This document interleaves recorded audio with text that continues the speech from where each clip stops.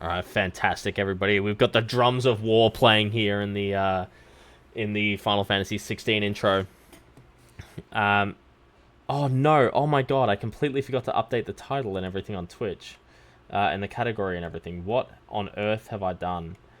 Oh, Final Fantasy 16. Oh no! How did I forget this part?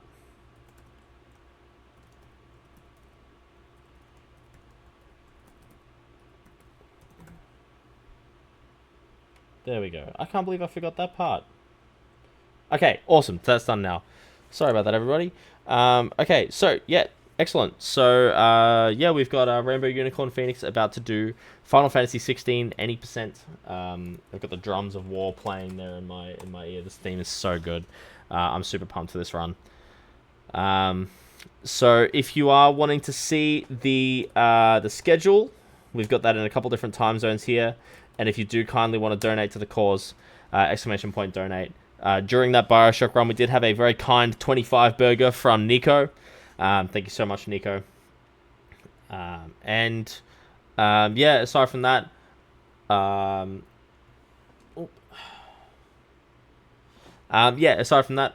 am going to kick it over to RainbowUnicornPhoenix, who described their run as become Ifrit, kill God, win. That was the 5-word description, and what a brief, succinct, elegant description of Final Fantasy 16. And so, yeah, over to RainbowUnicornPhoenix. Take it away. Yes, I am RainbowUnicornPhoenix. You can call me Rainbow or Phoenix.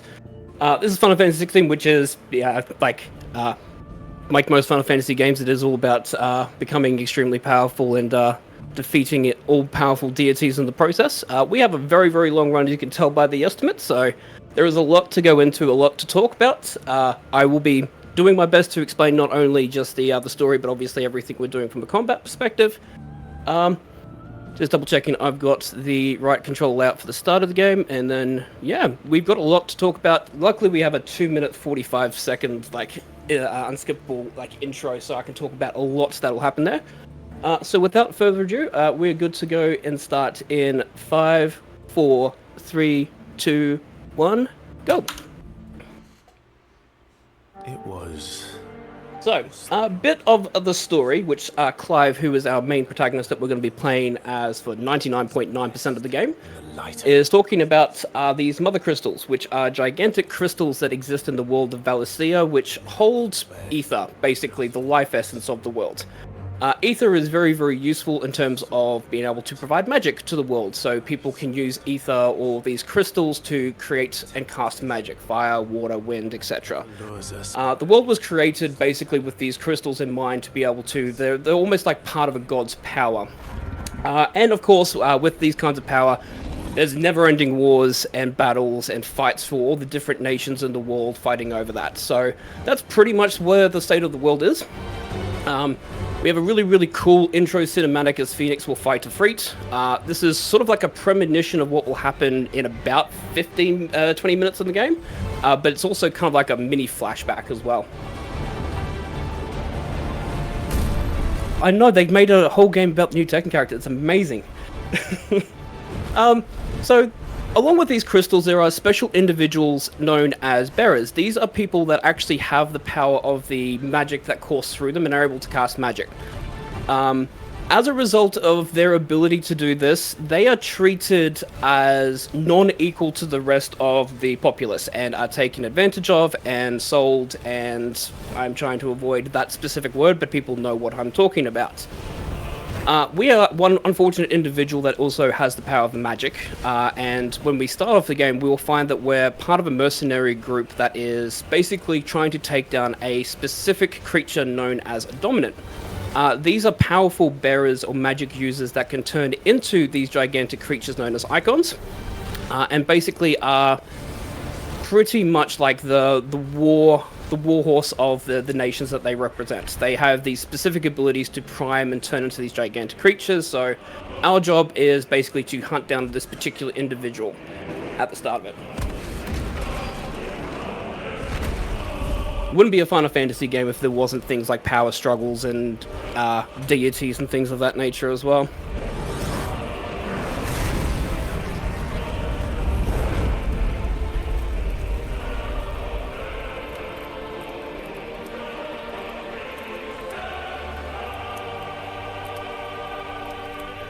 Clive. This is who we'll be playing as for pretty much most of the game.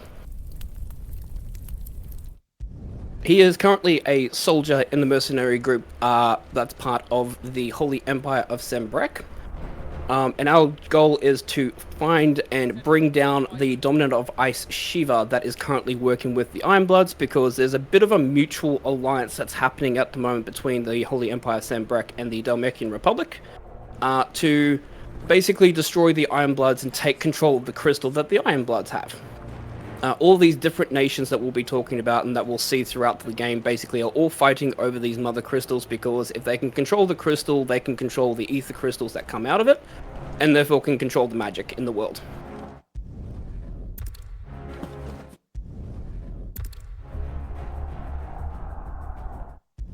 So I've got a bit of a tutorial here, so I'll talk a bit about movement. What you'll notice is that when I start moving, I'm going to be jumping, because that gets me to my top running speed as soon as possible. The other thing that you'll notice, if there is a significant incline or decline in the ground, I will be jumping up and down it. It doesn't save that much time, it's only a couple of frames, but over a course of an 8-hour speedrun, it does add up to a number of minutes time save doing all that. You don't get to die here. Oh, we got the Tiamat glitch where he doesn't look at me when he berates me. We're doing some specific jumps here as well, so we can avoid some stumble and stagger animations that happen. Immediately go to the left there so we can trigger this cutscene straight away. So there's Shiva. Shiva's currently fighting the Icon Titan. So the Ironbloods with Shiva are fighting the Dalmekian Republic with Titan as their icon. During the intro, obviously, we're skipping a lot of the cutscenes. There's also a bit of a love situations that's happening with another particular dominant known as Benedicta, who is a spy for the Waloed army. Her and Hugo Kupka, who was the icon of Titan, they currently have a bit of a thing going on as well. So the Dalmekian Republics are sort of playing both the Holy Empire of Sembrek and the Waloed army. We get knocked down. This is the most important skip in the game. You have to say no there on combat training. If you say yes, that's a 5.5-minute tutorial that you cannot escape from. So that activates once you completed the game for the first time. So we do allow it in new game runs, obviously, because it just automatically unlocks once you've beaten the game, at least for the first time. But yes, we absolutely need to skip that. Otherwise, it's 5.5 minutes down the drain. It's an instant reset. We have town movement, so you'll notice that I bumped into a couple of people there. That's what we like to call the oops, excuse me boost. If you run into NPCs whilst you're in the town, Clive will do a bit of a shimmy sidewards and also forwards as he tries to navigate around them. So we do kind of use that movement, especially in towns, if they're in the way, basically. So we've come back in time because we kind of got knocked out. We're going back to when we were a young boy, a young Clive, in the Empire of Rosaria, which our father is the king of. We were supposed to be, since we're the firstborn son, traditionally what happens is that we were supposed to gain the power of the dominant of the Phoenix, which is our nation's dominant power. However, we did not receive that gift of the blessing. Our younger brother Joshua did. So Joshua is going to become the dominant of Fire Phoenix, and we're about to go on a rite of passage with him so he can gain the power and the rights of the Phoenix to help protect our nation. Our father has come back from a conversation with the Holy Empire of Sembrek and a bit of an alliance because we're being attacked by the Ironbloods, who are off to the west of our nation. And we're preparing for battle against them and obviously the right of the Phoenix. In the interim, our father says that there is an issue with the Blight. Now, the Blight is basically the Earth, or the world itself, slowly losing its life force and its magic, and it's turning into a dead area where magic and life cannot be formed in. And he's noticed that there are some parts around us, namely Stillwind, which is where we're going here, is slowly decaying, and wants us to investigate what the effect is. Alright, got the first menu of the game.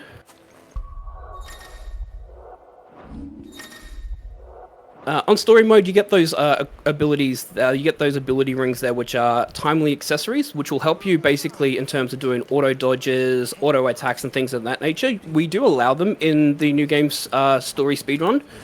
However, they are very, very slow because time sort of slows down if you have them equipped. Hey, just thank you. I do enjoy my new VTube model. Alright, first combat.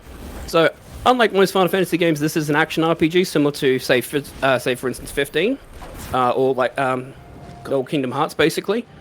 So we're going to be using a lot of attacks. We also have abilities that we'll be using throughout all of combat. As young Clive will be lunging around everywhere, because it is the quickest form of movement we currently have at the moment.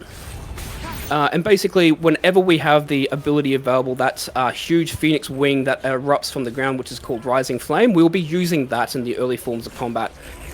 Combat in 16, like most action RPGs, is pretty much you want to be using all of your special abilities when it's available to do so, because that way you can deal as much damage as you can do crowd control, things of that nature. If you don't have abilities available and you have to use your sword, especially in the mid to end game, something's gone dramatically wrong. And that can spiral pretty bad. So we're going to be trying to use the abilities where they make the most sense to, but also for crowd control purposes, for damage purposes, and things of that nature as well. Wade took care of that one, cool. Thank you for the good luck and the hype. We should be nearing the old village square. Fraction too early there on the cutscene skip. Care to thin the herd? As if you have to. So the other thing that you'll notice that I'm doing is that my hand is constantly ignited by flame. This is what we call charge magic, and the reason why I had a very particular control style set up is I have charge magic set up on my L1 button, so basically whenever I can, I have it constantly held so I can charge magic and use it to unleash a fire at any of the enemies outside, so therefore I can do damage to enemies that are far away instead of having to try and chase them out and attack them with my sword, etc. This is the first mini-boss of the game, and it will introduce a will gauge, which is a yellow gauge that will appear below the HP gauge. So we can do two types of damage, basically. We do HP damage, and we do what's known as will damage. Will damage is very important, because enemies will have that sort of gauge there, which is a half stagger and a full stagger gauge. Half stagger, the enemy will stumble around for a couple of seconds as they regain their footing, and then you'll have full stagger, which is this, where they completely go down, and then they will have a stagger bar, which will slowly increase over time, meaning that they're basically unconscious or unable to attack during this time. And what you'll notice is that during this period of time, I have a multiplier that it does affect my damage output, and will go from 1 times to 1.5 times throughout the entire of the stagger, depending on how many hits that I do, as well as the damage that I do to the enemy as well. And so a lot of the fights that we do are basically controlling not only the HP but also the will damage that we're doing, because we want enemies to half stagger and full stagger, so therefore we can do as much more damage as we can. There will be some fights though that we want to avoid staggering, and I'll explain on those fights the reason why, because either there is a cutscene that needs to trigger, or there is a HP, meaning that we can't do as much damage as we want because and a certain attack needs to go out or something needs to trigger for the fight to continue. There he is.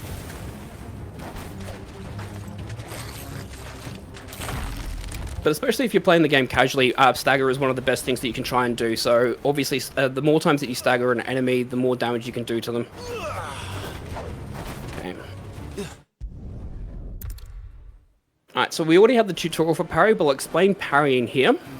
Keep clear of its wall. So obviously we also have a parry system, whereas if you counter an enemy's attack with your own attack, you get to do a parry where time sort of slows down, they recoil back, you move quicker, and you can also do a slightly more damage to them with your abilities and things of that nature. The other thing as well that's really important is that your abilities actually recharge very quickly during parry as well. So whenever we have the option to, and I suppose it's easy for us to parry enemies, we want to be doing that as well, because it does make a significant amount of difference in certain fights, especially near the end game. Your guess is as good as mine. Alright. So positioning ourselves there so we can immediately lunge towards Morble to activate this. This is a cinematic cutscene where the game is going to teach us how to do QuickTime events. So we'll have 3 types of QuickTime events. We'll have attack, dodge, and pretty much mash. For the most part, we will be succeeding the QuickTime events, but there are some instances where failing the QuickTime event is quicker by a significant amount. Generally, you would want to pass them because you're either going to be doing damage to the enemy or you're going to be avoiding taking damage, but whilst we're on story, we're not too worried and concerned about that. Dodge the area of effect there, rising flame into that, good. So that's a very, very important dodge there, because that attack that he does, that Morble does there, is an area of effect, one that will actually knock you backwards. And we want to make sure that we're avoiding that attack so we can do as much as we can. Second cinematic one, this is the evasion cinematic QuickTime event. Basically hit your dodge button to avoid it. Now for the final push, my lord! Once again, once the ability is Rising Flame is there and available, we want to use it. We do aerial attacks because aerial attacks are slightly quicker. You also notice that I'm unleashing a charged magic at the end of the stagger, and the reason why is just for timing purposes. I have a very, very specific combo that I want to do here so I can avoid being hit by that area of effect, and it's just a timing purpose that I have there. Alright, that's Morble done, and that's Stillwind. So we've investigated. We will go back to meet up with the rest of the army, our brother and our father, over at Phoenix Gate. Tell the tales of us being able to defeat a Morble, and prepare for the journey towards the Apothecary, which is where the Rites of the Phoenix ceremony will be taking place for our younger brother.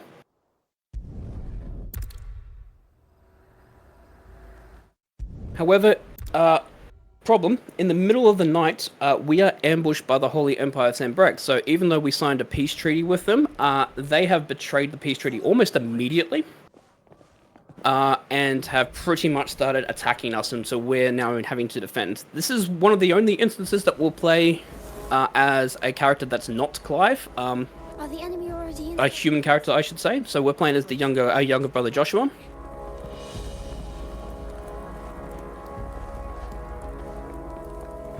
Basically, as Wade is escorting us out so we can try and escape the ambush that is happening.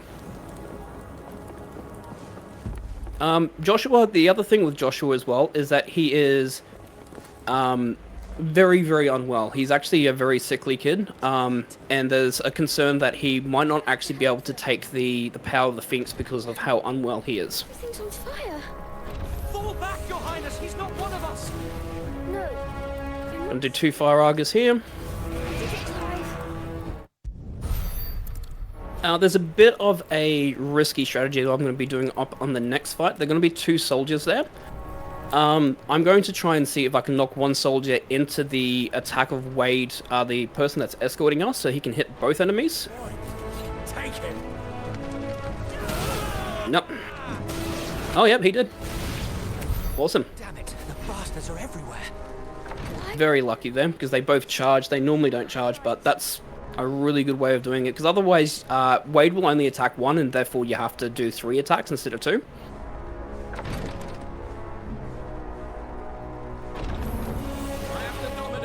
Wade will finish him off. And that's the quick intermission with Joshua. As we find Tyler, the other person that escorted us in Stillwind, unfortunately did not make it. So Lord Commander Murdoch and I are going to defend as our brother and our father are trying to escape. We are going to, obviously, because we are his shield, basically, since we don't have the power of the Phoenix, we've been tasked to protect our brother as his shield.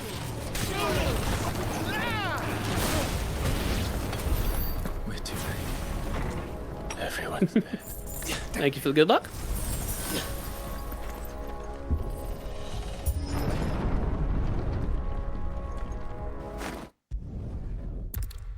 So we've got a couple of captains that we need to take care of. You take care of that spellcaster. I'll keep the others occupied.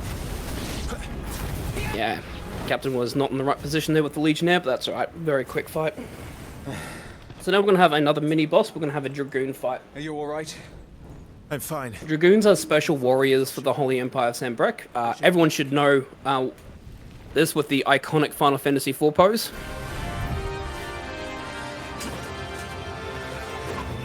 Clive, look out! And they obviously have a special ability. They have the jump ability. We want to try and avoid jump as much as we can. He's an Imperial Dragoon. You are the shield who was blessed by the Phoenix. Not that it will save you. That's alright. Almost got it. Oh, he went the opposite way. Okay, all good. As long as he doesn't get a second jump off, we should be good. We're doing precision dodges there so we can try and make sure we do as much damage as we can. Precision dodges do increase damage as well, because you do a precision counter. More effective when you do it on the ground than in the air. Because you can't precision counter in the air, you can only dodge in the air. So if you're trying to do a precision counter, you need to be on the ground. He's open. Alright, so after that we get an automatic stagger. Now, Clive, have at him.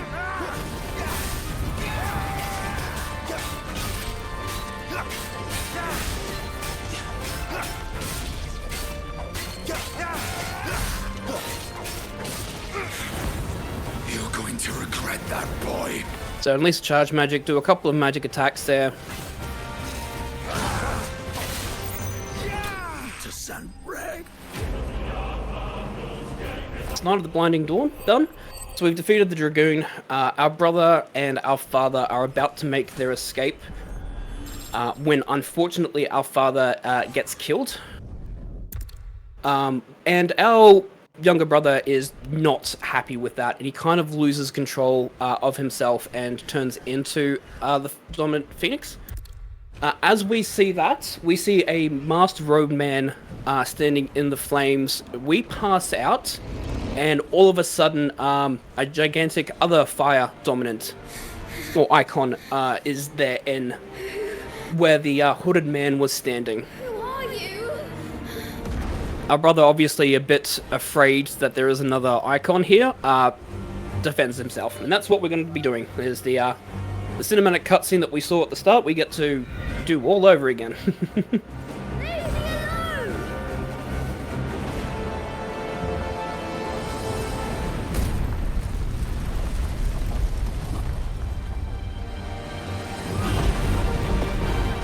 So this one will act like an auto-scroller. Fairly straightforward. Just make sure that you have the reticule over Ifrit. I tend to do a double mash on this. Considering that the L1 button is the magic button for the moment and the square button is the attack button, you can actually hold one down and mash with the other to do slightly more damage. In story mode, not that required because you'll always hit the HP gate, even just by softly mashing. Very useful in action or Final Fantasy mode. I'll kill you! Icon?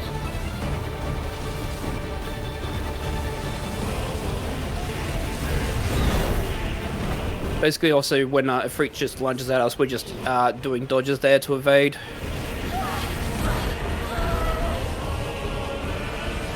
Pretty much like the first... I like to call them kaiju battles. So it's icon versus icon. We'll have multiple of them that will happen throughout the run. This one's a very, very straightforward one. But it gives you sort of like the glimpse into when you're doing these kinds of fights. It's slightly different than obviously your standard action or the standard combat that you're used to. You're going to be using a lot of the icon's abilities more so than, you know, your standard attacks. This is an amazing intro. I like this part as well. It's what got me hooked on the game immediately. Destroying everything! If people in chat, by the way, have any questions in regards to the game, if you want clarification of something that I've talked about, anything like that, feel free. I have my eye on chat as well, so if there are any questions at all, feel free to ask away, and I'll be more than happy to answer any question I can. You're bringing the castle down, and then we'll win it!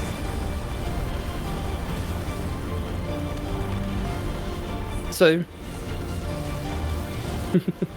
oh good, more than happy to do that. This is one of the instances of us failing a quick time event because it's actually quicker for us to do that. So we hit the opposite button of what's required. So it's asking us to evade there. I hit attack and therefore failed the quick time event. I'm going to take some damage. The reason why is it is 14.5 seconds slower to succeed that quick time event, because what happens is Phoenix dodges out of the way, Ifrit attacks, and Phoenix dodges out of the way again, and then unleashes an attack, a claw attack. We're going to do enough damage to Ifrit anyways that we're not worried about the HP damage that we're missing out on. And the damage to us is negligible. We're not really in any, you know, concern of dying to this fight to begin with. Why is this one of my favorite games to speedrun? I think it's because I really enjoyed the story, and I'm a huge action RPG speedrunner anyways. I used to speedrun Kingdom Hearts and stuff like that behind the scenes. I really enjoy action RPGs, and I just think the combat itself is really, really cool. Especially when you're looking at balancing abilities, balancing attacks. We're going to be picking up a lot of really unique and cool abilities throughout the game that we get to show off that a lot of people, I think, casually might not have realized how powerful that they are. And it's constant. Like, there's not really a lull period in the game. There's always something that you're doing, whether it be movement, whether it's certain combat. And I'm also a sucker for long speedruns as well.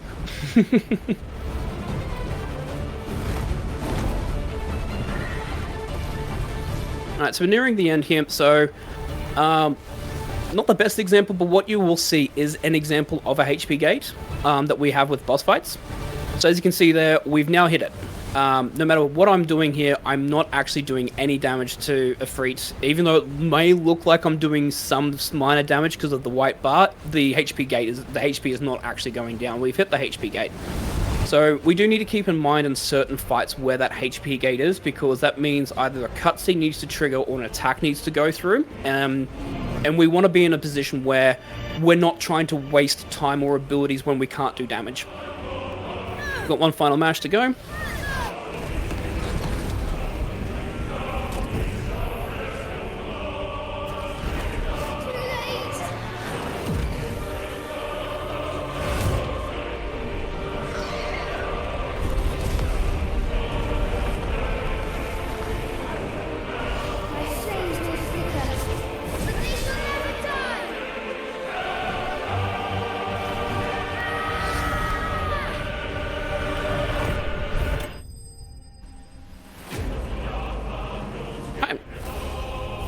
So while it says the icon of fire has been vanquished, what actually ends up happening is Ifrit corners Phoenix and unfortunately kills the Phoenix, which we have sort of like a mini out-of-body experience as we're watching this, basically watching our younger brother die.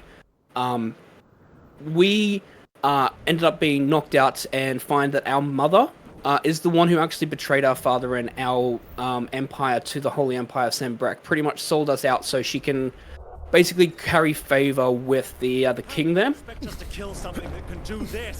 And we get pretty much sold to the Holy Empire of Sembrek to be a soldier for them.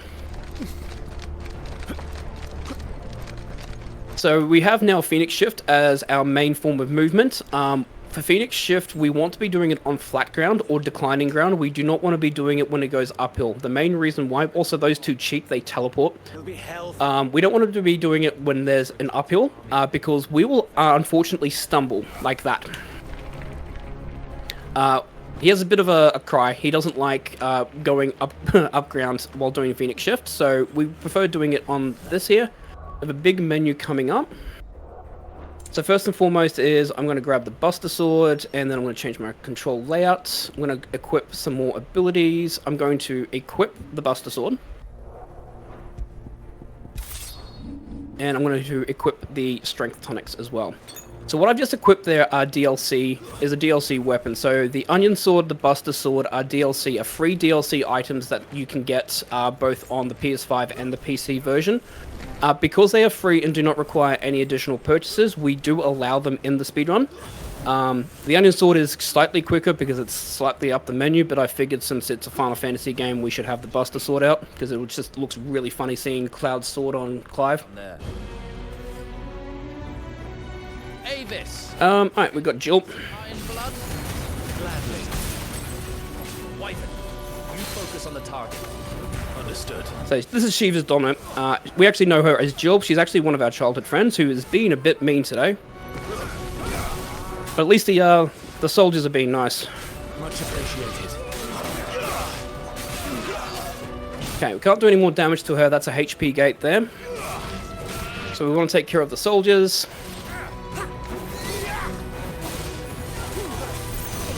Orders, Sergeant! Stop gawping! I'm going to do some damage here so I can bring down the wheel gauge. Fucking up! I will not have their blood on my hands. Alright. So Shiva's defeated. So we end up finding out this is our childhood friend Jill that we've known since we were a kid in Rosaria. And we're being forced to kill her by our captain. What is wrong with you, Wyvern?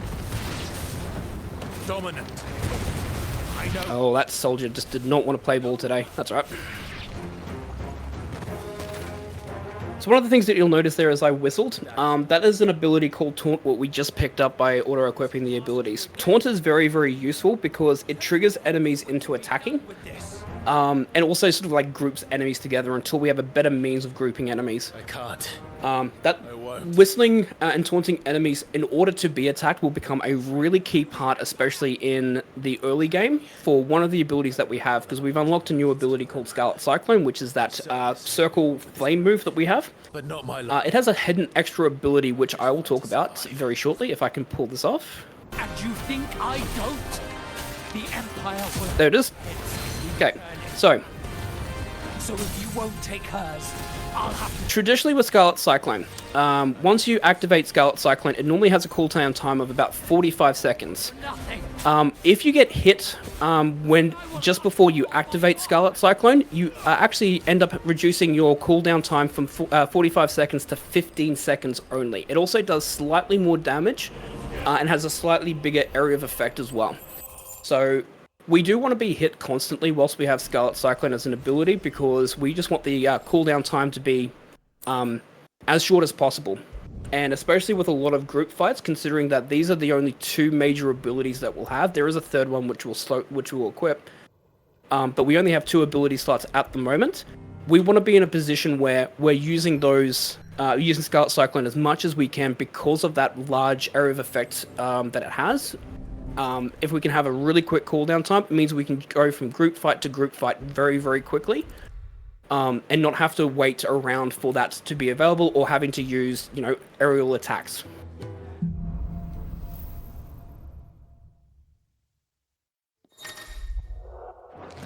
Alright, so we're in the place called the Hideaway. We end up being saved from being attacked by the Walood's assassins, basically, under Benedicta. By a gentleman known as Sid. So this is this Final Fantasy's game's version of Sid. He is the dominant of lightning for the icon Ramu. He has a hideaway, which is basically a salvation place for bearers. So they can escape from being mistreated by the world. So he has this place here where basically he has a base of operations where his goal is to try and protect and save as many bearers as he can from unfortunate fates, but also look at finding a way to restore balance in the world for these people. So we're just going to go around, we're going to be talking to quite a number of people. We have Blackthorn here, who is the blacksmith of the game. Basically, this is where you can go to upgrade your weapons, your armor, and that.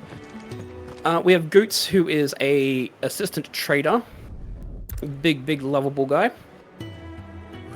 We have Otto, who is basically Sid's right-hand man when it comes to the protection of the hideaway. So he actually helps keep all the bearers and stuff in order, pretty much as the operations specialist there. We have Taya, who is the medical officer, basically takes care of people when they're injured or sick. And finally, we'll have Karen, who is the shopkeep. Basically, this is where you get all the items.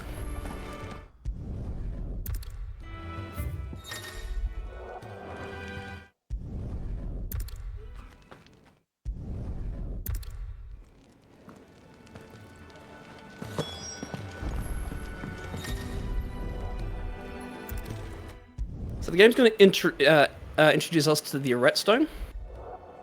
Welcome, welcome in. So the Redstone and the Hall of Virtue basically is your training mode. You can go in here whenever you want to test out an ability to see exactly how does the ability work, what damage does it do, etc. Very, very useful if you are uncertain about how our ability works. You want to test it out. It's a fantastic place to do testing and training on that. The other thing as well is we have probably the best NPC in the game. We have Torgal, who is a lovely wolf puppet, who is going to be... Oops. Who is going to be basically our assistant throughout the entire run, pretty much. He is going to be very, very useful for us because not only is he going to be obviously teaching us a few things, but also we can pet him. He's also going to be doing a move called Ravage, which is going to be doing additional damage basically every single time that we do a combination. We're going to be asking him to do extra attacks constantly. I'm going to quickly load the save here. The reason for that is that there's a conversation with Sid that's going to happen. Conversations in the game sometimes will force you in walk and talk animation, which is a very, very slow walking animation. Which we don't really want to do because it's slow, so just by reloading the checkpoint there after the Torgal tutorial there, we get to override that and immediately just go straight into this. Torgal, stop the attack. Come on, attack me. There we go. Torgal with the impeccable timing doing his own counter. Love it. That's one of the things I do want to talk about when it comes with the NPCs. Unfortunately, some of them are... They can be your best friends and your worst enemies sometimes. So situations like that, for instance, Sid took that wolf out of combat from me, so therefore I had to try and chase it down. Torgal in that instance stopped an attack that was going to hit me, which would have activated my Scarlet Cyclone secondary effect. The NPCs are great because they can help deal with certain enemies, but they can also be an annoyance when they knock enemies away and cause issues.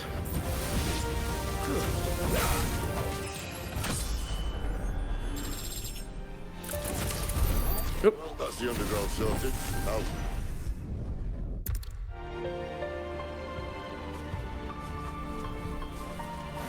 Mind your head.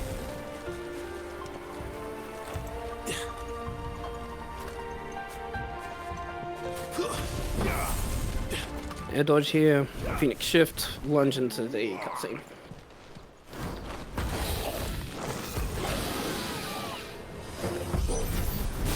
A wyvern. I can see that. Doesn't happen to be a friend of yours, does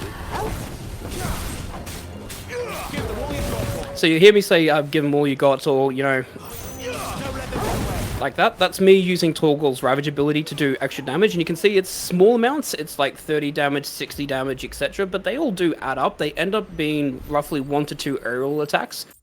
And especially in the early game when we don't have abilities that we can use and we're having to resort to using our aerial attacks, especially on enemies, having Torgal attack is really important to add just additional damage so you can get through the fights quicker.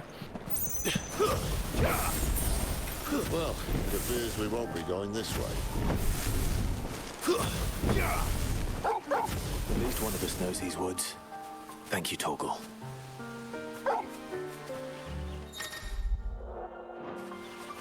Alright, we've got another group fight, and then we'll have the mini boss of this area, which will be known as Fafnir. Position myself here so that the enemy spawns are better. There we go. Good. I'm liking this. Good. So that ability that we picked up is called Heatwave. I'll explain Heatwave itself better later when we actually going to be using it against one of the first major bosses of the game, Benedicta, because it does have a secondary ability. A lot of abilities in Final Fantasy XVI has a main and a hidden trait behind it. I'm going to swap it out for Rising Flame though quickly. Because I'll need Rising Flame for this. I'm going to pop a Strength Tonic for this fight. Strength Tonics are very, very important as well in this, because obviously we want to do as much damage as we can, so having a strength... So much for your shortcuts. Wow. Good Rising Flame there, Phoenix. So we're going to have to go for the backup strategy, I think. Quicker if you help. My thoughts exactly. Too slow. Don't let them get away. Tail attack. Give them all you've got. Oh no, we're going to get it. Cool. So he hasn't actually... Fafnir has a move which we're going to hit. Yep, so we didn't do enough damage in the first phase, so now this is what we call a HP gate, which is unfortunate.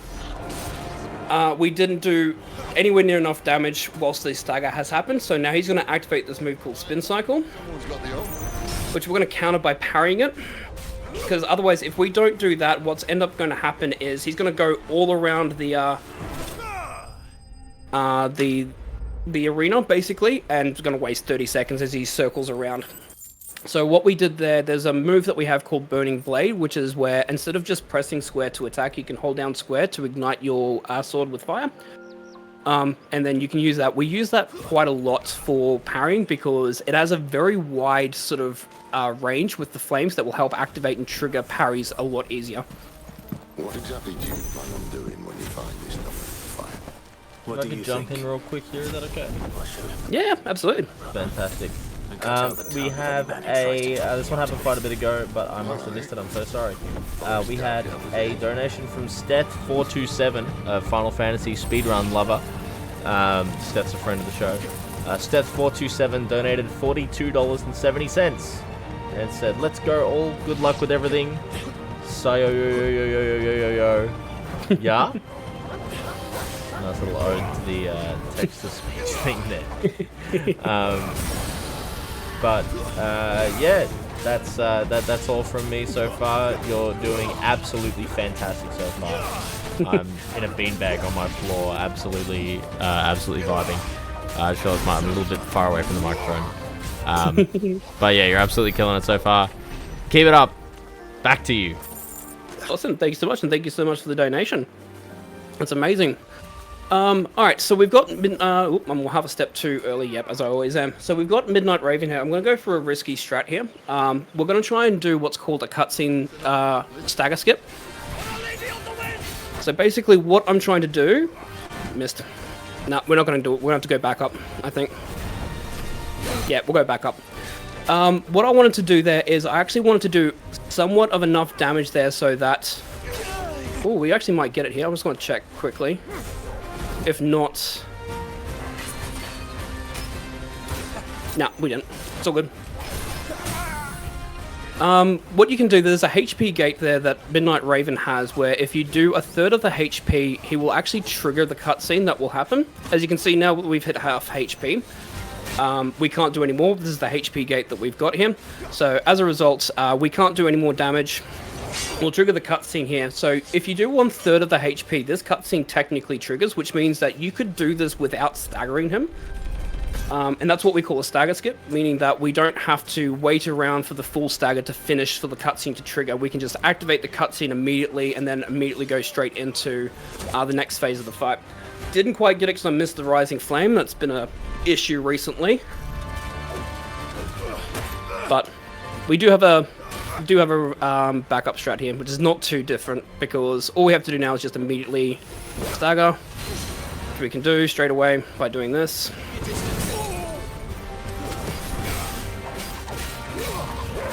And this is one of the key things about Final Fantasy XVI speedrunning, is that fights can snowball really quickly and really, really painfully, especially some of the later fights where if you're using the wrong ability at the wrong time or you miss and whiff an ability, you're in a position where you haven't done the damage required or you're not doing the right amount of damage to an enemy. And therefore that ability is no longer available if you need it for other phases of the fights as well. So one of the key things in regards to this, especially when you're learning it, is ability order is actually really, really important. We want to make sure that we're using abilities that have as many hits that do as much damage as we can during stagger when we need to. We also want to make sure that we have abilities constantly available, and by missing an ability window or using abilities at the wrong time, you could be messing up the cooldown rates. Because each ability have their own special cooldowns, so one might be for 30 seconds, one might be for 45 seconds, there's one that's a minute and a half. So if you're using abilities at the wrong time, you could be completely out, and you're having to resort to sword strikes, which are slow and don't do much damage. So we want to make sure that we're using abilities correctly as we're going through.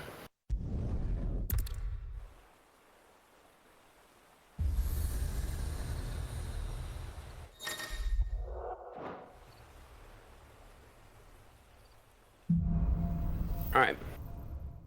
Gonna do our first couple things as well that we've got here. This is our first equip there, which is the Badge of Might, and also our first ability upgrade. So abilities, there are 3 stages of abilities, which is obviously equipped, upgraded, and mastered. Traditionally, when you upgrade an ability, it will do more damage. It will basically just do more damage, either it strengthens will gauge. Mastering an ability in this means that you can basically equip that ability to different icons. We'll be, spoiler, we'll be getting different icons. So it means that we're not locked into using the same icon for what it's purpose for. So Rising Flame and Scarlet Cyclone are Phoenix icons, for instance. Once we master them, then we can start attaching them to things like Titan or Garuda, etc. This movement is called Toggle Fight Lunge Skips. Basically, what we're doing here, how fight sequences in the overworld work is that all enemies have a fight circle, basically. It's an area where the fight will activate and trigger. Traditionally, when you lunge as Clive, especially adult Clive, if you're not in combat, he has a stumble animation, which is slow, similar to Phoenix shifting uphill, for instance. However, if you're in fights, Clive will immediately lock onto the nearest enemy and lunge, and he has a very, very quick lunge recovery rate, and it's faster than running. So what we want to do is be able to lunge. The problem is obviously we don't want to lock onto enemies as we're lunging. So what we're going to do is, when we're in those overworld areas, is we're going to have Toggle attack the enemies. So therefore it keeps the fight active. However, we're going to be far away enough from the enemy that we're not going to lock in because we're outside of that fight circle. But the game still thinks we're in a fight because Toggle is still attacking the enemy. So we have the lunge speed of being in combat without having to lock onto enemies, which is one of the quickest movements that we can do in the game until we get a couple more other movement stuff that we've got that we will unlock later. What is that thing? If this means what I think it does. Yeah, slightly missed that one. That's annoying. That's right. It still ended up hitting her, just didn't get the parry. Give them all you've got, boy. Activating the Strength Tonic as well, because we're going to be picking up some more Strength Tonics soon anyways. And again, we just want to use it so we can get through the fight quickly.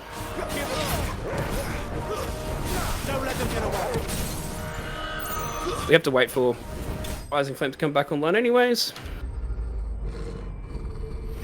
That's Shirada. Okay, so, story-wise. So, Sid has been informed that there are bearers that have been taken hostage by Benedicta and the Waloed assassins to a place called Caer Norvent. We are going to make our way through to Lostwing, which is where we are now, which is home of another sort of like sanctuary for bearers under the guise of Quinton, who is a longtime friend of Sid's, because that's where the bearers were stolen. So we're here to basically investigate what exactly happened to those bearers, you know, why was Benedicta taking them, trying to get some information as to what we're dealing with here. The talent, and our best hope of getting a decent night's kit. Again, we're in walk and talk animation there with Sid, so therefore I'm bunny hopping as I make my way through, just so I can go as quick as I can.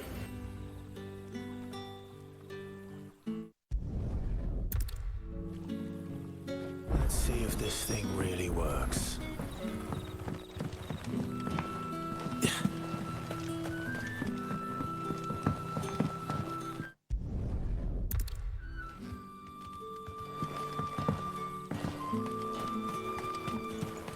And that's all you can remember. Think hard.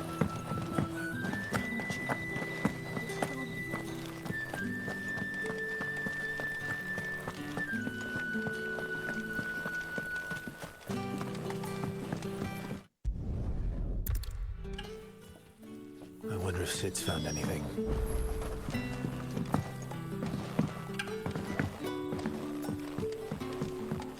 I'm gonna stop off at the shop here so we can get to more strength tonics. But you're free to look. Ah, yes. Strength tonics basically increase your damage by 10% over 30 seconds. We use them for a lot of basically the boss fights in the game. Even though we're in story and we do fairly significant damage, it's just obviously extra 10% makes things a lot easier to deal with, especially against some of the more beefier bosses. Unless... I know of another shortcut. You should be so lucky.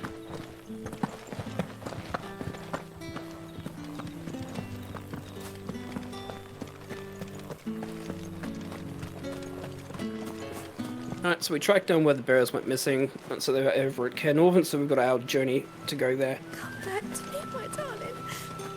I can't bear another night. This is sort of like the downtime that you get within the game is these kinds of movements, but they're still fairly active because Take the care. obviously we want to try and get as clean movement as we can, At least I would. and especially in the early game we don't have much in regards in terms of movement. We have Phoenix Shift, we have air dodging, we have Sprint, which is what's going to happen now.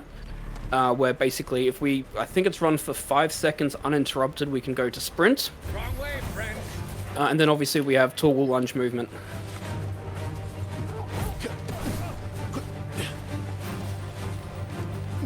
Give them all you've got, boy. What are the worst? Too close. Why take a stronghold then no chance of holding? Wow, still too close. Tension of holding.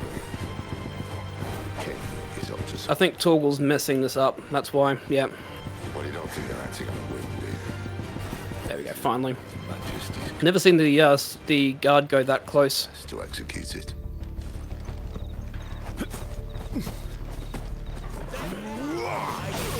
Keep your distance, boy.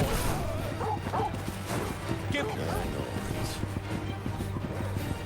Hard not to crack even when it isn't crawling with royalists. I don't care who else is in. Yep. Don't let them get away.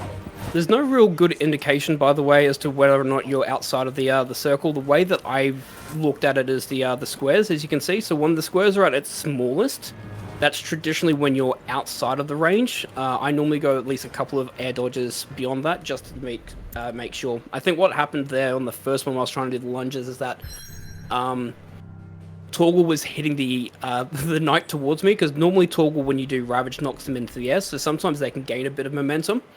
And so I think he was knocking them actually towards me constantly instead of into the air.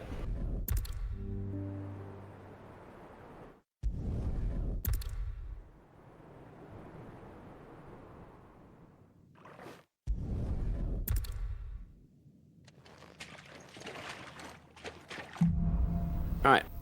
I'm going to cast Fire to begin with. And the reason why is that it's going to take out my sword. This allows me to do air dodging, which is the fastest movement I can do at the moment, because we're supposed to be stealthing. And stealth movement is 1/3 movement speed, so it's very slow. In here. So by doing a fire there, Clive brings out his sword, which then means that since his sword is out, means that air dodges are available. If you don't have your sword out and you're in movement, Clive cannot do an air dodge. He has to walk on the ground.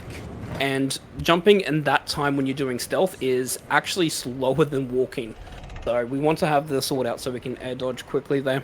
Ain't your legs yet, Clive?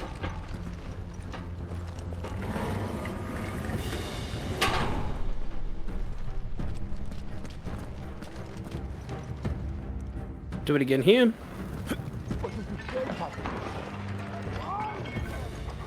Did you hear that? Unfortunately, yes.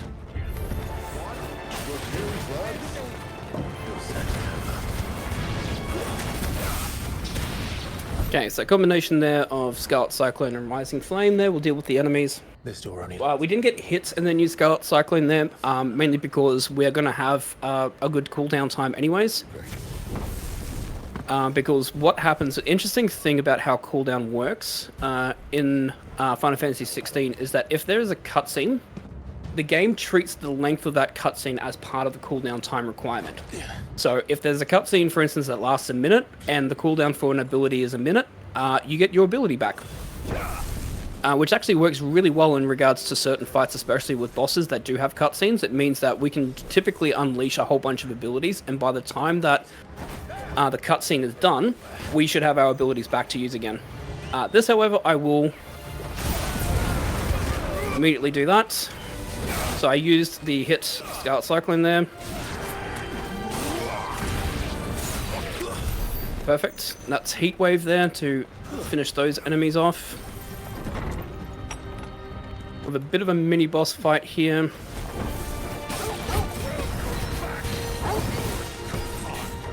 I'm going to force him to stay by the door. Just by positioning myself in a way there that he is... he always will step away from you. So if I position myself here, he will try and move back towards the door. These enemies like to teleport all over the place, so controlling their movement so that you're close to the door when you need to finish the fight is very important.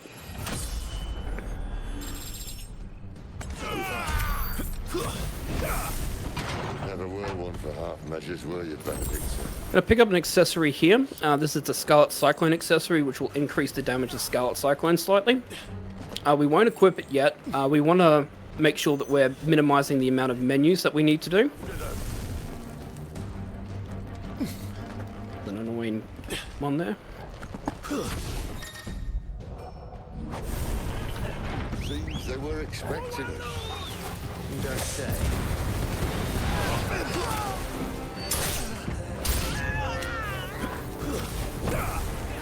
Okay. Lure all the dogs over. Got Heat Wave there. Good. So that's a ground finisher. We tend not to try and do ground finishers if we can avoid it. The reason why is because obviously it's slightly slow to do that. Okay, good. Activate Scarlet Cyclone. We need to have Rising Flame equipped now. The only way is through the chapel. Then Great Grieger must have plans for us.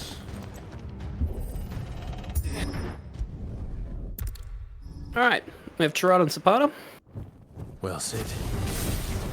At least it's not. These are basically fragments of Benedicta's icon Garuda that she's using to basically stop us from reaching her.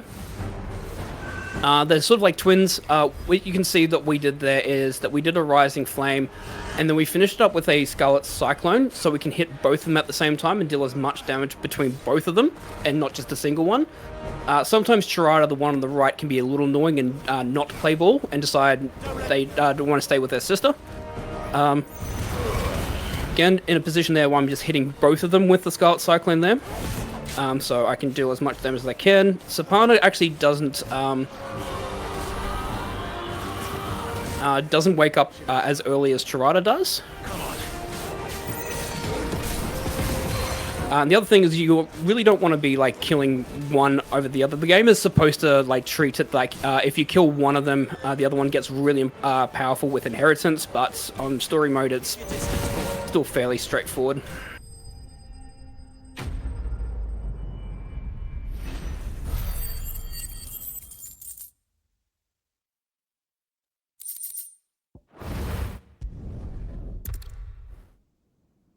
A couple more group fights. Pretty much the group fights are going to stay pretty much the same.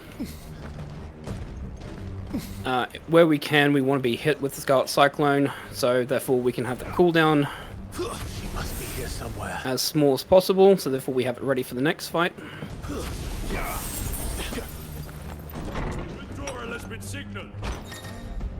Alright, so we're going to introduce some mage users here. These guys are annoying. The main reason why they're extremely annoying is obviously they have the ability Cure, which obviously means that they can revive enemies. So if you don't take out the mage users, they have the ability to cast Cure, and if they do, they can heal up to 60% of enemies' HPs, meaning that you could be in a situation where enemies are just constantly being revived and you're chasing them down, etc. They can also do it to mini bosses or enemies with will gauges, some of the more powerful enemies in the game, which is also really annoying. So whenever you see those mage users, especially from a speedrun perspective, we try and get rid of them as soon as possible, so therefore they can't cast that. and therefore we can deal with all the other enemies easier. Alright, gotta swap back over to Heatwave. This might take a while. Thank you.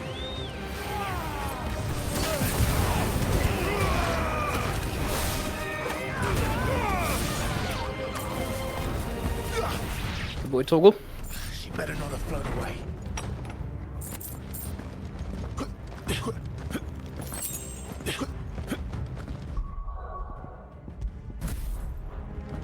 It seemed like really ridiculous that we went from Heatwave over to Rising Flame, then back to Heatwave, then back to Rising Flame, etc.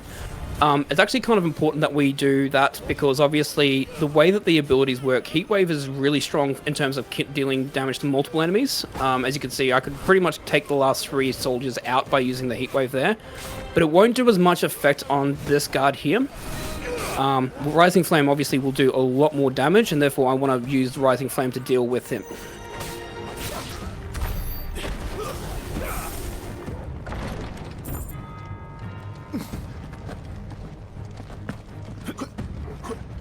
Alright, we have 2 more guards to go.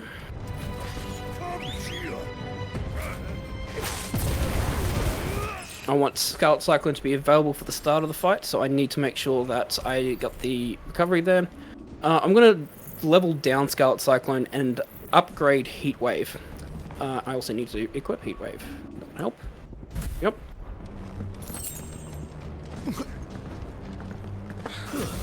So we're going to fight Benedicta. I said that Heatwave has a secondary ability behind it. One of them is the Heatwave counter.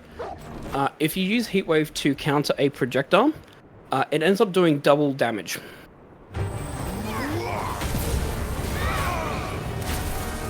That's right. She's going to do it again. There we go. So I just slightly missed my timing there for the first one, so she ended up hitting me with the magic and I didn't get the Heatwave counter off, but luckily I got it on the second time. So you can see Heatwave, when it's not leveled up or upgraded, it only does 1 attack. If it's upgraded, it does 2. If you counter a projectile with it, it doubles the amount of attacks that you do and does slightly more damage. Cooldown also is reduced by 33%, so it goes from 30 seconds, I believe, to 20 seconds cooldown. Where is he? So very, very powerful. Especially with this fight with Benedicta. This phase here, her limit break form, there's a ability that she has called Arrow Rain, where she pretty much teleports to the outside of the arena and then launches arrow attacks against you, which takes roughly like 30-40 seconds worth. We don't like that, obviously, because that's slow, so we want to make sure that we do not have that ability trigger. So we want to stagger as quickly as we can, and this is where having the upgraded Heatwave counter will help.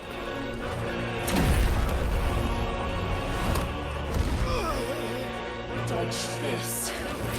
Good old Torgal's going to help us.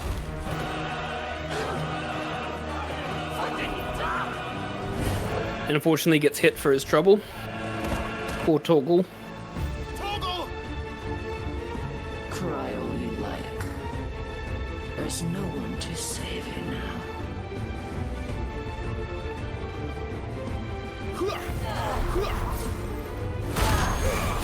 So I'm doing a couple of magic attacks.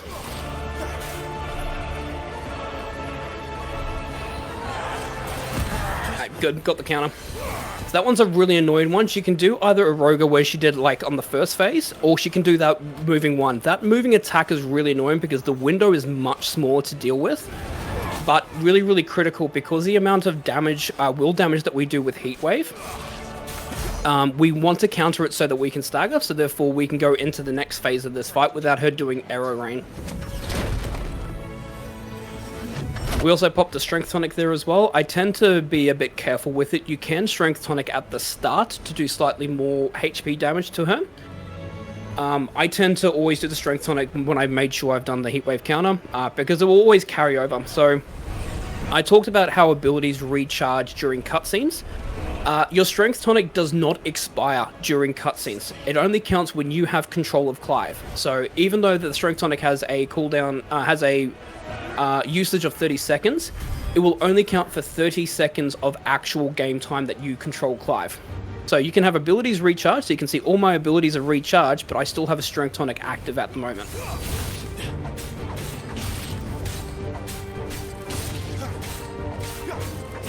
Doing aerial combos, trying to get a stomp in there. I'm going to back up a bit and then do some fire attacks and launch. If you stay close to her at the end of that one, she'll do an arrow spin move that will knock you away. And then she'll prepare to lunge in. So just taking a bit of time there just to move slightly away there so that she doesn't knock me away and waste time. Bad luck.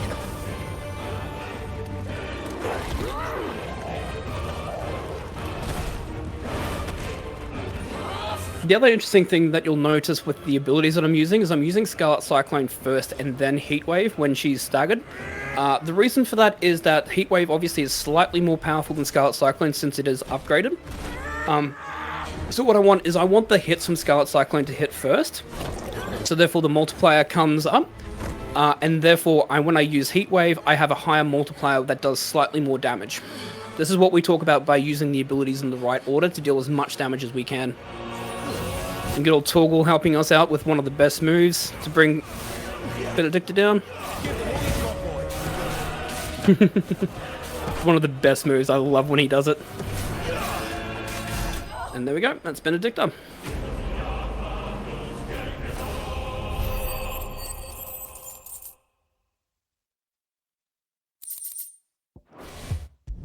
So we end up defeating Benedicta. We end up taking her powers, so we actually have unlocked the Icon Garuda abilities.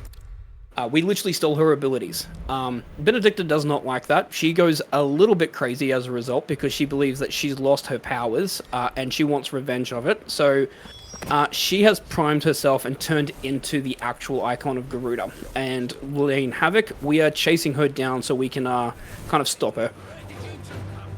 I can feel it. It's silent. Along with the flames. I just realized I have not done the menu. Keen to try it out?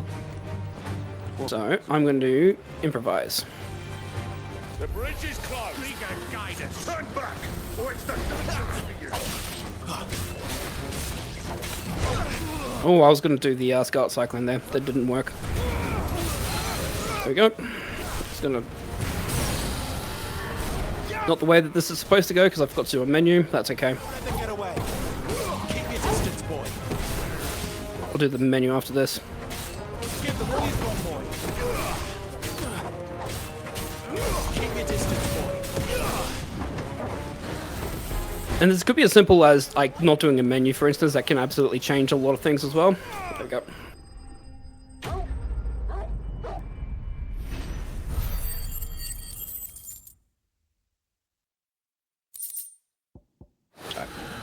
So this is the menu I was supposed to do.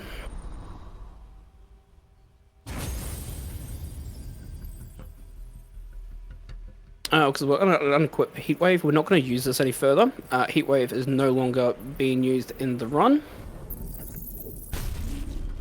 We'll have Rising Flame there. We'll have Rook's Gambit there. This becomes the Rising Flame, and this becomes Scarlet Cyclone. Okay. So we've unlocked Garuda. Garuda, the abilities that the Garuda icon have are mainly will damage ones. You'll have things such as Gouge, Wicked Will, and Rook's Gambit.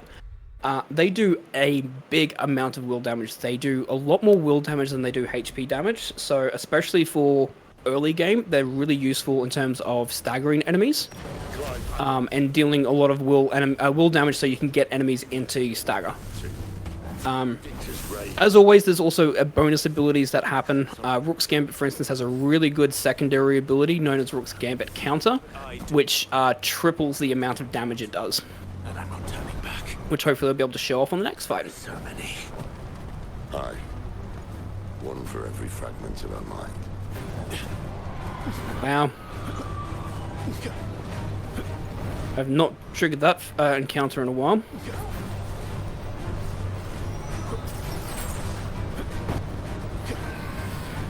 Triggered both of them. That's right.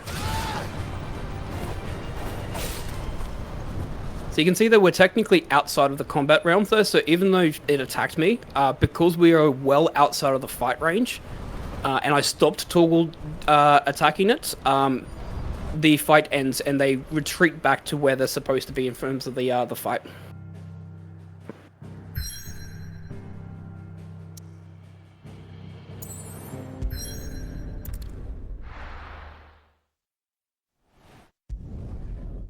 Alright, so we've made our way to the Eye of the Tempest, where Garuda is going insane. And we see the mysterious cloaked figure with fire, which is the same individual that we saw in Phoenix Gate before we passed out and Efreet appeared. So we're trying to track down this individual to find out exactly what does he know of what happened at Phoenix Gate. So Garuda is being troublesome. I'm not here for you, Garuda. I'm going to jump here. The main reason why is that that block falling down, if you are on the ground when it hits, Clive will stumble backwards. And same here, I'm going to be jumping here to try and get as much momentum forward to stop the stumble animation as much as possible. Because now we're in slow walking animation that we cannot speed up. She's toying with me.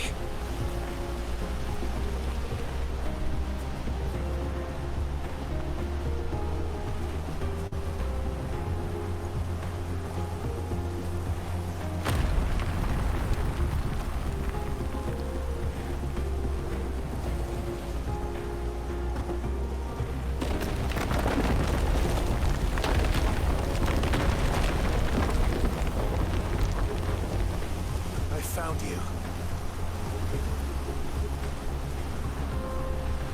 So we have him cornered.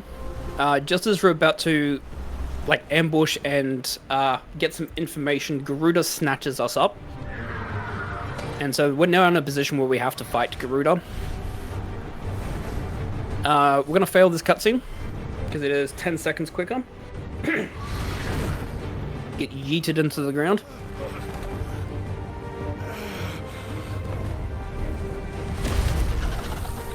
We're going to pop a strength on it to start with because we want to do as much damage as we can to activate one of the attacks.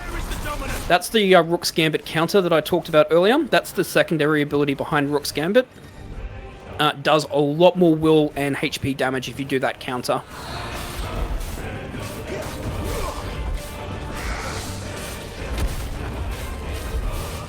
So yeah. Strength Tonic and the Rook's Gambit counter is really important to do as much damage as you can to Garuda, because basically we need to trigger this cutscene because this will activate the second phase of the fight. Don't get close to Garuda here. She's invulnerable while she's doing Aeroblast because of the wall of wind that's around her. So all we're doing here is just doing charged magic so we can do as much will damage as we can, because we want to get the will gauge down to as small as possible.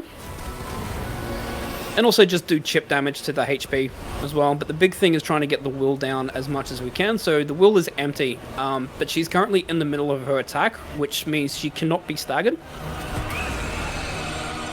So we're going to do some magic attacks. When she comes out of it, a magic attack will immediately activate the stagger.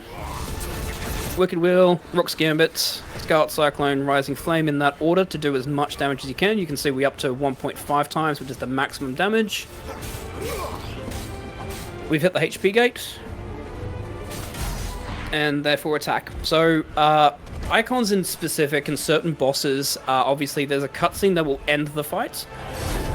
You cannot activate the cutscene whilst they're in stagger. So even if they have 0 HP, you cannot actually defeat them until they're out of stagger. So traditionally what we do is make sure we've done enough damage that we can so the cutscene activates. If we have to wait around a bit, we tend to wait around and then make sure that we unleash an attack just as the stagger finishes so that we can activate the cutscene as soon as possible.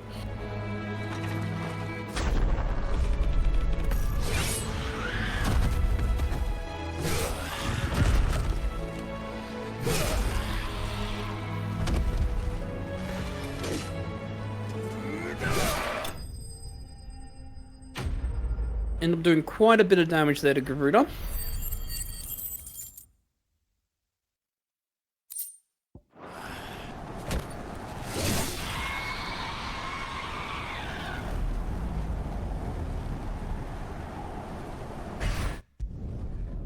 So we think the fight is over, but Garuda ends up using some of the ether in the ground, the lifeblood of the earth, to heal herself. And we end up getting cornered to the point where Clive ends up unleashing inside of him a rage that he has built up, and turns out that we are actually Ifrit. And now we're going to have to finish our fight with Garuda.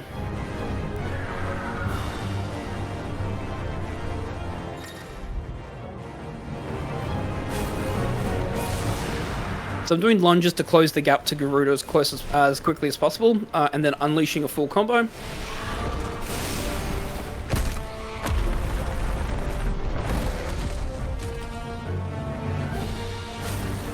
Getting close to her, so therefore we can trigger the cutscene, because she'll jump down and then lunge towards us. We're going to fail this quick time event because it's, again, quicker.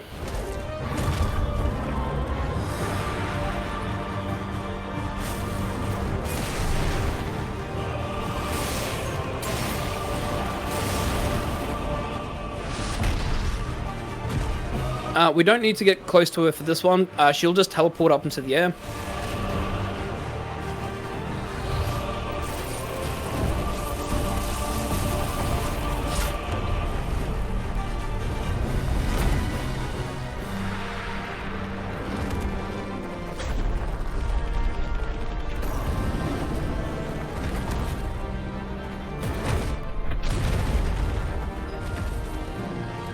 She's going to unleash her powerful move, Aerial Blasts, so she's currently got iframes in terms of like not being able to be staggered. We're just going to attack and then tank the Aerial Blast. Half step forward lunge, because she will also lunge. If she lunges forward and you lunge at the exact same time, her iframes beat your lunge, and therefore she ends up knocking you backwards. So I tend to do a half step forward there just to make sure that I break out of her own iframes and my lunge takes effect. Again, lunge forward so she can activate this, and this is pretty much the end of the fight. From here, it's just mash square to win.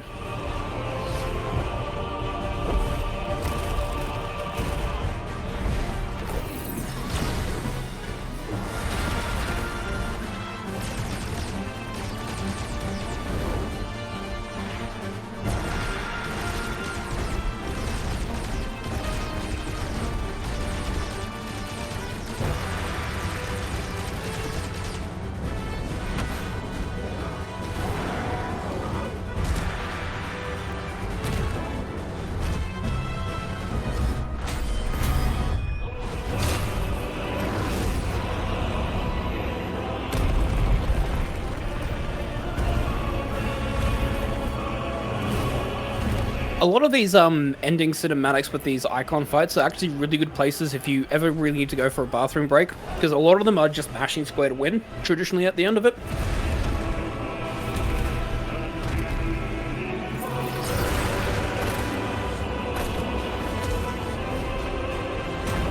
And if you actually are interested in running this game, obviously because it is a very long run, obviously world record is by Yida, and that's just under 7 hours. On average, when people first play it, it's around about 9 to 10 hours. We do allow a half an hour break where you can pause the timer for up to half an hour. We do allow that once in the speedrun, so don't worry too much if you think, oh, it's a very, very long speedrun, what happens if I do need to take a break, etc. We do allow that as part of the leaderboards at admittance. So. Oh yeah, I love all these cutscenes. The icon fights are just spectacles. Just animation and just graphically spectacular to watch.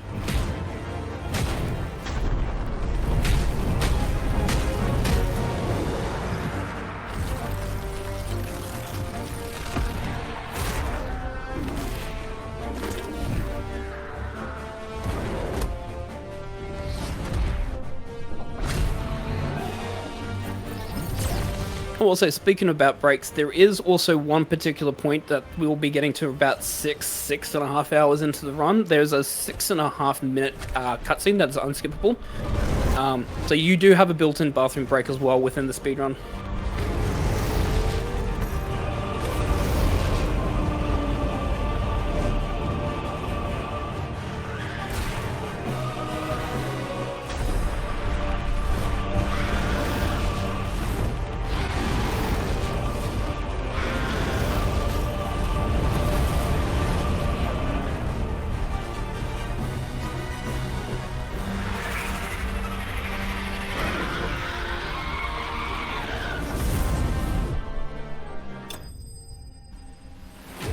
And Garuda is finally slain.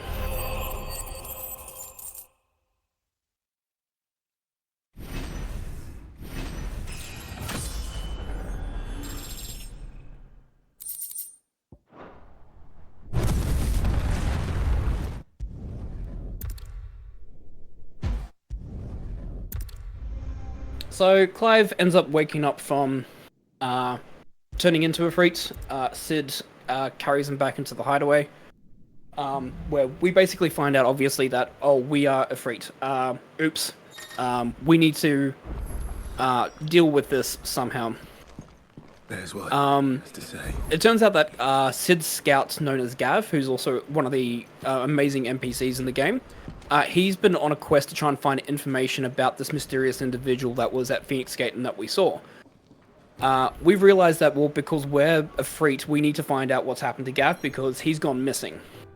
And so Sid is like, well, you are the one who caused this, you need to go fix this. So we are making our way to Kingsfall to hopefully find where Gav has gone.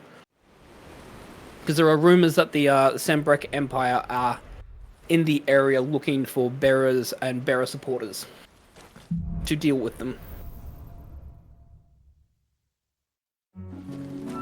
This is stupid. I'm the dominant of fire. We sent Gal on a wild goose chase.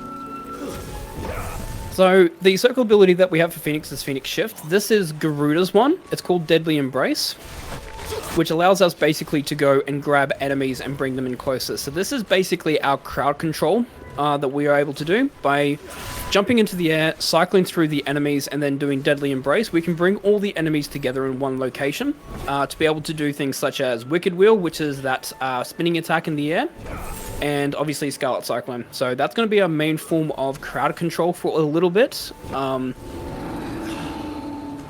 What now? There will be some other ones that we will eventually get. Mainly Ignition will be the other main crowd control one that we will be getting as well. Alright, we have Minotaur.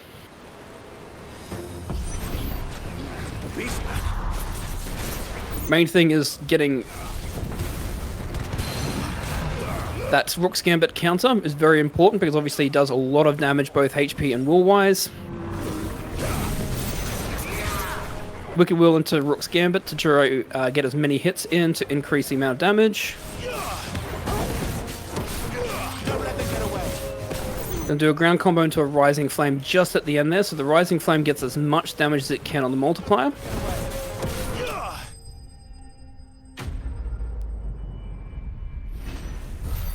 It's a Minotaur fight.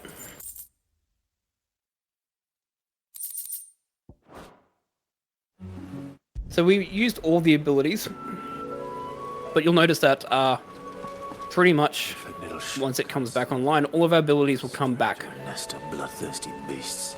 So you can see all of the abilities are there. So the cutscene that we had there was like a 45-second cutscene, and that's enough time for all of our abilities to return back to us. Can't be much further now. It's going to be very useful because we have another group fight. So again, going to grab as many of them as I can before they get away. That's alright. Don't mind if that Hornet actually still exists. The reason why is because he's going to help me wait for the other Hornets to spawn in.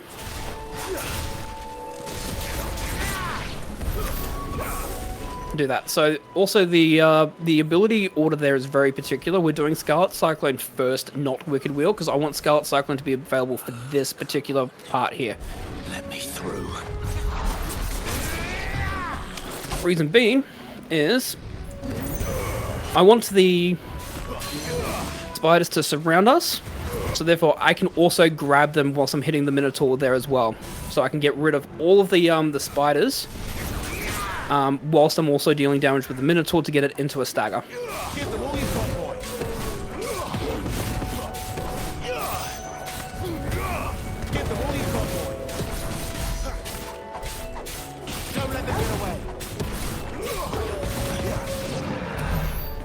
Okay, what's our ability? 524. We're 4 short of getting Wicked Will. 1 short of getting Wicked Will, so we'll get Wicked Will in Martha's Rest. Okay.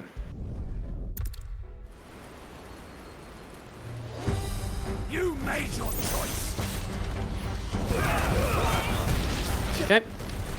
Perfect. Alright, so we have a double fight here. We have a Dragoon and a Wyvern. Sid is going to come and help us. Sid, basically what's going to happen is that the Dragoon has a ability it must use called Mirage Dive. It will only activate that ability when it has less than 2/3 of its health removed. So when it has 1/3 of its health remaining. It will not go down beyond half health though, if the Wyvern is still alive. So Sid's job is to target the Wyvern and kill the Wyvern. Our job is to focus on the Dragoon. Now, Sid sometimes can make this fight really annoying by not using any of his lightning abilities and just randomly kicking the Wyvern, causing it to do no damage. And therefore, we're going to have to deal with both at the same time. The main goal though is that we want the Dragoon to half health, and then if we need to, then we'll deal with the Wyvern. So the big thing if we can try and do it is if we can try and get both of them in the same with the same abilities, like Scarlet Cyclone, for instance. Give them all you've got. Then it's going to help us. If not, then we will have to just deal with it. Die, you bastard. There we go. One down. So that's not bad. I don't mind that at all. The Night of the Dying Sun's going to do...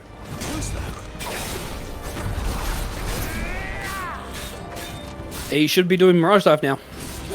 Yep, there it is. Perfect. Good fight.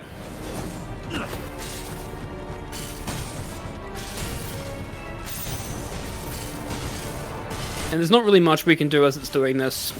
I don't really want to be dodging too much, because if I get a perfect dodge, then time slows down. So it makes it slightly slower.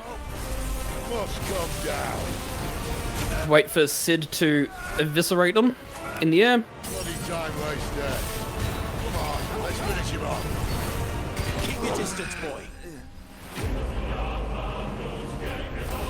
That's really, really good. That's one of those fights that can be annoying, especially if Sid doesn't do the damage to the Wyvern. I've had that fight potentially take an extra minute because I got the Dragoon down to half health, and the Wyvern still had 80% of its health. And then you're spending the entire time having to deal damage to the Wyvern, and then the Dragoon is revived and starts attacking you whilst you're trying to deal with the Wyvern, and yeah, it can spiral tremendously bad.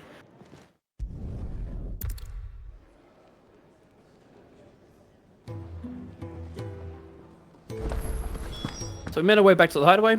Gav is all okay. And we found out that Jill has woken up from being unconscious from the attack that we unfortunately did to her over in Dominican Republic. I should make ready too. We've a long journey ahead of us.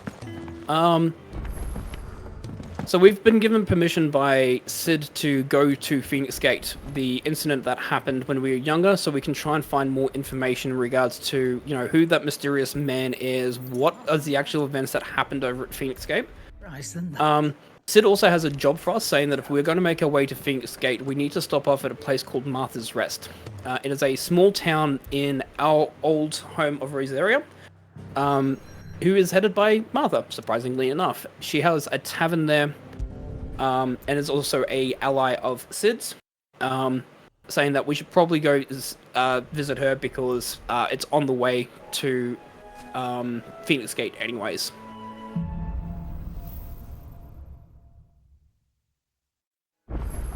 I'm going to quickly level up Wicked Wheel, because that's going to help us in a couple of fights. The top of the hill must be Martha's Rest. Gav said the landlady's a friend. Can we say the same for her patrons? Imperials don't tend to take well to those with my mark. So again, we're in walk and talk animation with Jill. That's why I'm doing Phoenix shifts, Sworn to protect my noble mistress. because that's the fastest movement that we've got. Now that we're out of it, we're going to go into sprint.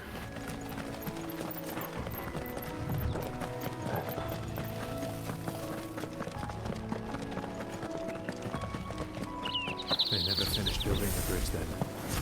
After what happened at Phoenix Gate, didn't seem the highest priority. Oi! Stop and give me an hand.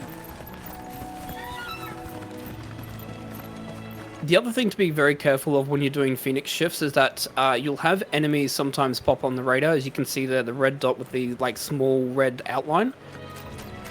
If you're Phoenix shifting and an enemy is visible, even if you're not in combat, Clive will target them and immediately head that direction. So we have to be very careful with when we do Phoenix shifts as well, especially if there's enemies nearby, because then we could accidentally target them, go in the wrong direction, activate a fight, etc. Because when you're in a fight, you can't sprint either. It's only if it's uninterrupted running outside of combat that you can sprint.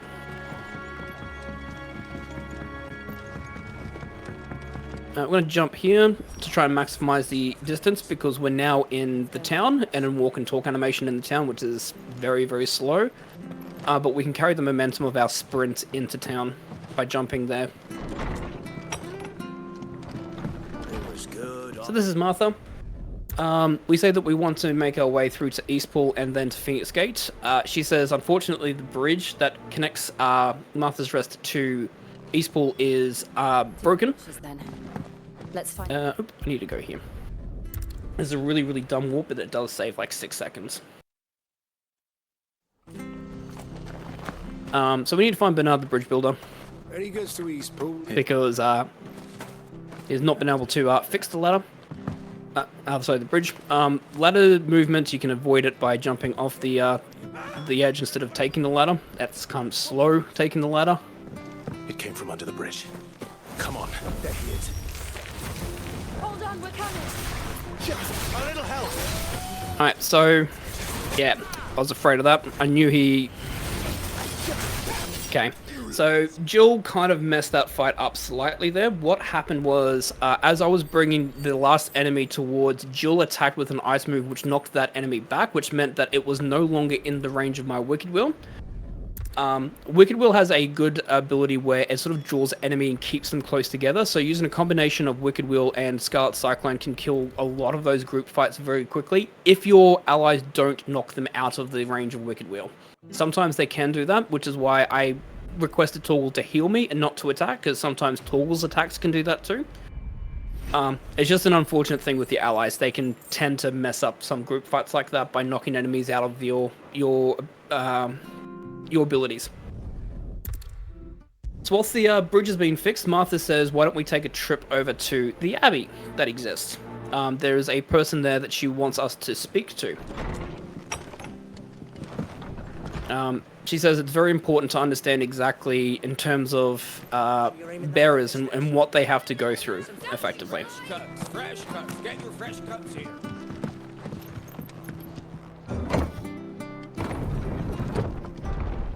The other thing that you'll notice there is that after I finished the mission of saving the bridge builder, I had a return to quest owner pop up.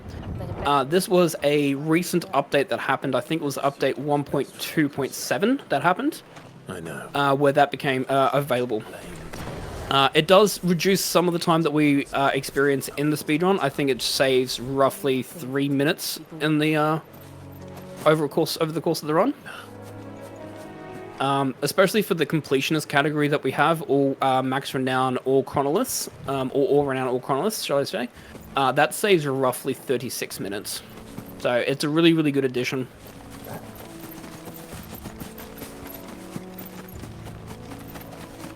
There's the Abbey.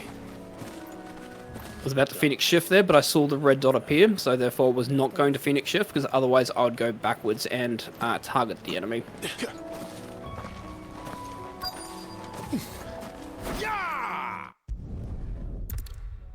So we make our way to the Abbey, and we find of a really disturbing detail. Yes. We should. What we find is that there is a bearer there that is slowly turning into stone. So what a lot of people are not aware of or don't care too much about, especially those of noble and of rich nature, is that once a bearer starts using magic without the protection of ether crystals, they are using their own life energy to cast said magic. And over a period of time, they slowly drain themselves of their life magic and they slowly petrify as a result, and they will turn stone eventually. There is no way to reverse it, and there's no way to heal it. It's a condition that unfortunately affects all bearers.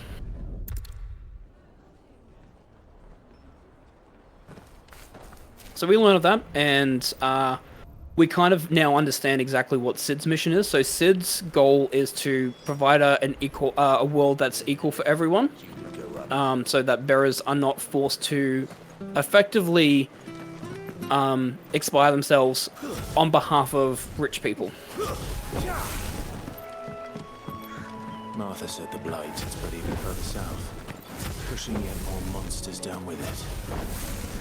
I dare say. So we're going to make our way to Eastpool, which is a town that's on the way to Phoenix Gate. It's a very, very small town that has unfortunately been affected by the blight, which, if you remember, is the condition of the world slowly deteriorating as its life force has been removed, so that nothing can live there. No magic can be used. It can't. Nothing can grow there, etc.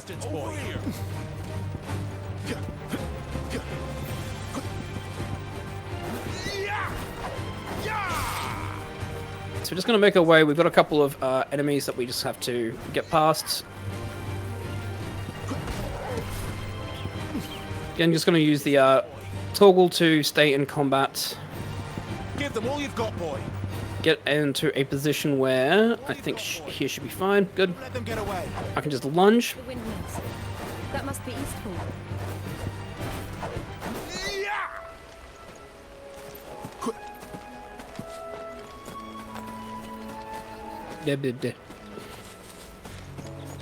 Got myself turned around there for a second. Right. I remember coming here with Murdoch when I was... Alright, so the DLC sword that we got, that we've been using, the Buster Sword, is now unfortunately going to get replaced with the Invictus.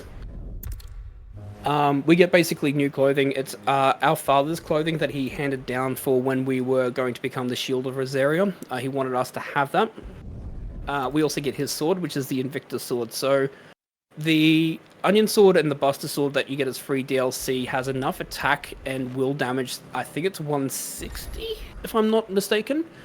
160 or 165. That has enough attack power. It's the most powerful sword that we get until we get the Invictus Sword. So we don't do any upgrades for the swords. We definitely don't do any armor upgrades either because it's slow to upgrade armor. And on story mode, we're not too worried about that. We can still die, especially at the end game, but we're not too worried about damage being taken, reducing damage, etc.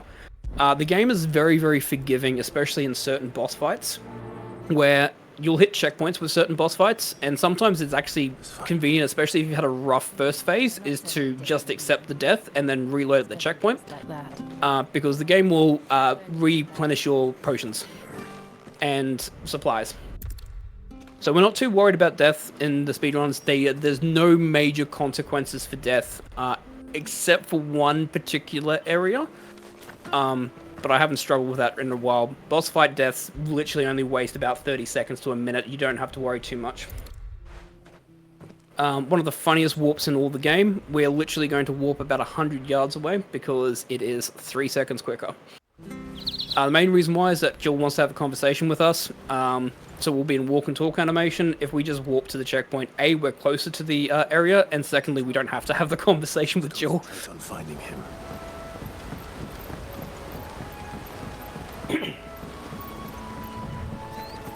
Bit of an Easter egg here. The Scarecrows are Black Mages, or Vivi from Final Fantasy IX. Further.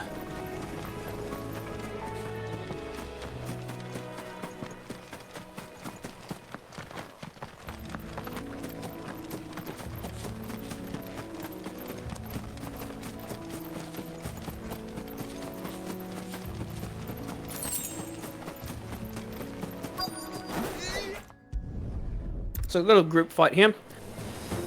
Just going to group the enemies here. A little bit away from them. The reason why is because I actually want to be in a specific position so that these enemies will spawn in a particular way. I'm going to taunt so I can bring them over.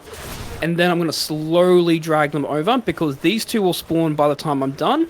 And then Scarlet Cyclone will kill them.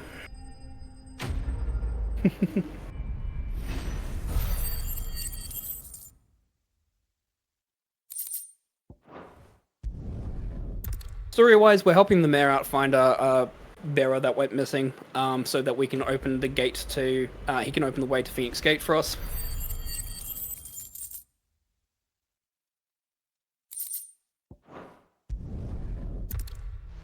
do a favor for the mayor, since he gave us the our father's weapons and armor. Basically, we decided to help him out find the bearer as a thank you before we make our way over.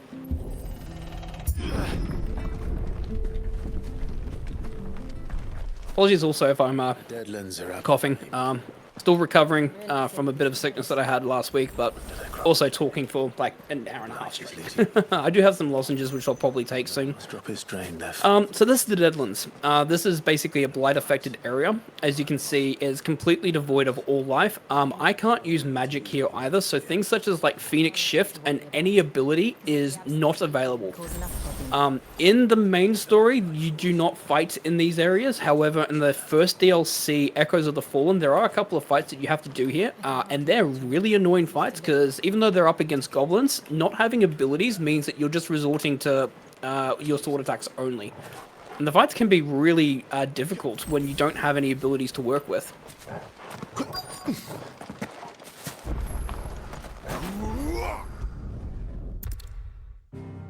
But yeah, so you can see the black area on the map there. That's basically what the Deadlands are, or the blight affected areas. Now, this is because two things. First and foremost, the mother crystals, those gigantic crystals that are appearing on the map there, they contain the life essence of the world, but they're also sucking up it from the world.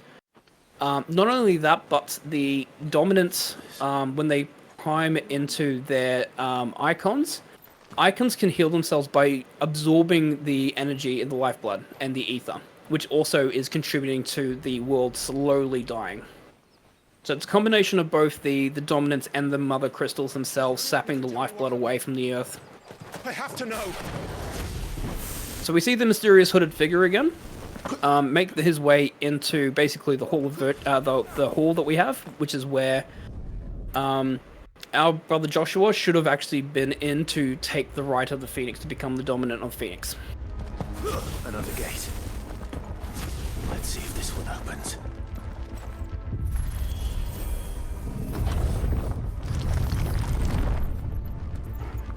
Could this place really be a fallen ruin? I'd hardly call it a ruin. It's perfect. Alright, we've got a number of group fights to go. Get the right icon there, Phoenix. There we go.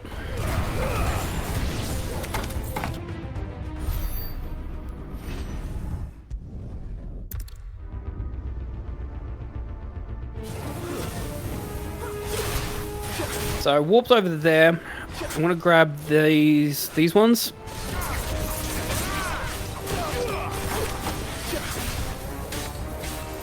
Hoping Jill and Tor will take care of that one. Thank you. How can these things still function? How can any of this? So this is one of those situations where there's no real good way of dealing with those group fights sometimes. The enemies are either too far away or you have to do multiple sort of abilities and multiple grabs to bring them all together. The goal is just to try and do as much as you can, like in terms of grabbing as much of the enemies, avoid being hit, and just getting them into a position where you can like take them out with things like Wicked Wheel or Scarlet Cyclone. Or sometimes even just relying upon your allies to take care of at least one enemy.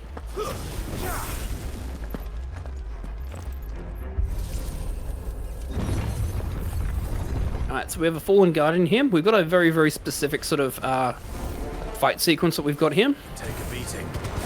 Then let's give it one.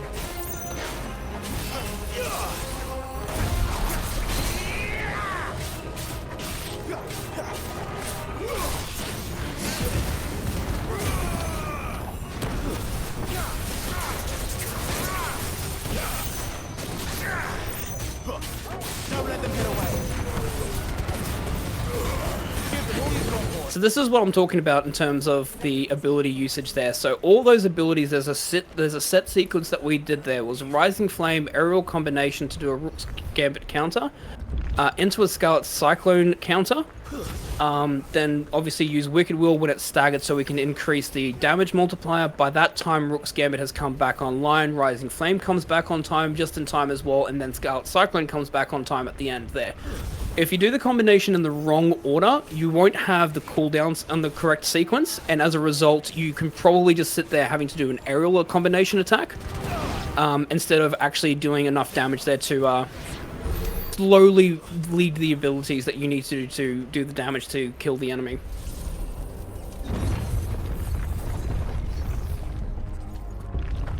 Would Joshua have had to run this gauntlet too? No. At least not that I have. It's those kinds of sequences as well that it takes a lot of practice to get used to, but once you start getting comfortable with those sequences, that's when the game becomes really, really fun to speedrun. Because everything just flows smoothly. The other thing is obviously if things don't go well, like if you accidentally miss an ability, a lot of the good things about running this game is about thinking on the fly and adjusting on the fly. So maybe it's delaying the use of an ability, maybe it's rerouting to a different ability set that you need to look at. A lot of cool sequences that we can do, especially on the fly, that we're still... Yep.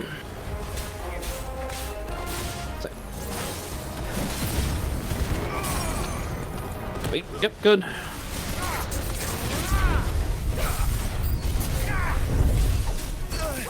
So this is one of those situations where I'm really requesting that our allies are going to do enough damage to enemies. I'm not going to use Scarlet Cyclone here. The reason why, until now, there we go, is once again because I want to make sure that I can do a Scarlet Cyclone counter if I need to. But the other thing as well, just waiting for it to come back up, is I wanted to try and get the enemies with the Scarlet Cyclone. All good. If we couldn't, then we have a counter that we can do there. So the same enemy that we fought, the combination of abilities that we use is slightly different because we have enemies outside of the main one that we have to fight. So we have to make sure we're keeping all of our abilities in check so that we have the right abilities equipped when required to deal with the enemies that's around and not waste time using sword attacks. There's more of them. It's going to lunge, move here, target, bring them all in, into a Wicked Wheel, to a Rising Flame, to a Rook's Gambit.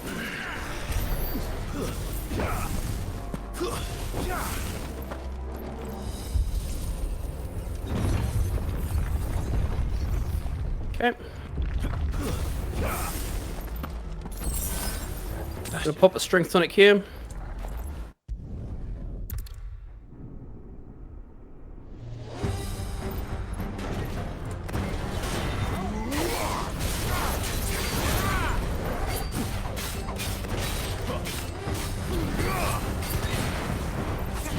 Ooh, didn't get the counter. That's right. Alright, so we're going to be low on damage there because we didn't get the Rook's Gambit counter. But we should be in a position here where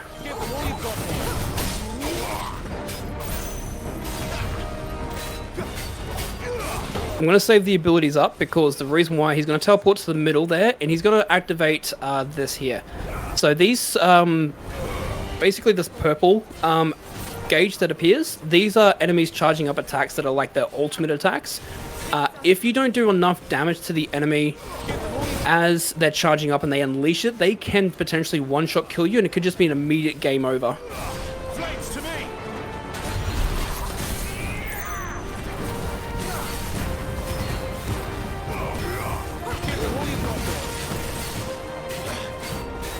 Slightly slow fight there because we didn't get the Rook's Gambit counter, so we had to do a couple more aerial attacks, but that's still not bad.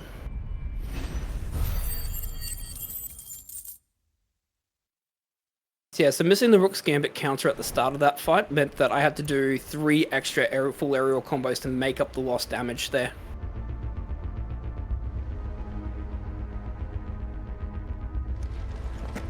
Is that some kind of mural?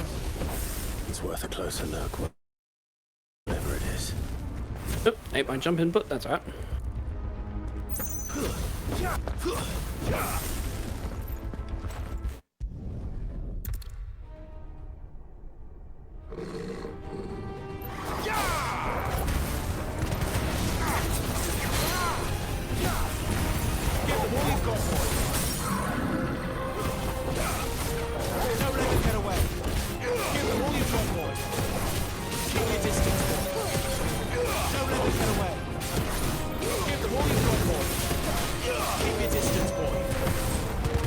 Okay, good lich fight. What the hell was that thing?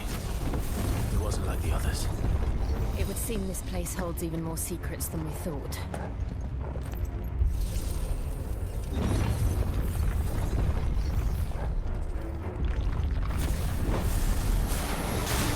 Look out!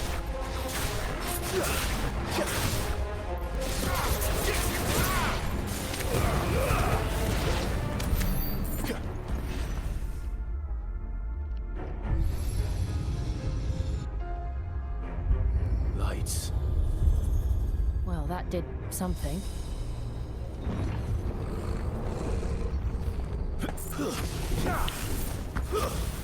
Another group fight. Basically, we're making our way into the apothecary, the Hall of the Ancestors, finding these things. So these creatures that we're fighting are known as Fallen, or Echoes, I should say as well. They're known as Echoes and Fallen. These are basically creatures that were created and designed to be guardians and protectors of basically the gods and the deities. So the scriptures and the rituals behind the deities that exist of the world, basically.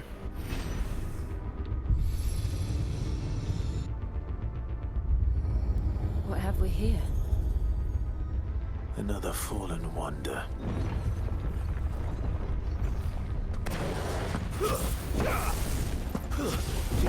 So we found that there's a mural that we want to get to, so by activating the 2 triggers here, we activate this elevator, which gets us across.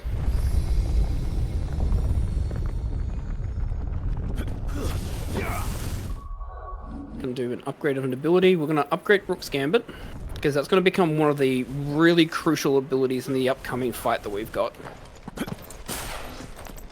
So we make our way to the mural and we understand and we see that there's actually a divine being known as Ultima. It all seems to lead to this room. We don't know exactly who or what Ultima is and what their goal is, but we know that they're like a supreme god of the world. And as we do, Clive ends up blacking out and has to fight Ifrit.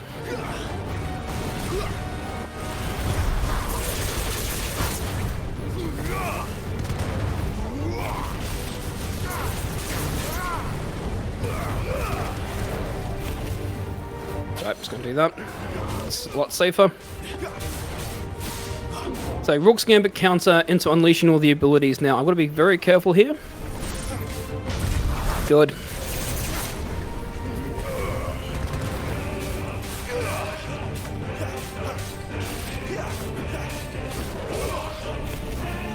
Okay, perfect. That's a perfect Ifrit fight. The Rook's Gambit is very, very critical there. The other thing is that if you do miss the Rook's Gambit and you don't deal enough damage to him, for both the initial attack as well as the Vulcan Burst there, Ifrit likes to teleport to the other side of the arena and start launching fire attacks at you, and you end up wasting 20 to 30 seconds chasing him down. So having him stay put there by hitting both the Rook's Gambits are very important. Now we've got to fight Shadow Clive. I'm probably going to focus on this one. There's a very, very tight window. There's an ability he has called Hellfire that I do not want him to activate. It's a very, very tight HP and will gauge window. It pretty much needs to be perfect in order for this to go through and not have it. So I might have to focus for the next minute as I get this fight through.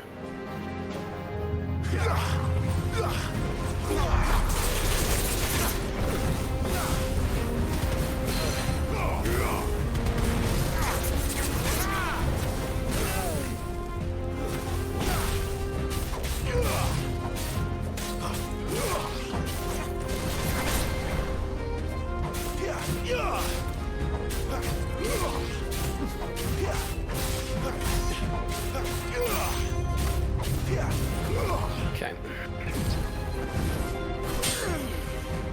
So that's phase 1. Phase 2 is where the very tight timing window is. The problem that we've got here is that he's going to prime into a limit break form, and the timing window that I've got for Rook's Gambit completely changes. So I'm going to have to account for that and make sure that I've done enough HP damage and will damage so that I can immediately trigger a stagger. I see. Okay, got that.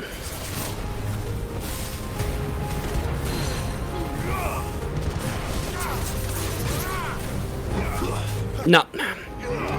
Well, I was one hit away. That's unfortunate. That's right. We have a backup though. Oops.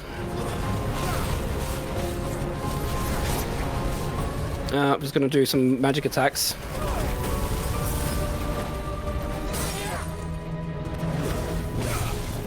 I do have a strength tonic here, and you're probably wondering why am I not using the strength tonic. The main reason why, there's actually another fight that I need the strength tonic for, and I'm not going to be replacing the strength tonics in time. So I need to do as much damage as I can without using the strength tonics here. We didn't get Hellfire skip, but we do have the backup. And we did decent enough damage there, so it should have a very, very quick phase 3 irregardless.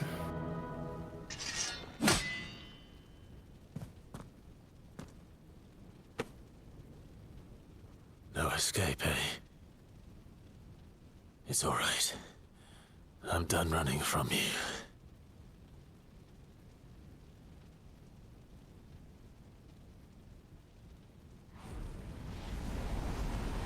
Alrighty, chat. Who is ready to accept the truth? Together, then.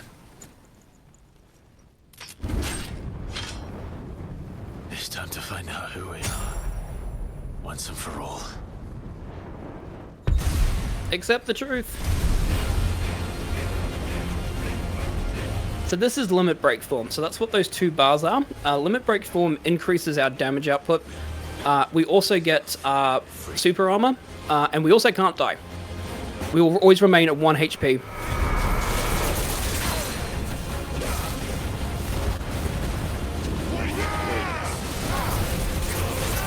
Oh, we got the dumb stagger. Oh, that's annoying. Alright, so this is a thing that we call dumb stagger. We're doing all this damage to Shadow of Freet. We're going to hit a HP gate, which is right here. Meaning that we can't actually kill him until that stagger's finished. The HP gate for this cutscene is actually at 1/10 of his health. I think it's like 1/8 to 1/10 of his health. Which I think I was like 2 or so HP or 1 like hit away from it being active, so...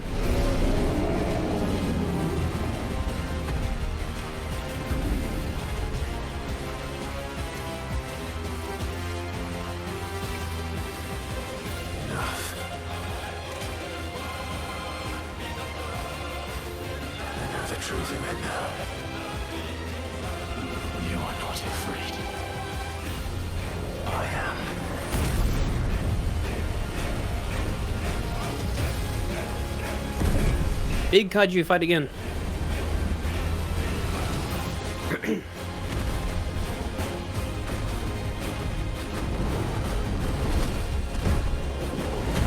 And as always at the end of the kaiju fights, it's smash square to win.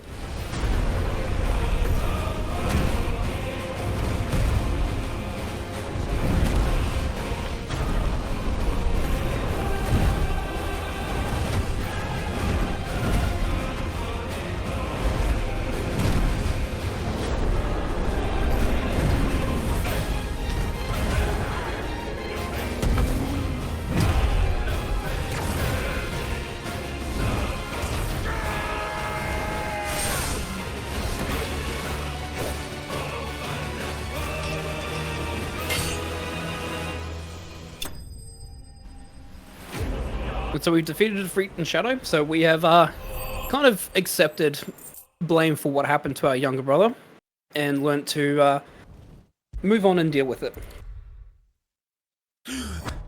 Clive has a bit of a freak out, but is happy to proceed now he knows the truth. And happy to make his way back to the hideaway to chat with Sid about what the next phase of the plan is in regards to the crystals.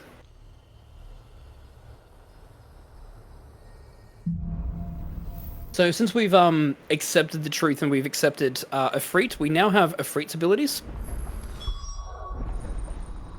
Suppress those emotions and move on.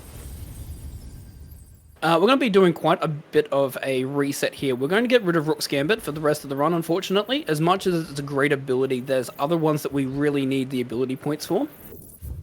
First and foremost, we're going to take the ultimate ability, Flames of Rebirth, and we're going to get Ignition level 2. we're going to equip Flames of Rebirth and Ignition. And this becomes Gouge. Gouge itself is not a great ability. It does a lot of will damage, but in terms of like HP damage, Gouge is the weakest ability there is out there. We don't like using it too much in the speedrun. It's good casually, but it's not a great use in terms of speedrun time, because all it really does is will damage. It does chip damage in terms of HP. However, Flames of Rebirth and Ignition are two really good abilities, and that's what we've sacrificed Rook's Gambit Scarlet Cyclone for. Because we want to have those, especially for this fight coming up here. So we're making our way back to Eastpool and found that there's concern, as it looks like Eastpool is on fire. And so we are going to make sure that everything's all okay.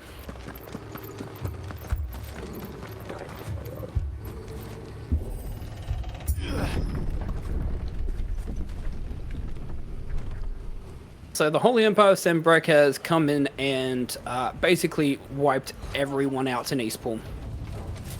So these 4 soldiers are going to get Ignition. So this is Ignition. It is one of the most underrated abilities for people casually. What Ignition does, obviously, is I move forward in a flame. But not only that, I can draw enemies in using Ignition. So if there are enemies around, I can use Ignition basically to draw them in.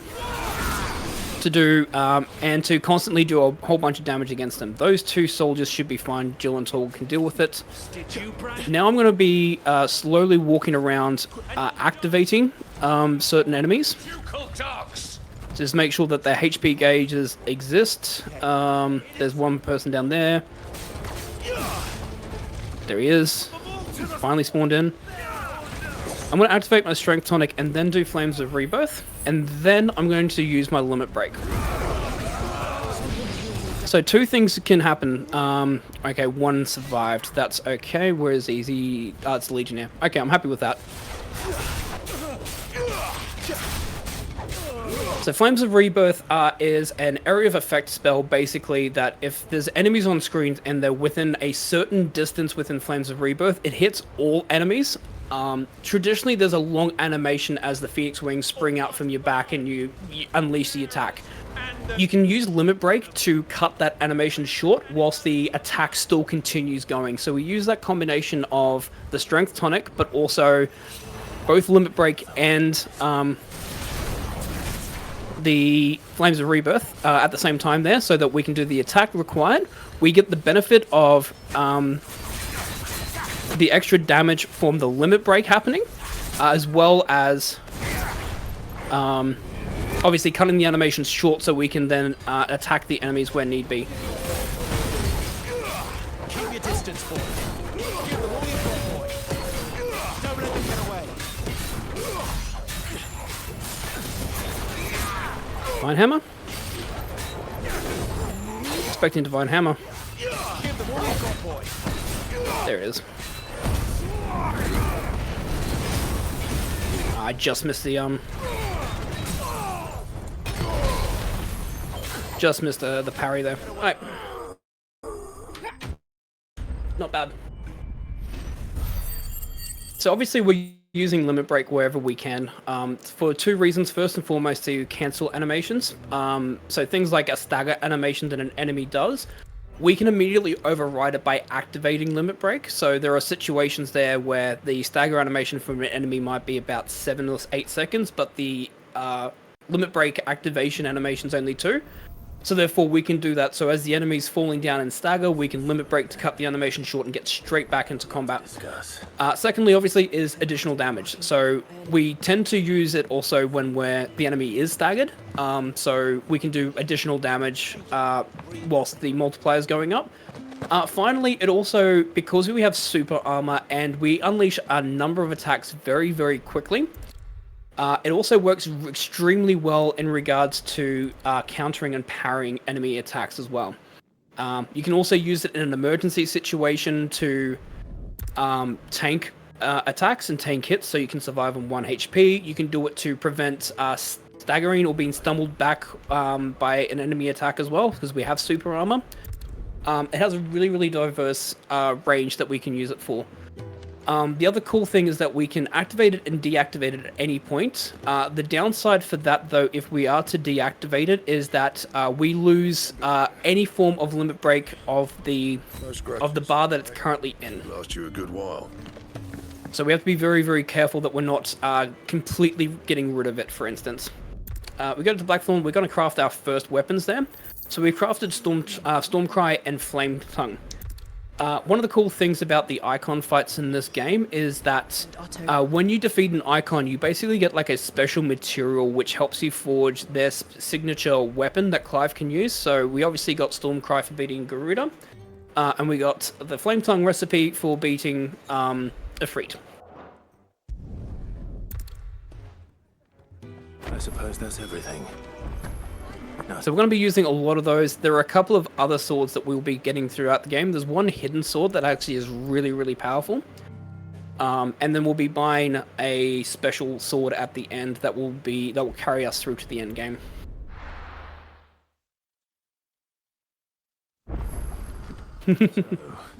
Oh, I did the dumb. I went to the wrong site. You don't go to Northreach, even though the game tells you to go to Northreach. Goes to, Blossoming. We actually want to go here because it's closer. Game is iconic.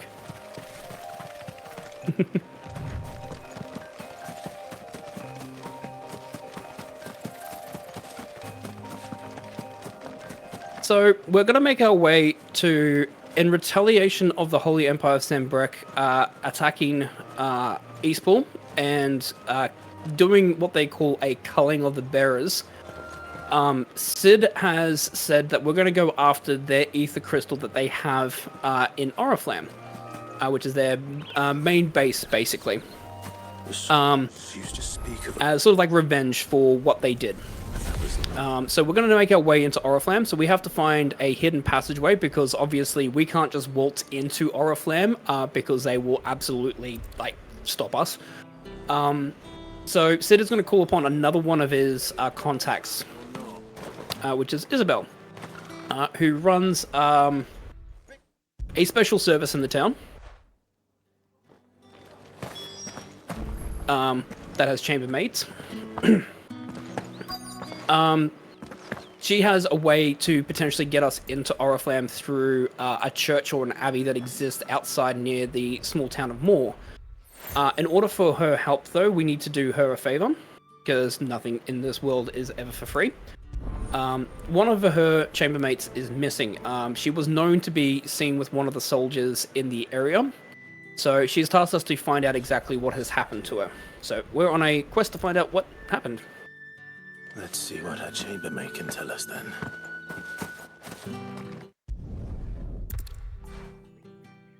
A man from the garrison. Seems a trip to the barracks is in order.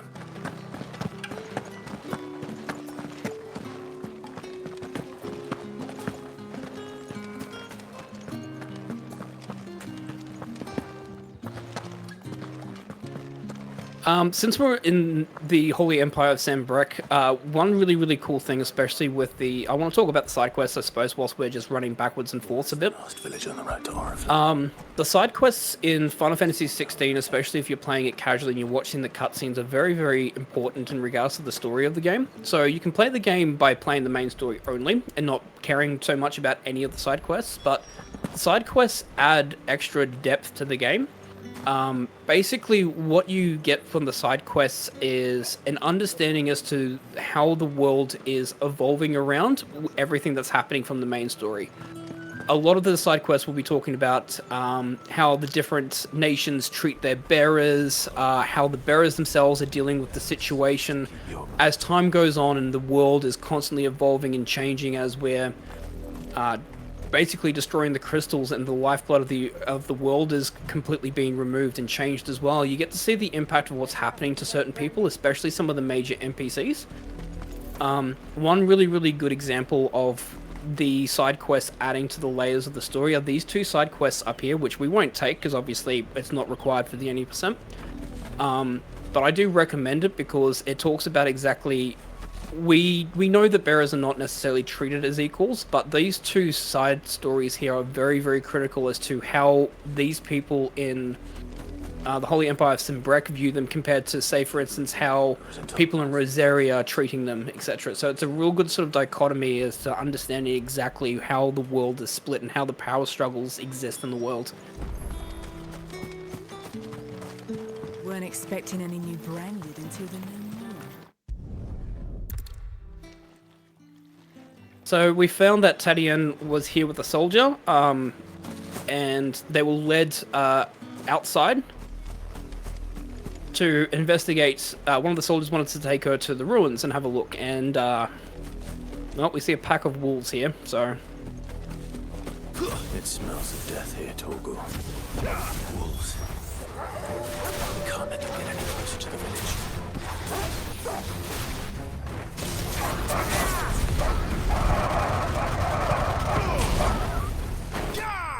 So that's a really cool combination there. Obviously, bring the wolves in using Deadly Embrace, Wicked Will, and then Ignition. You can use Ignition in the air. And because Wicked Will sort of brings enemies closer together, or they kind of keep them together, and Ignition's initial burst also has like a draw-in ability where enemies close by are also drawn into the actual Ignition burst, the initial burst. You can use that to keep the wolves together and be able to defeat them quickly. That fight can go south if one of the wolves, for instance, is just outside of the Wicked Will and doesn't get brought in. You could miss the ignition on them, and you have to then chase them. And you don't really have an ability to fix that because you still have Flames of Rebirth equipped, and you don't really want to use Flames of Rebirth because it's a very long cooldown. It's a 2-minute cooldown to use them. We kind of want it for later. Not only that, it's a long animation. We don't really want to use Limit Break to cancel it, and the other ability we have is Gouge, and Gouge ain't gonna kill it, so... Weren't expecting any new branded until the new moon. You don't think he's a deserter, do you?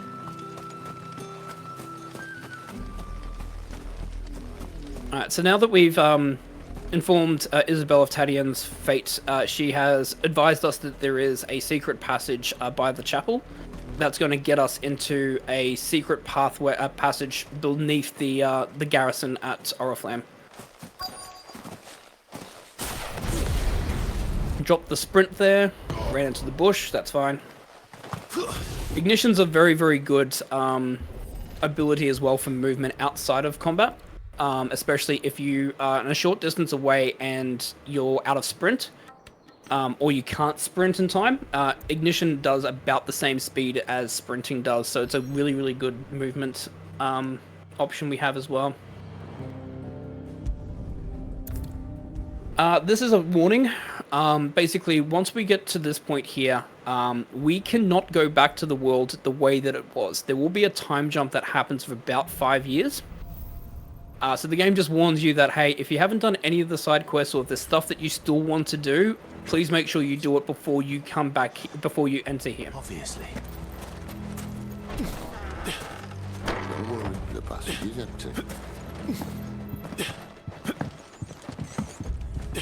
Now, this seems really ridiculous, but jumping is quicker because we are kind of in stealth mode at the moment.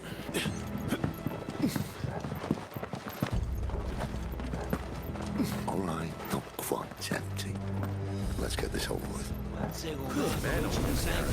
swear this passage. Of course it did.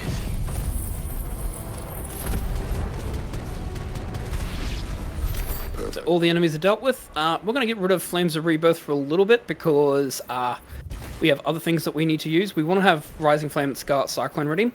So we're going to master Scarlet Cyclone here. So I talked about this at the start of the run, but this is what mastering an ability can help do. Because we have mastered Scarlet Cyclone, we are not limited to putting it on the Phoenix icon. We are able to put it on any icon available, which means that we have it available now for us to use under Garuda. Which is really good because basically Garuda is our crowd control. It's our group fight abilities. We have Deadly Embrace, which is the circle ability. Then we also have Wicked Will and Scarlet Cyclone, meaning that we can use them pretty quickly. Even if you beat Sid here, you have to wait for Sid.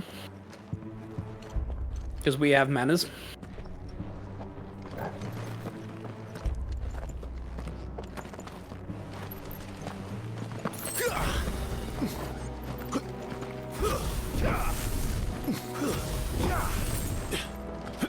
And all good things must come to an end. We might have a bit more coming. Just gonna grab this worm and deal with it. Then I'm gonna ignition as many of the guards together as I can into a Scarlet Cyclone so I can kill them off. Grab the remaining enemies into a Wicked Wheel. Alright, we have Imperial Cannoneer.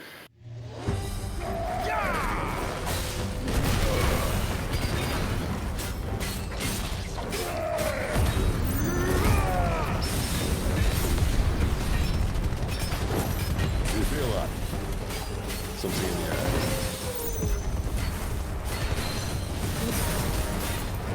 It's ether. Perfect. So those parries are really, really good because what you saw with the parries there, how quickly my abilities recharged. So Rising Flame came back almost instantaneously. Because your cooldowns, I think they're like twice speed for cooldown time. So very important. I don't mind getting hit by Rocketeer there, that's fine. There's nothing left of him but hatred and rage. I'm gonna use Ignition to travel after him.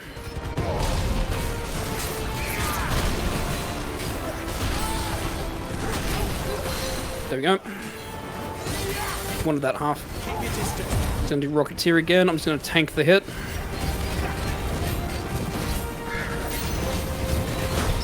There's the parry. Into Ignition.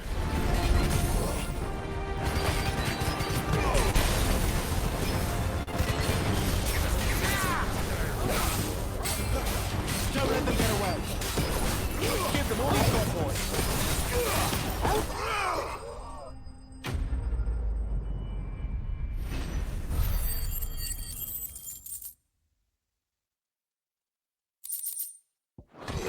So we've picked up another accessory here, which is the Ignition accessory. We're not going to equip it yet, but it's going to be a very, very important one. Not the Sylvester cat. Thanks. Also, thank you everyone for watching. I understand it's like midnight, 1 a.m. For a lot of people, especially for those in Australia. So thank you for those sticking around and hanging out. Sid, this is an ether flood. There shouldn't be one here, should there? The workers couldn't survive this. Well, it wasn't here last time, I can tell you that. Which means we need to be quick. The ether won't hurt us, but I'd rather not find out what it's done to everyone else.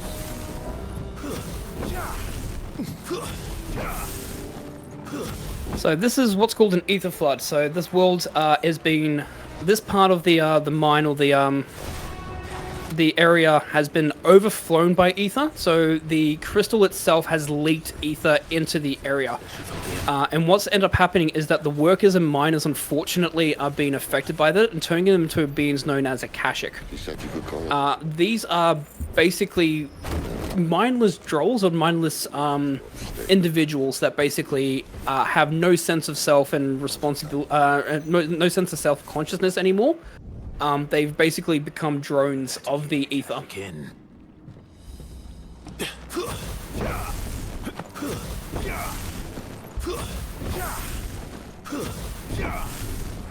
So I'm going to do something really weird here. I'm going to be looking down at the ground as I move over. I'm going to whistle, bring that person over. I'm going to whistle here. I'm going to head back around. And then I'm going to ignition. So what I did there, basically there is an ability that the captains have which is called Warcry, which is almost like super armor. Basically what it is that they're not affected by knockback. So things such as ignition, they're not necessarily going to get drawn into it. Kind of.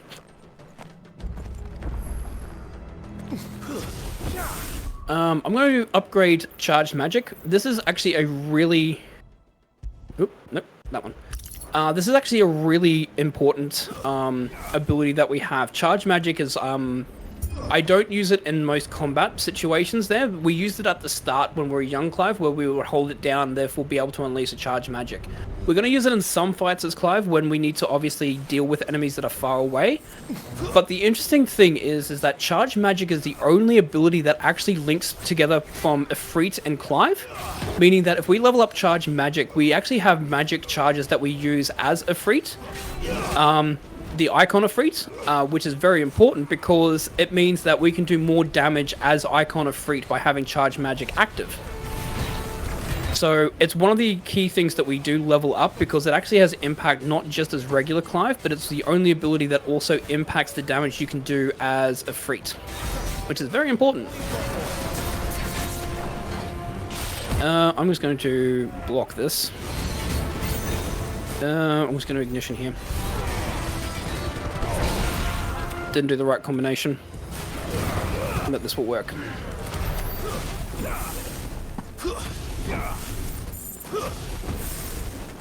Should have Rising Flame to begin and then Scarlet Cyclone. I did Rising Flame too late because it should have been ready for the second phase. That's alright. There's a chest over here that contains a Coral Sword that has, I think it's only 5 extra attack and will attack. It's not worth the extra time to do it because we do have HP gates for a boss fight that's coming up. And by the time we gain any advantage of using the sword, we will immediately be replacing it. What happened to 2? Ask 1. My favorite joke in the game, by the way. Aye, seeing as you're trying now.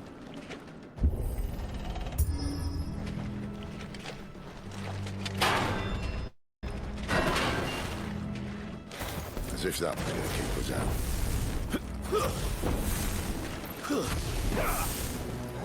The mother crystal's just up ahead. Is it? I can't see a thing.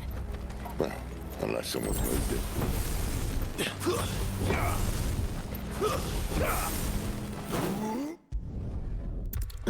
So we're making our way into the heart where the crystal is. Because our goal is that we're going to destroy the crystal.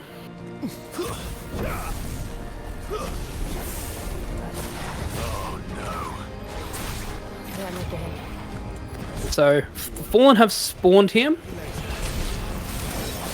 which is concerning, because it means that there is something there that basically is trying to prevent us from getting to the crystal, and that something there is actually Ultima. So the Fallen are basically part of Ultima's defense systems against the crystals. Ultima being the supreme being that apparently created the world and the crystals. Ultima doesn't like the idea of us destroying his stuff, which, to be fair. So I'm going to grab a few of the enemies, but not all of them. The reason why is because I'm just going to get them in a line there so that the ignition can do all the work there. Good, Lich didn't move. Don't move. He moved. That's right. Good.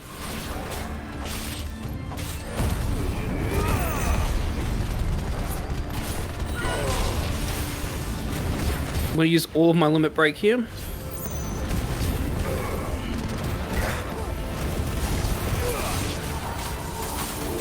It's going to use Thresh.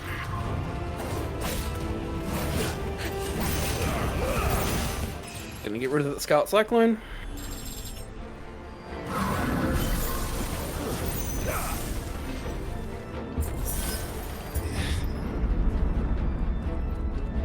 When I was in the Imperial Army, soldiers assigned to the Glass Gate would tell stories about something they called the Guardian.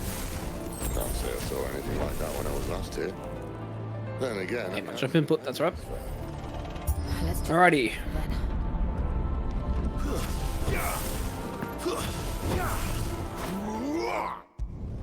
So we've got the Akashic Dragon fight.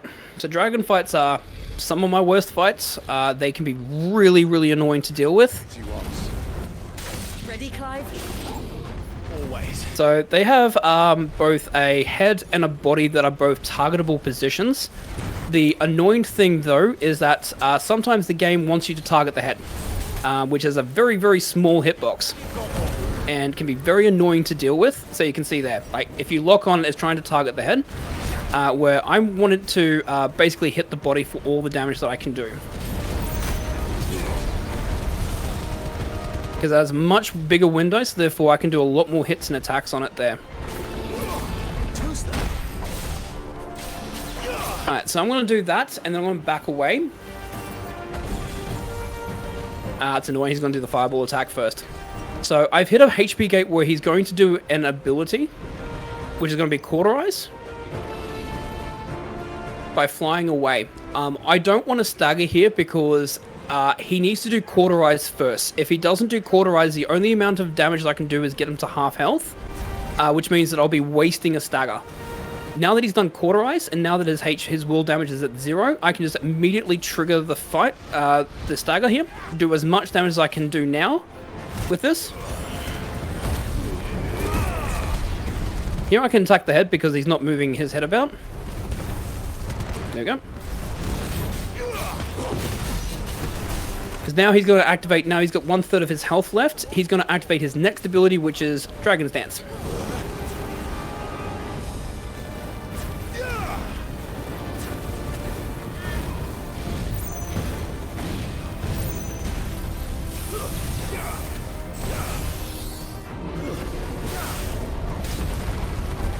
Do as much damage as we can.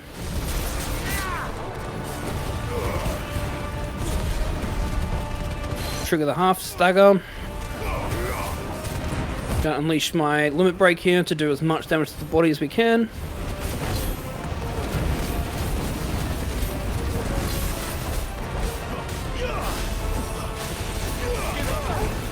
Rude. Ignition should kill. There we go. See a Akashic Dragon fight.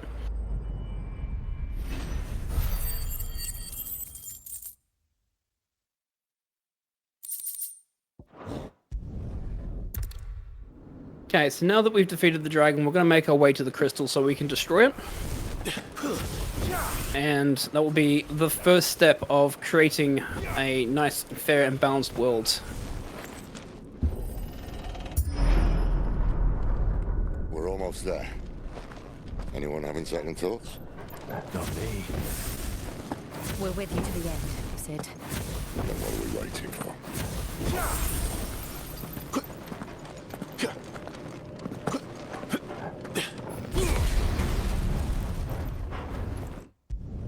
So as we're making our way to destroy the crystal, a second guardian appears. This creature here known as Typhon that has been sent by Ultima basically to test us because he's found out that we have the ability to absorb different icon abilities.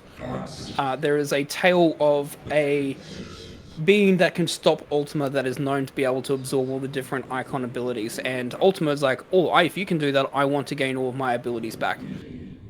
Sid tries to stop Typhon from attacking us by unleashing Ramuh's ultimate attack, and in the process sacrifices himself. Fuck. He's still alive.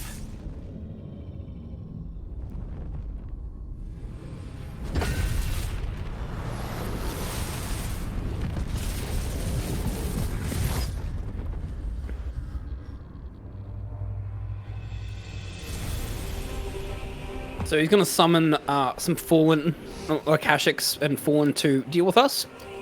The first one that we're going to do here is just going to grab Ignition, just grab all of them, deal with it.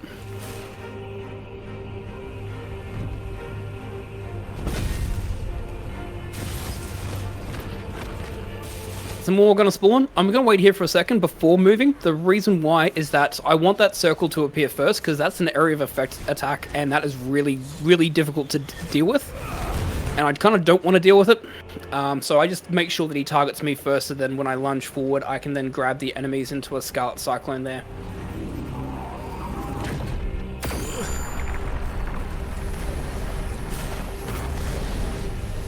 Okay. Again, Ignition, grab as many enemies as I can here. I'm going to Wicked Wheel here. I'm going to grab as many enemies as I can. And then we'll Scout Cyclone and finish.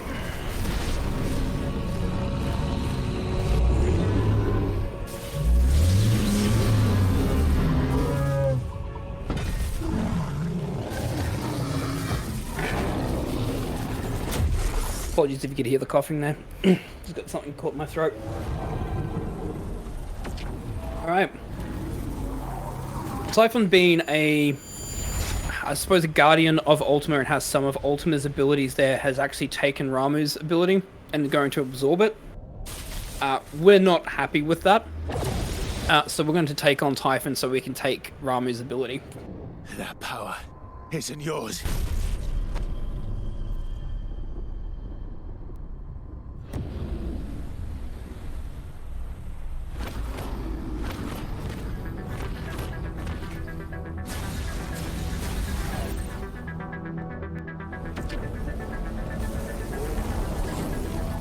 But this is mine.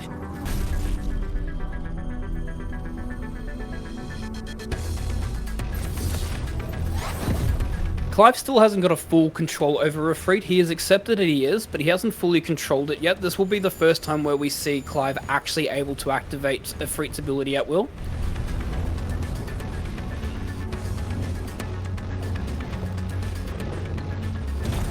And he realizes he needs to use Ifrit's ability to be able to take on Typhon here. I remember now. I had a fire. I have Ifrit!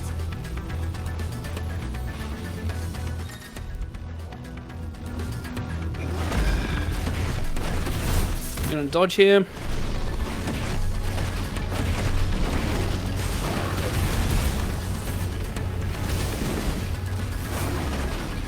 Trigger half stagger there, so then I can do the full combo. He's going to do Unending Clamor. We have a Wildfire dodge now instead of like a lunge. We have a Wildfire dodge.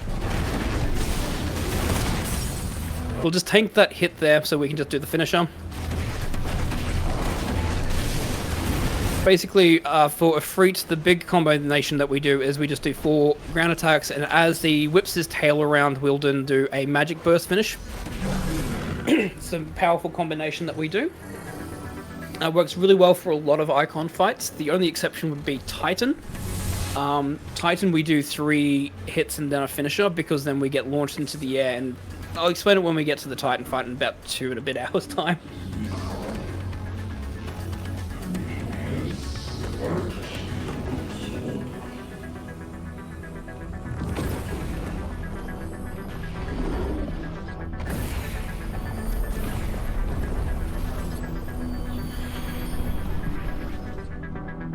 How many more could there be?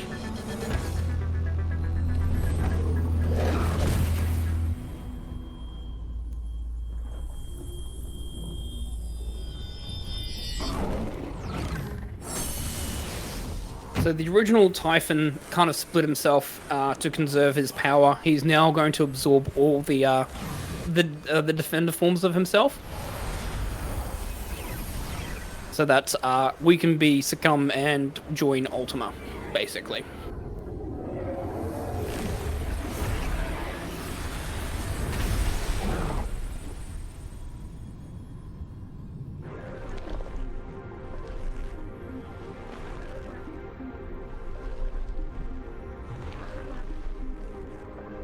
He's going to have an ability or a move called Demon Wall in this phase of the fight. We're going to do our best to avoid it, and I'd really like to show this one off because it's a really, really cool, very, very straightforward skip to do as well, which makes this fight fairly straightforward. As you wish.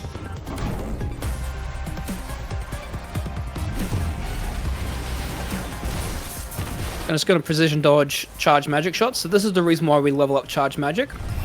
Is because those magic bursts there are technically charged magic shots. I'm going to do a 3-hit combination here because he's going to lunge. And then I'm going to lunge attack. Dodge out of the way of that attack. Get the half stack so I can do the full finisher. Good. Lunge forward here. So this is Demon Wall. And this is Demon Wall skip.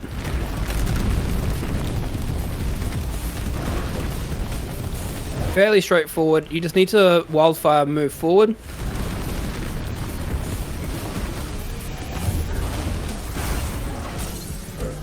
And once you go behind him, basically, it's all free game. Like, he's only going to keep doing demon walls, and once you're behind, you can just do charged magic shots against him. You can't do anything more than charged magic, because he actually does have a circle around him full of magic, but if you hit him, you end up getting attacked and damaged, so... I'm going to fail this cutscene because it is quicker.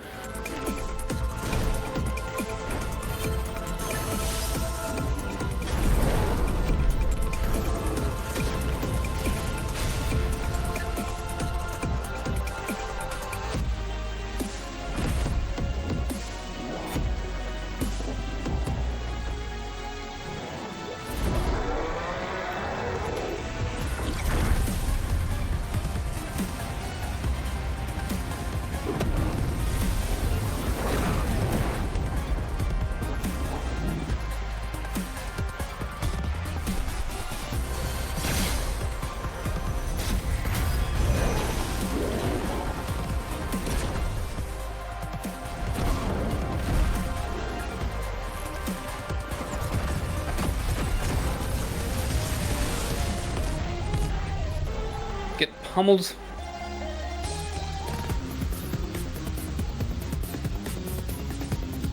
But unbeknownst to Typhon,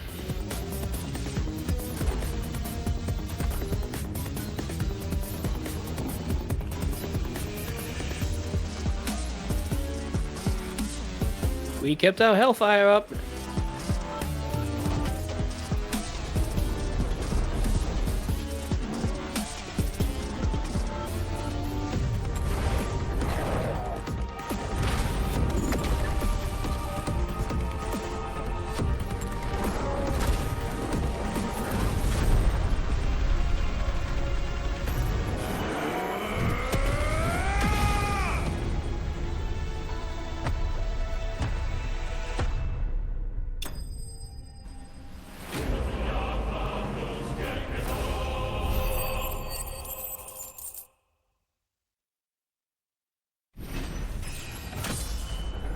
Alrighty, there's going to be a bit of a time jump. There's about 6 or 7 cutscenes here that we're going to be skipping. First and foremost, Ultima appears and says his goal is to basically absorb all the powers of the icons and basically return the world to his natural form and order. Secondly, our brother Joshua is alive, and he saves us because he ends up absorbing Ultima into him. So he can protect us, and so therefore he can keep Ultima and that away from the world. The world has kind of moved on. It's about 5 years in the future now. The other thing that has happened is that Hugo Kupka, who is the dominant of Titan, or the icon of Titan, with the Dhalmekia Republic, has waged war against us in the Hideaway because he was sent basically a box with his lover's Benedicta's head in it, and he believes that the rogue named Sid is responsible for it, so he demands Sid's blood. He does that by attacking the Hideaway and pretty much almost like wiping out half of the population of the Hideaway. In response, we've obviously had to set up shop and move the Hideaway into a more safe and secure position.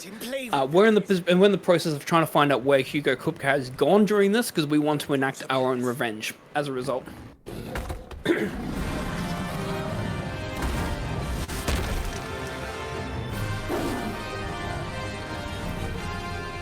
pay for what you've done, Sid.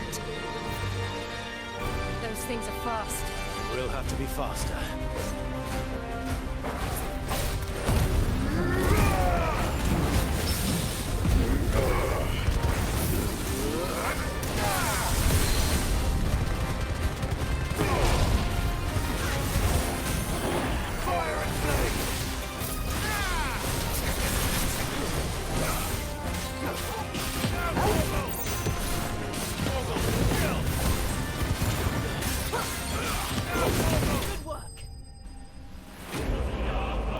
Alrighty. So we've also picked up, obviously, Ramu's abilities now, which are all the lightning ones. Got a Medal of Valor, the first one in the game. So Medal of Valors are small little trophies to say that you basically did a boss fight no hit. They waste about 2 or 3 seconds. There's not a major time loss if you do get it. Obviously, it's just better to take 1 hit in certain fights than to waste 2 or 3 seconds if you're available to. Yeah, we have Ramu's ability now, which is the lightning abilities. These are really, really strong HP damage. They are probably the 3rd strongest in the game, behind Bahamut and Titan. Very, very useful. Asking after you. Especially, there's a special ability that we're about to do now, which is called Lightning Rod.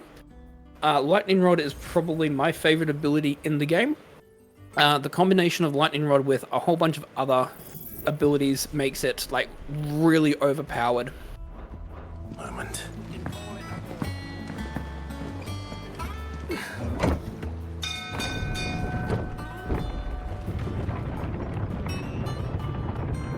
I'll talk more about how Lightning Rod works when we use it in combat.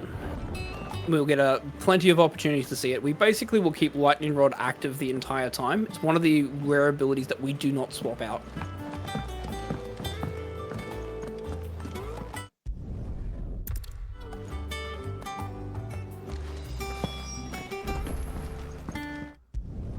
So this is Vivian Ninetails. Vivian's job is basically to record exactly all the changes and the movements that are happening in the world. So, like, what's happening with the different republics and empires, how are the war between them all working out, who's controlling what crystals, where the army's moving to. But also she's keeping track of the Deadlands and the Blight as well, so we can get an idea as to how bad the world is evolving. So she's pretty much the resources to the evolution of the world. We didn't get a chance to talk to Harpocrates in the old hideaway, but Harpocrates is the lawkeeper. He basically has he has like endless knowledge in regards to a lot of academic stuff in the world. I should get some rest while I can.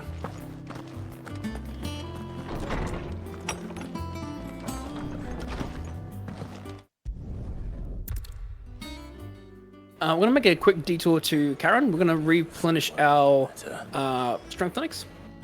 Is it business? The other thing I'm going to be doing is I'm going to pick up the Wages in Warcraft here, and I'm going to equip it. Wages in Warcraft is an accessory that will increase the amount of ability points you earn by 15%. This is going to be very, very critical for us because there is a lot of abilities in the game. Since we're not doing any of the side quests though, we're not going to have a lot of chance to build AP over the game. And some of the AP that we require are going to be costing somewhere up to like 5,000 for one of them, for instance. That's going to be really important near the end game. In order for us to have enough ability points to do that, we do have to have this equipped pretty much the entirety of the run. It's actually a really, really useful accessory because it gives us obviously 15% ability points increase is fairly significant because it means that we can afford to upgrade and master certain abilities that without it we would not be able to do. And whilst we're sacrificing potentially an accessory slot that may increase damage by 10% or reduce cooldown by 5 or 6 seconds, the additional ability points for us to be able to level up certain abilities makes a lot more sense. So Gav was out exploring. He's come back to confirm that the Curse Breakers, which is basically our own small little army that we've got here, has been drawn over to Martha's Rest because Martha's Rest has been attacked by a group of unknown soldiers. Let's get useful physical. And it appears that Martha's gone missing. So we need to try and find her. Cole is right. That was no tavern brawl. It was a message. But a culling. Bearers are the property of the Empire. The garrison wouldn't have the authority to act alone. The orders would have had to have come from higher up.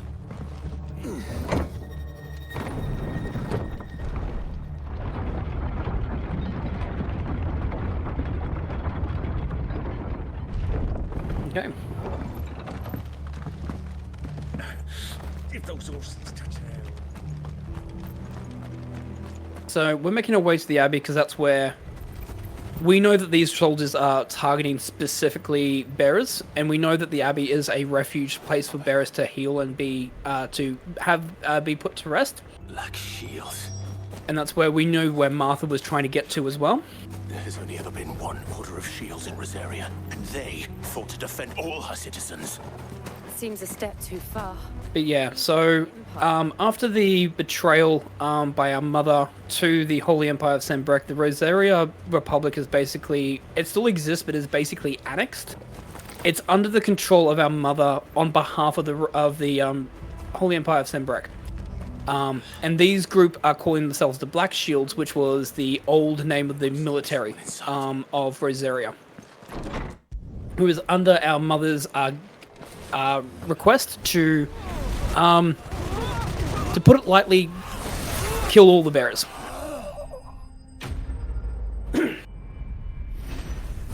Obviously, we're taking offense to that, so we're going to deal with that.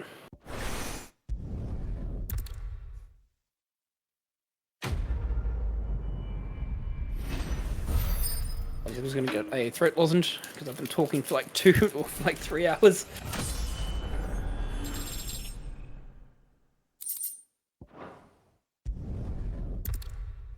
So we're looking for signs exactly of where where these people came from. Make sure that the priest in the abbey is all okay, and that the bearers here are okay as well as they can be. We found that one of the bearers, unfortunately, has finished their petrification process and is no longer with us and had a final request. It's the same bearer that we actually met 5 years ago. So we're going to conduct a ritual which is created to be able to put the bearer's soul at rest, which is to spread their ashes amongst the glades.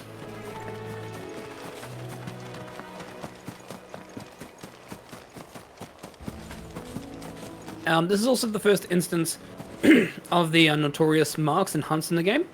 So the game will teach you about this through forcing you to come this way to do the ritual so they can show you what a notorious hunt is. We will not be doing any of them in the speedrun. There is really no need to. We don't need the AP or the experience. What's it us, Torgal? What am I saying? Of course it has. It's a floating eyeball. So we can just run away, just by leaving the area. That must be the bridge. Wait for the fight to end. Now that the fight's ended, I can then use the Phoenix Shift.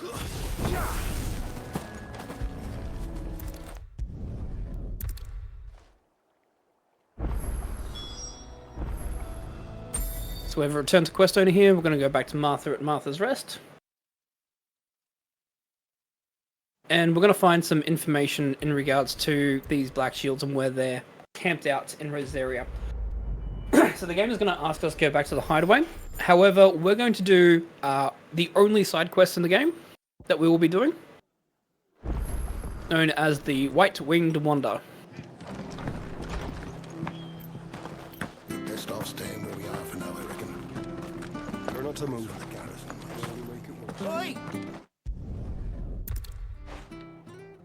Basically, this chocobo trader has said that there's a group of chocobos that's causing somewhat of a bit of a havoc in the glades around Martha's Rest, being led by a particular white chocobo, which is a very rare thing. Chocobos in this are generally yellow. Whiteheart. That's quite a name for a chocobo. He's also worried about them because since white chocobos are rare, the Sanbreque Empire is hunting them.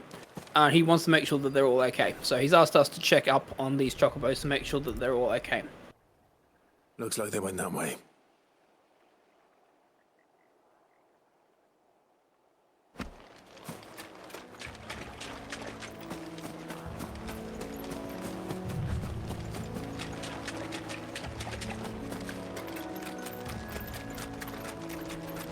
These chocobos aren't going down without a fight.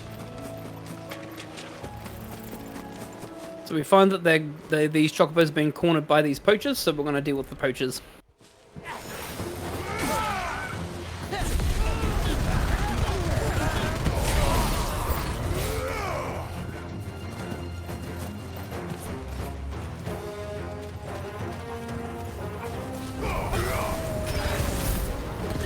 This is Lightning Rod.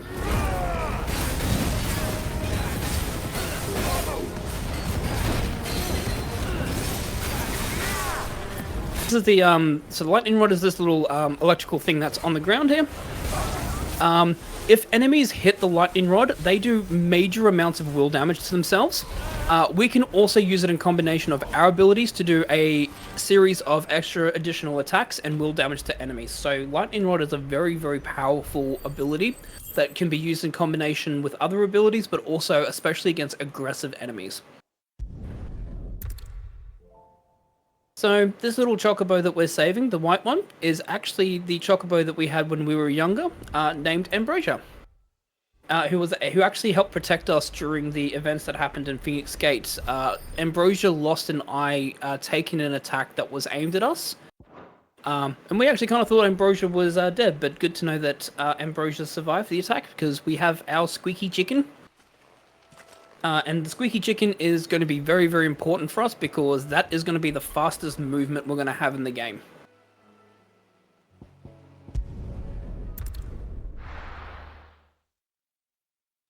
Now, where's Gav? I hear there's trouble.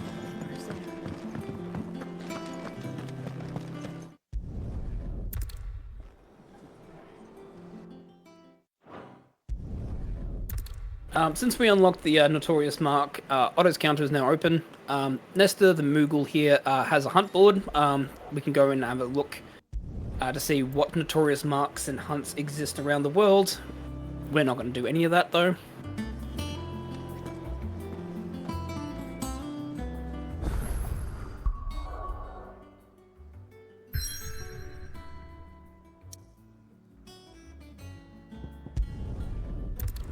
So, we know that there's a group of Black Shields that's also around, but we also know that the Iron Bloods are becoming a problem as well, as they're also harassing the people of Rosaria. And there is a crystal there, so we want to make sure we find a way to get over to the crystal there for the Iron Bloods, so we can deal with that. So take out the Iron Bloods, get a bit of revenge for Jill for what happened to her, because she was obviously under the Iron Bloods' care for years. Which is why we should hurry. And also, in the interim, destroy the crystal. Visit as many as we can and hear their stories. Starting with the village of Amber.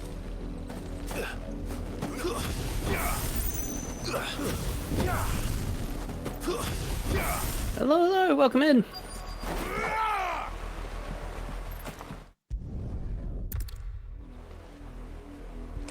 You fancy dancing the gallows jig like the Millers?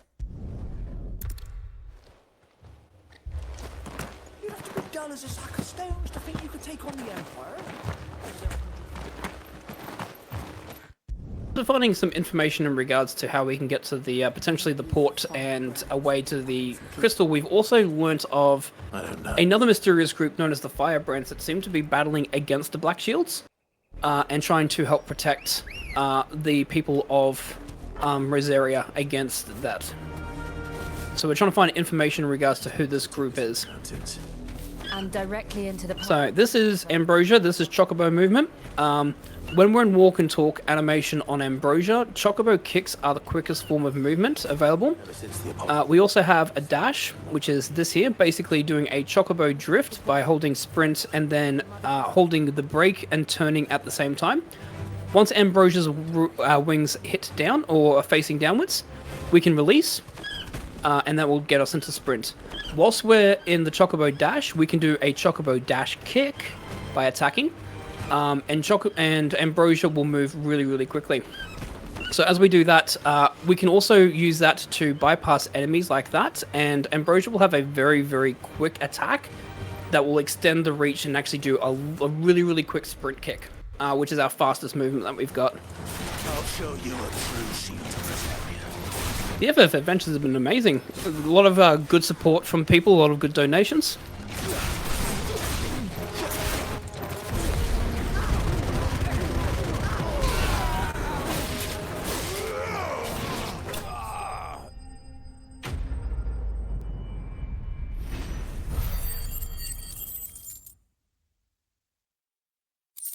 That fight could be a bit annoying. There is a mage user there that does have Cure, which If you do not take care of the mage and he somehow gets out of the grasp of the Wicked Will or the Ignition, that he immediately will start casting Cure and then healing all the damage you're doing to the other enemies. And yeah, one of those situations where you really want to keep an eye on the mage user in those group fights so that you can take care of them. So if something does go wrong, at least they can't keep healing enemies. Leave them here like this.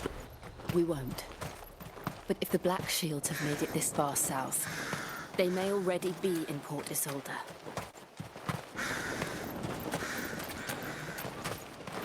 Oh yeah, they absolutely are. We're approaching Buick Bridge. Though I doubt the Empire would let us cross over to Rosabeth. Fly, Ambrosia. Whoa. There's the dash. This is the dash kick. This is the fastest movement we've got. That'll do, girl.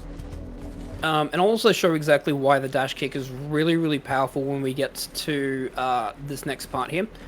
The unfortunate thing about Ambrosia and movement is that if it counts it as a town or, you know, a town or a village like that, you cannot ride Ambrosia. But outside of that, Ambrosia is extremely fast in terms of movement. But it's the actual amount of time saved that Ambrosia does, especially with the Chocobo dash kick, compared to just running and not doing the side quest, is honestly around about 20 to 25 minutes.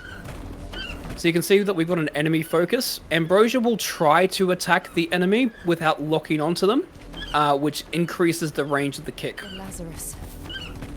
What happened to this place? That's why it's really, really important. And since we're in walk and talk animation here, I'm actually going to target the spider and then use the spider to kick. Because when Ambrosia targets an enemy, the range that Ambrosia attacks with is extremely strong.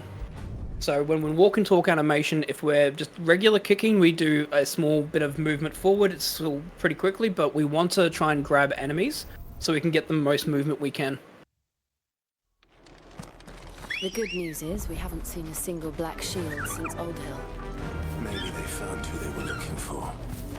Got to be very, very careful here. So whilst having enemies spawn so we can obviously target them to do extended Chocobo dash kicks are really nice, we also just don't want to be in combat, especially in this area here. The fight range is actually inside the gate.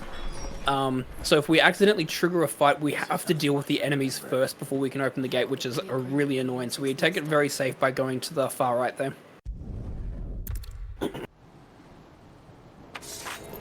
Alright, so these are the firebrands.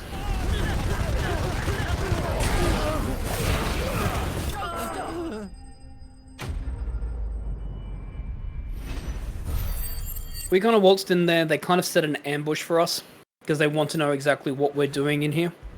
It turns out that these are actually good allies of ours. Sir Wade, who was one of the escorts for Joshua during Phoenix Gate, who helped protect him, and also who helped us in Stillwind, is actually the leader of this group.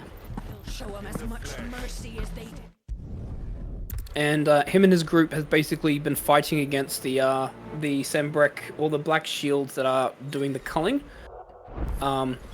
and assisting the people of Rosaria as much as he can. May the blessing of the Phoenix go with you. How long have you been pursuing the Black Shields? Since they burned their first village. We tracked down the bastards responsible and fed their corpses to Stillwind. Suffice to say, that got their attention.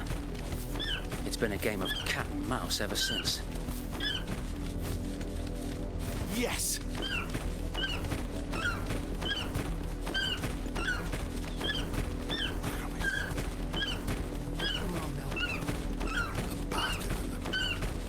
There they are. On your command, my lord. Okay. Got another group fight coming up. Want to try and grab all of them in a single ignition. Revolution ends. We missed one. On these our swords we swear. Again, just taking care of the mage first before anything else, because that mage does no cure. I'm going to set up a lightning rod here.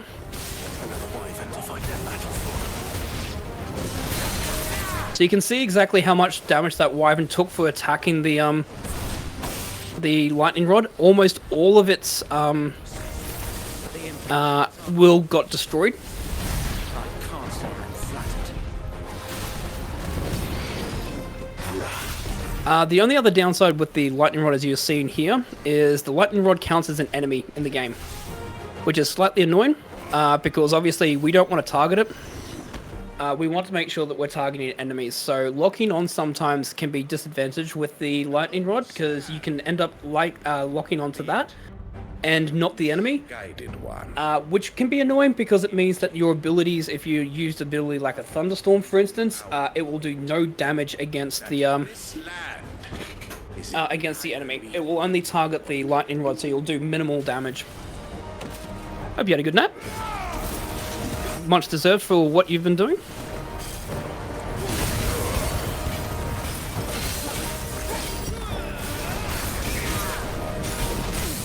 The other benefit, though, of the lightning rod, it has a secondary ability like everything else in this game does.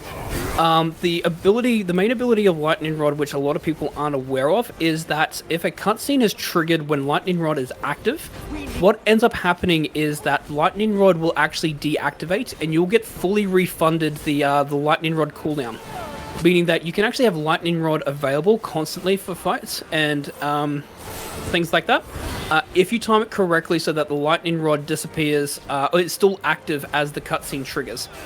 So there'll be a couple of instances of fights like that where we're going to be having lightning rod activated near the end of the fight, so therefore I can have it respawn and be available at the start of the next fight.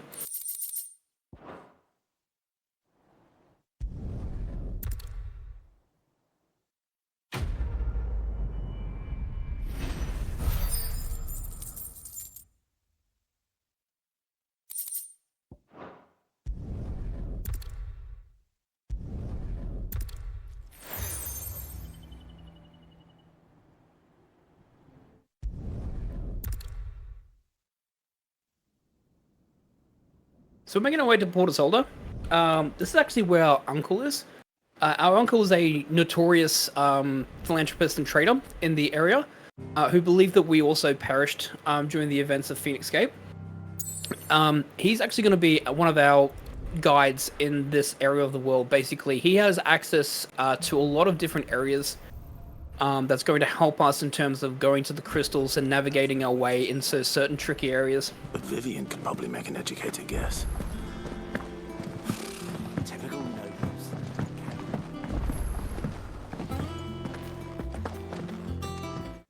I'm actually quite happy with this run. It's been a while since I've done a full 80% run, I'm going to be honest. I've obviously done some practice, but I'm very, very happy because I'm only, 2 minutes behind PB at the moment. It's been really, really good pace. Let's see. Actually, no, I need to talk with the tea house. How did we never... So there's the Patron's Whisper here. This is basically, you have renown, so if you do certain quests, for instance, for people, you will gain renown, so doing certain side quests, defeating certain enemies, defeating notorious marks, for instance, will gain you renown. The higher renown, the more rewards you get from your patrons. There's some really good accessories that you will see there. The main thing that we want it for, though, is the ability points. Because we obviously need as many ability points as we can, so we can unlock as many of the abilities that we can, and level them up. Very important. A lot of runs can be have a long time waste because 400 ability points may not seem like much, but that can be a difference between an upgraded ability and a non-upgraded one, which could be the difference to about 15% worth of damage. I always imagined when I came here it would be to reclaim it. It used to belong to Rosaria, didn't it? Once. So, with the help of our uncle, we've made our way over to the Ironblood Kingdom, so we can gain access to the crystal here, because this is the next crystal that we're aiming to destroy. They don't guard it. I know, it's such a great upgrade, isn't it? Can't believe that we've got a full game with this character. And the only way past them is through them.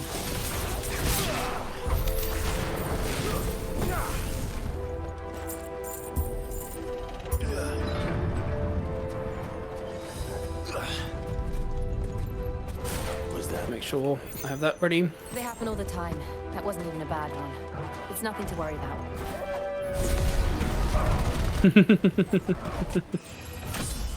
about. One can dream.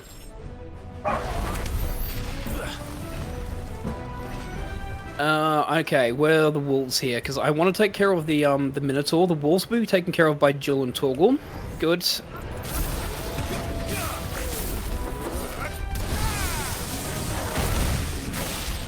Okay, good.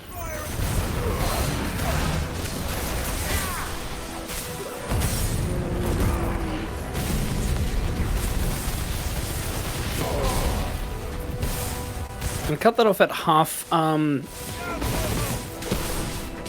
limit break there, because I want to keep limit break available for the Morble fight.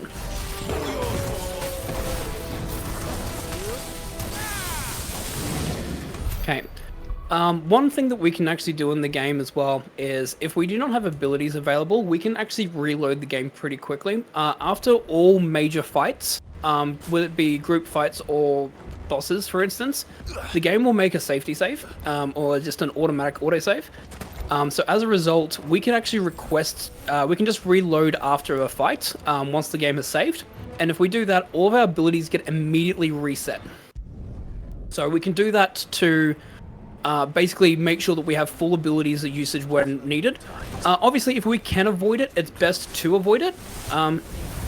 Because that way we're not having to constantly unload, reload, etc. Because that obviously takes a bit of time to reload the game, but if we need to, we have that available for us.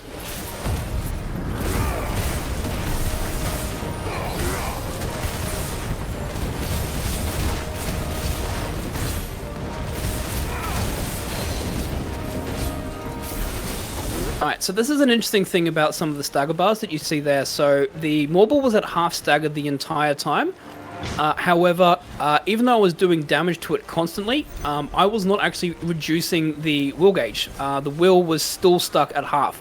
That's because that tentacle attack that it was doing there meant that it could not actually be staggered. It does not have a stumble animation available for that attack. So therefore, I can keep doing a lot of damage there without having to... I can do a lot of damage to it whilst the stagger is still at half stagger, meaning that I can then finish the fight here at this full stagger instead.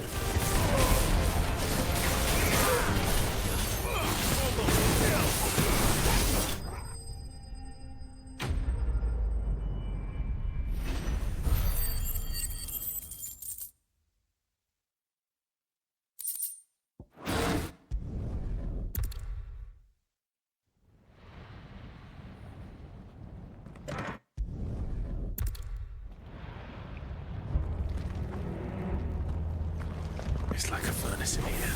So we're inside the volcano. This is basically, there's an oratory here basically where Jill was basically taken to after the events have happened with Rosaria being annexed, etc. So this was Jill's home basically for, I think it was roughly like 11 years. There are two pathways you can take. You can take the pathway to the right, or you can take this pathway up the left. We always take the pathway up the left here. The main reason why is that there's actually a wyvern that exists on the pathway to the right. And if we take that, we have to fight the wyvern. We do not get the option of bypassing it. And it's really annoying because there's a gate here that basically, if we're in combat with the wyvern, it doesn't let us go through the gate until the wyvern's gone. However, we take the pathway here, we bypass the fight start with the wyvern and immediately can go to the gate, bypassing that fight and therefore just allowing us to progress quickly. Is there no other way across?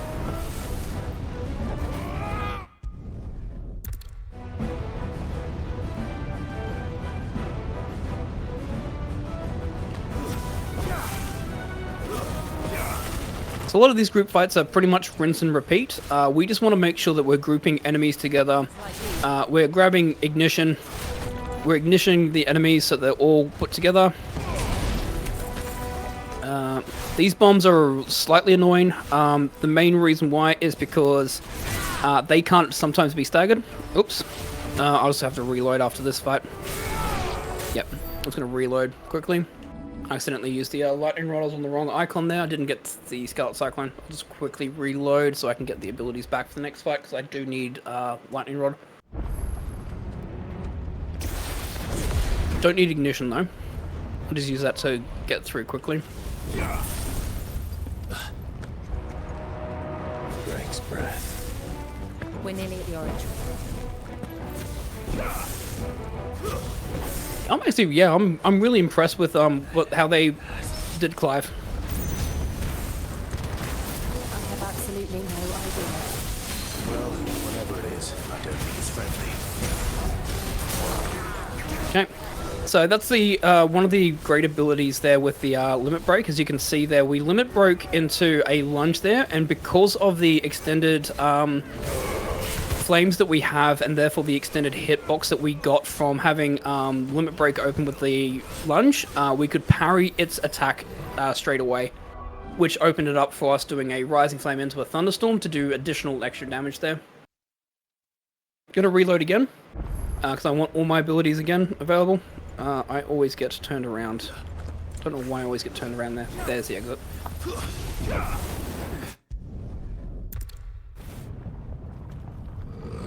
Why attack us then? They're peaceful creatures. Ah, didn't quite get it. I was trying to parry there with the burning blade. Gonna set up there in the corner. So therefore it's gonna constantly attack. There we go. I'm gonna lunge forward.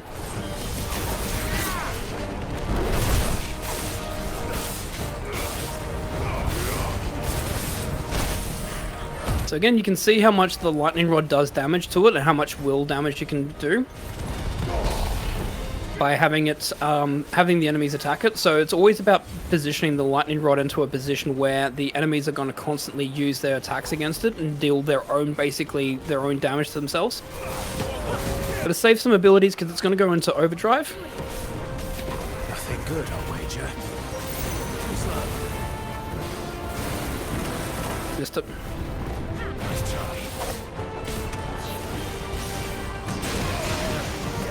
It's alright. Here comes Firewater.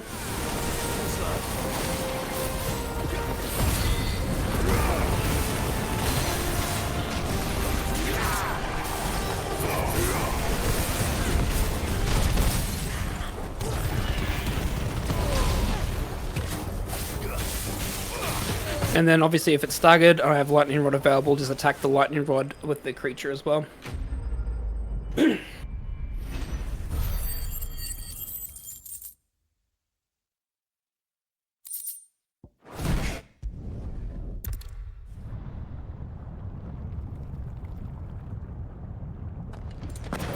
We'll enter the convict by...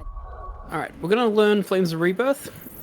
That's where the Talk with the Tea House reward came in real handy. That extra 400 ability points means that we can learn this ability now.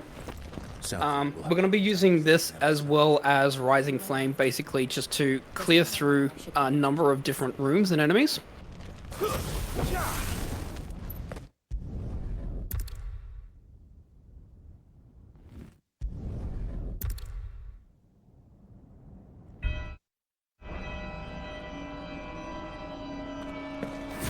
Come on, Clive. We're nearly at the convict. All right. Here's our welcoming party. So I'm going to try and spawn all the enemies. Fatality.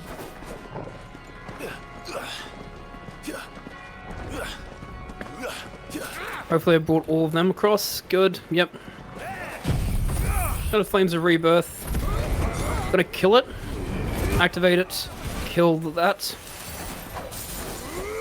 Since they're still alive, one lunge towards them, one aerial attack will kill them. We're going to put Rising Flame back on. I wanted to make sure I still had one limit break gauge left, which is why I just activated and then got rid of it. How many of them are there? Main reason is so I can get this.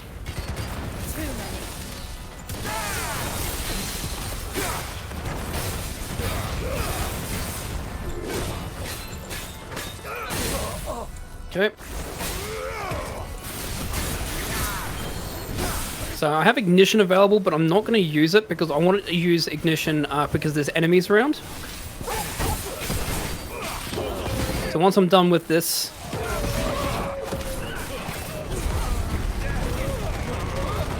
I can pick up all the straggling enemies, grab them in an ignition, and take care of them.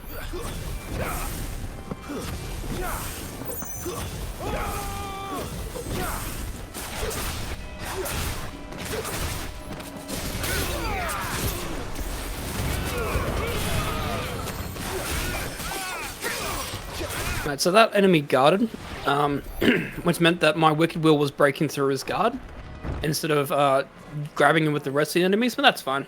That happens. Some of those captains do have guard abilities. The easiest way to do that is either using an ability to break through, or if you actually get to them on the other side of where they're guarding, it's an immediate block. You immediately break through their guard. We're nearly there. Just one last push.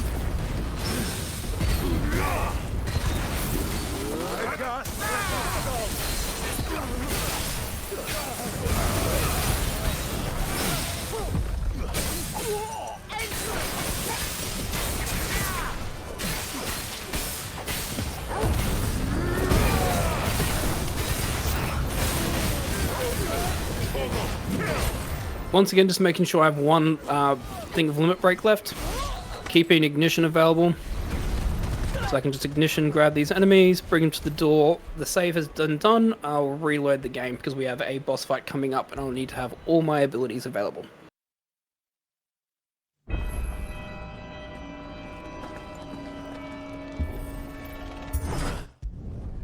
Alright, so this is the Liquid Flame. This is the guardian of this crystal.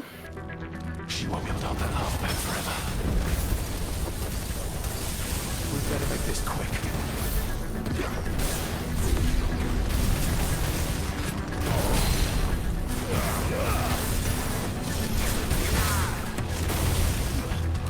Oh, the ignition didn't get all of it.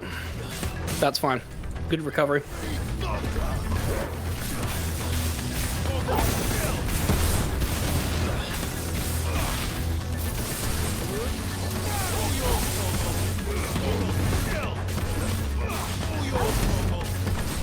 Okay, done all the damage I need to.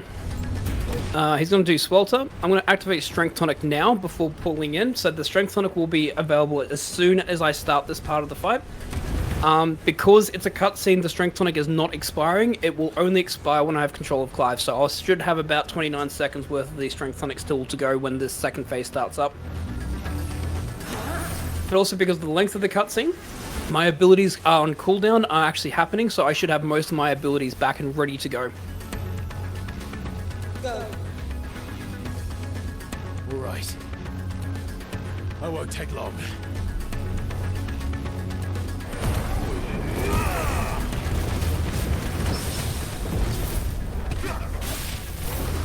Wrong ability.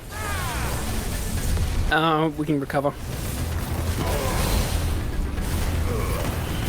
This should be 11th hour. Yep.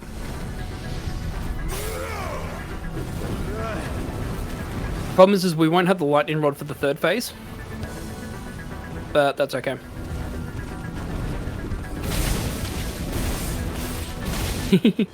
So the interesting thing about this is that there is no magic affinity, which sounds really weird. But yeah, fire moves can work really well.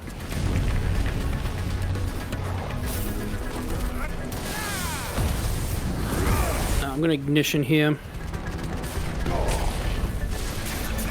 He's gonna get he's gonna get Flagrant Wyvern off.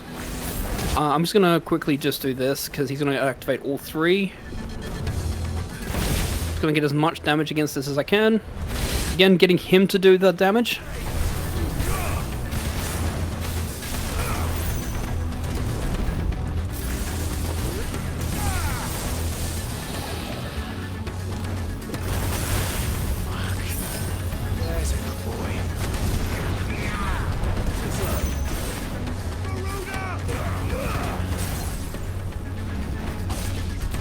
Yeah, used the wrong ability there, so I accidentally used Lightning Rod on the second phase instead of the third phase. So I had to wait for that to come back up, so bit of a slow fight, but we got through it.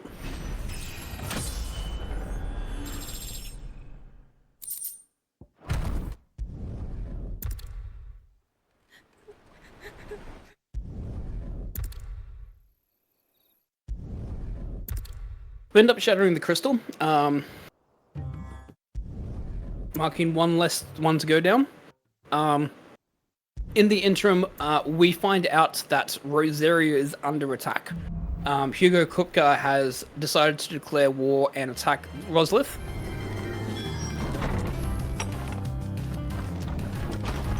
So, I am so sorry about this. Is it true what I'm hearing, Sid? I am so sorry. Let me mute that.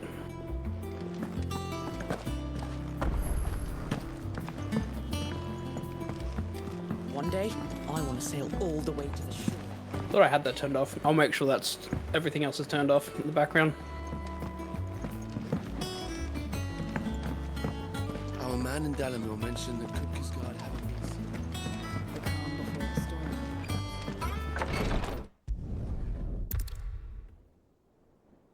No, that's my fault. I thought I turned it off on my OBS. I didn't. I made sure it's turned off now. Probably speak to Otto before leaving.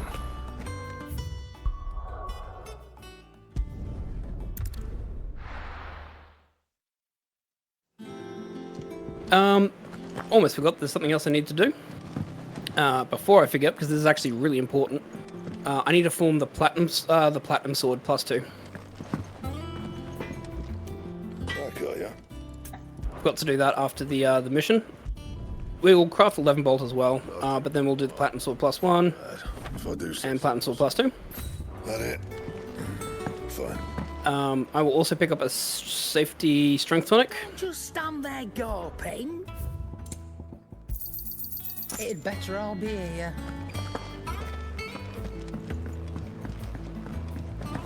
One day, I want to sail all the way to the shore.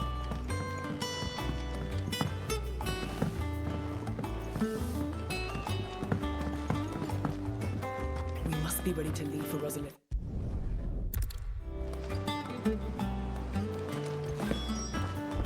So yeah, Hugo Kupka's basically attacking Roslith, causing a major unrest. Basically, we're being told that it's a trap. Hugo Kupka is doing this intentionally to draw us out, because he doesn't know where the hideaway is. He wants to face us for basically killing Benedicta. And so we've decided to take him up on that offer by actually walking directly into the trap, because again, it was our capital, it was our home, we want to defend it, even though it is still technically owned or annexed under the Empire of Sanbreque. It's still where we grew up, so we want to defend it. This isn't an invasion. It's a massacre. He'll stop at nothing, Clive. Originally, it was supposed to be, the reports was it was supposed to be an invasion, basically, because he wanted to take the Roslith capital for himself, to gain access to the Iron Blood Crystal. But since the Iron Blood Crystal doesn't exist anymore, he's basically just doing it just to annoy us. That sort of cutscene there, well, that tutorial says that the mages that are annoying because they know Cure also are going to become extra annoying because they're going to learn the ability Protect.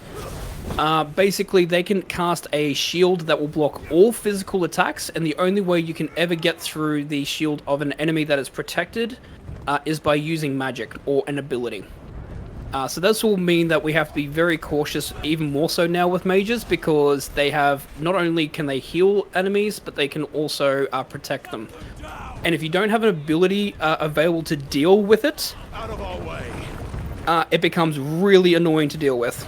So you can see he was about to cast Protect there. I was not going to have it, because it is annoying to deal with.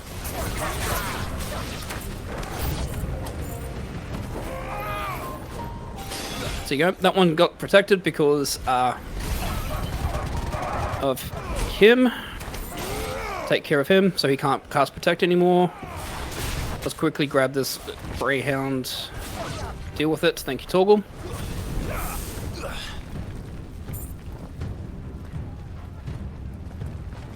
This is going to be our first real instance of the Assassins. The Assassins are really great enemies if you have the Lightning Rod, especially if they use that ability Poison Mist. Poison Mist is basically, they will spew out a whole bunch of poison at you. If you can set up the Lightning Rod so that it actually hits that set it up so their poison mist actually hits the lightning rod, you can almost instantly stagger them, which makes fighting them very, very easy to deal with. There will be a particular fight very soon that will involve 2 assassins. And we want to make sure that we have a lightning rod available for when they use poison mist, because we can tend to get both of them at the same time. It's the out. Get out of my city or die.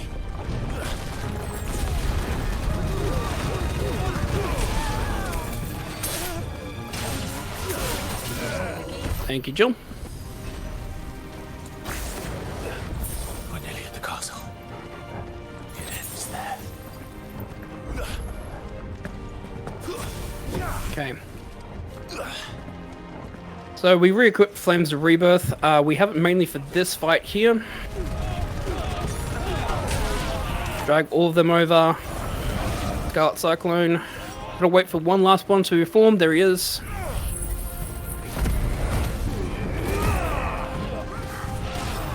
Okay. Now we have one of the most annoying bosses in the game. It's the Curl. What's annoying about the Curl is that they like to move around constantly. They tend to always jump, leap around. We obviously want them to be close to a lightning rod, so therefore we can do as much damage as we can with the lightning rod. The Curl always has a different point of view. They don't like sticking around in the same spot. They prefer jumping. They prefer moving around to keep distance away. And so you can spend a lot of time like trying to set up the lightning rod there to get the Curl in there. I'm quite happy with how that ended up. Okay, it's going to go into its purple phase. We need to stop it. Whatever it takes. I'm going to use some abilities here just so I can get it out of that phase as soon as possible. Let's make this count. Can't be half staggered until that point there. Now I'm going to activate this and my limit break, so I can try and keep it as close as possible to the lightning rod so it can do as much damage to the lightning rod. So I can get a stagger into a thunderstorm.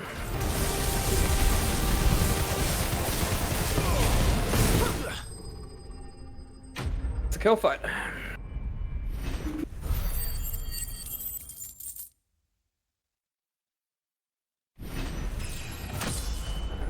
At the end of this fight, we end up getting overwhelmed by the Dhalmekia soldiers that are there with Kupka, and Jill gets taken away, and we're being baited by Kupka to fight him in our castle, in our father's castle. So we break out of prison through the help of Gav. I have to get to the courtyard.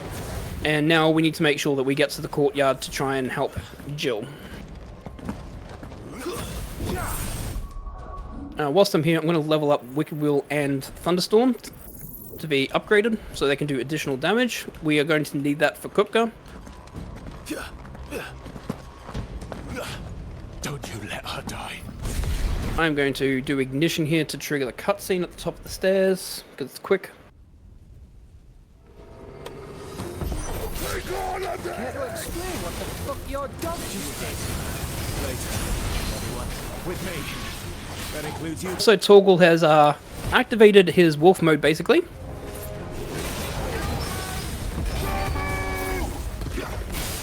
Oh, I've activated the lightning rod too early. That's right, we can deal with this. Should have activated a little bit later. Jill, you still fight. I need to wait for 2 more soldiers to appear. There we go. Flames of Rebirth will kill.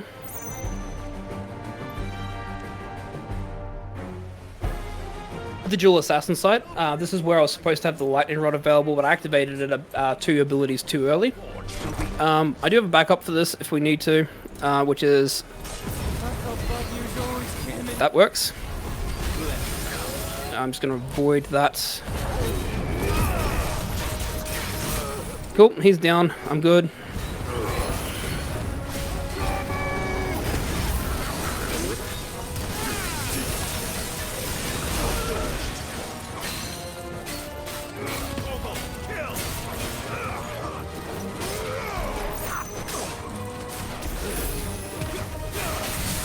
that's what I was talking about with the poison mist. Having the lightning rod available for the poison mist is so handy because they will just do a lot of damage to themselves.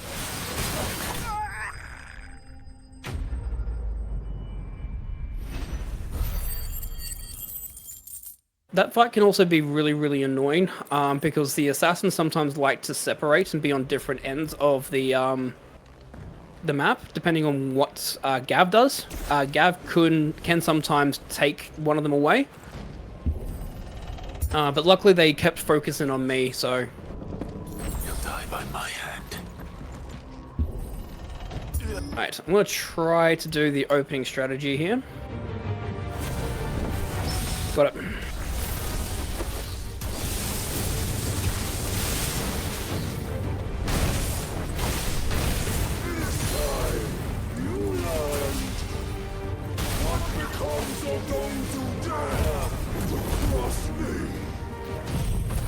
Oh, he's not near the lightning rod. That's annoying.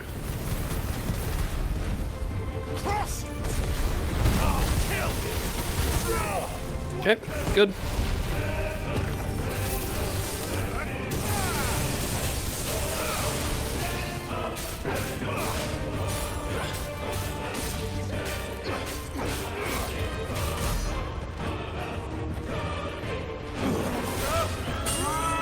Okay, that's phase 1 done.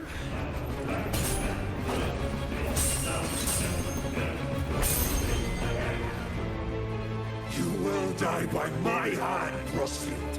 My hatred for you is unending, unyielding. So the parry is very, very good to start off with. I should have done the lightning rod into Wicked Wheel into Thunderstorm, but that's still fine. Hugo Kupka has a bit of an annoying trait where he can actually parry your attacks and cancel them out. He's one of the very few enemies that have the ability to do that. So one of the instances you saw there when I did the Wicked Wheel, or attempted to do a Wicked Wheel for instance, is that he ended up parrying it and moved into a move called Sledgehammer. That pretty much negated the Wicked Wheel from fully forming, but considering that he's very, very aggressive, having the lightning rod there works because then you can bait him into those kinds of attacks, so therefore he can target the lightning rod instead.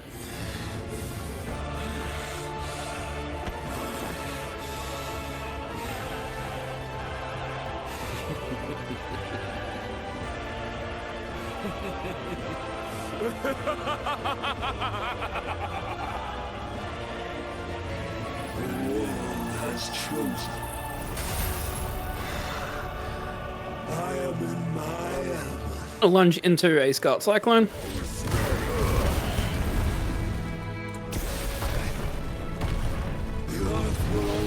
Want to set up a... Set that up there. Make sure we target him.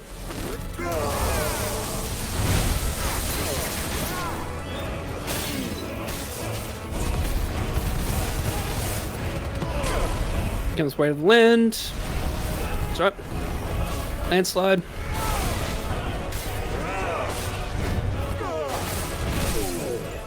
I was hoping he was going to do Torment. That's okay. We can deal with this.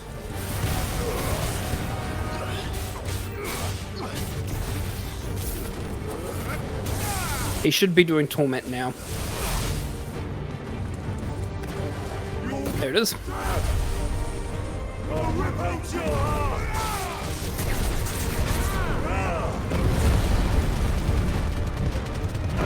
So this is a like a desperation move that he has. This has to come out.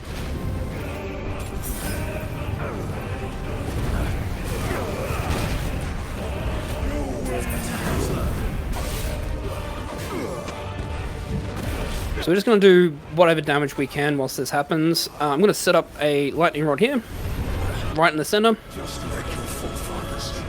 You can actually stand in the center of this and tank the damage if you really want to. I always just play that safe though, just in case. Activate the last strength tonic.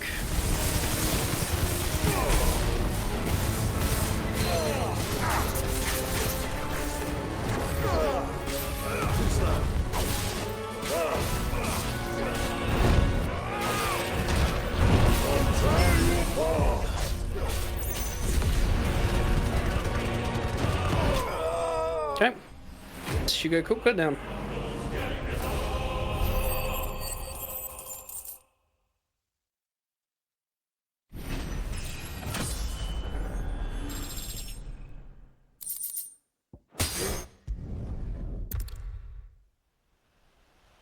So we defeat Hugo. We take his hands, to put it lightly. And he ends up escaping because we end up being ambushed again by the Dhalmekia Republic as they basically try and save him. He escapes over into his home, basically, to try and recover. We take his ability, so we now have the Titan's abilities. Titan's abilities are really, really powerful ones. They do a lot of HP damage, but not a lot of will damage. So very, very good if we want to deal HP, but not stagger an enemy. And there are some instances we do want that. Because otherwise we hit a HP gate, for instance, where a cutscene needs to trigger, but then stagger, etc., etc. The girl that we are chatting to is Mid. This is Sid's daughter. Mid has come to the hideaway basically to help us in regards to building a vessel. One of the crystals that we're looking to destroy will be over in the Waloed territory, which is across the Naldion Narrow, which is a strip of water basically that separates like one half of the continent to the other. We need a way to traverse that stealthily, not only just stealthily, but very quickly as well. Mid has an idea of a vessel that's going to help us do it, and basically is recruiting us to help her build her dream boat, and we're like, well, this will work because we need this anyways, so in order for that to happen, she needs a workshop. So in order for us to build a workshop, we're just getting a list of supplies and materials to find out exactly where we can get all the supplies to help build it.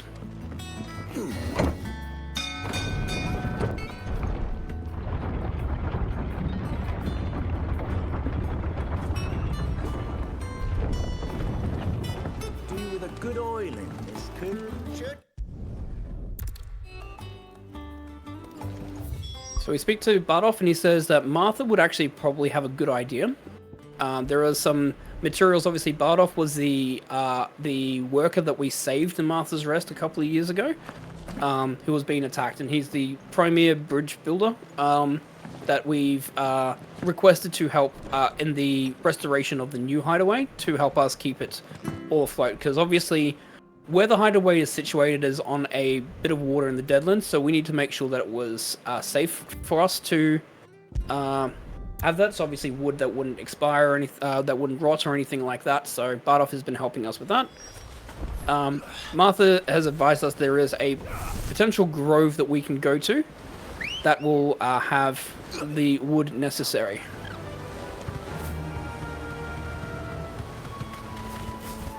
We just need to find Bernard there.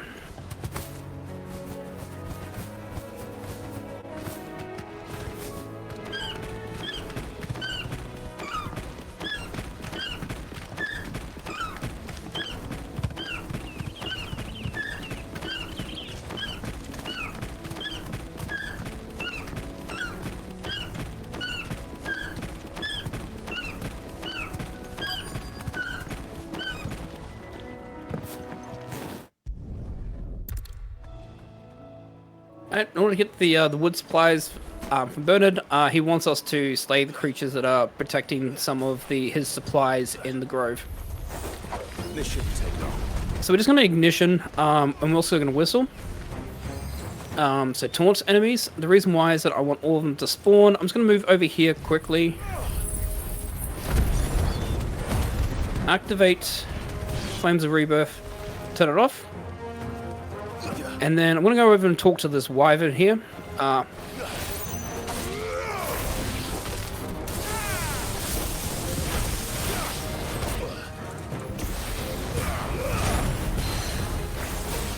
Because Torgal's basically going to deal with the enemies and bring them over to us. Oops, get that set up correctly.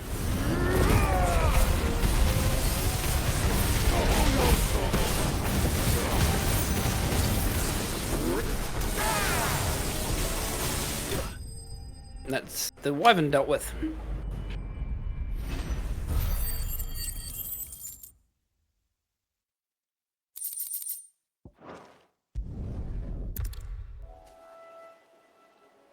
Interesting fact is that if you defeat all the enemies before you actually go see the wyvern actually will come to you. But sometimes the positioning can be a bit awkward, especially with how many enemies there are. You can see that 2 of them, for instance, weren't in the Flames of Rebirth. So what I just tend to do there is I just normally activate it, get rid of most of the enemies. If there's 1 or 2 left, Torgal will take care of it, or at least bring it over to you. And you just go straight to the wyvern and deal with that fight. Let's see how Jill's faring.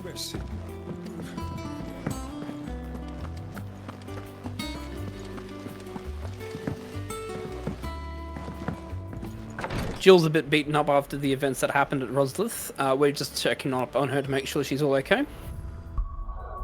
We're going to walk back to the hideaway because it's a long walk from the infirmary to speak with Gav, who's currently talking with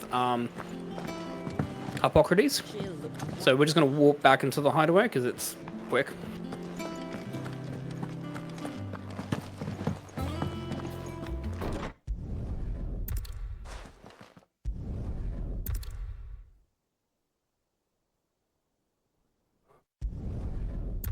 So the workshop's built. We need to have a chat with Vivian in the work and her, basically her library, just to confirm exactly what's happening. See if there's any word around where Kupka is in Dalmekia.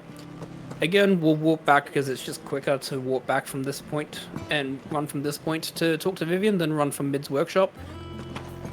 Mid's workshops is actually a really interesting part of the hideaway, especially in terms of routing, because it is so far away. So if we ever need to do anything else in the hideaway that's not the infirmary, it is quicker just to walk back to the hideaway from Mid's workshop. What on earth is Uncle Byron doing here? Only one way to find out. The Litlins have been up to So we find that there is rumor of Kupka in Dalmekia near the crystal that's there, which is perfect because that's our next location. But in order to gain access to that, we need to find out a way into it.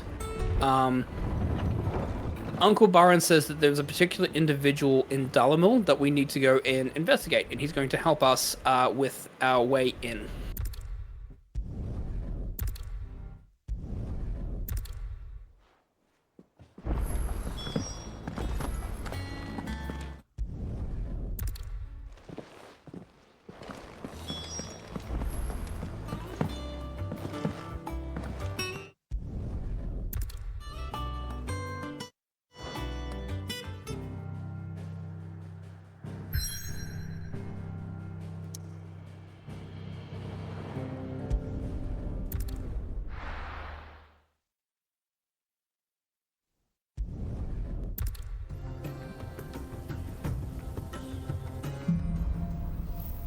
Alrighty.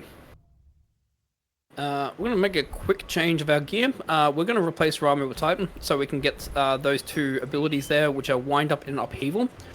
They're 2 really, really good abilities, and we're going to be using them quite consistently. It's over that dune, beyond the ruins. Mark them well, Clive. It's all too easy to lose. So you can see, like, we can't sprint because we're talking with Uncle Byron at the moment. And if we see an enemy, like an enemy pops up on the screen, you can see by the red dot. Road this way accompanying your Ambrosia will target them. So we just need to be very, very careful. There was a technique I used to do, which I used to grab one of the vultures and just attack that. But recently that's not been working for me, so I'm just playing it very safe here. Because potentially if you grab a vulture and you miss, they will fly up in the air, and then Ambrosia will just kick in the ground nowhere and go nowhere. I shall never forget how Elwyn fussed over you as you sat in the sand, bawling like a babe. I'm gonna imagine it probably would be.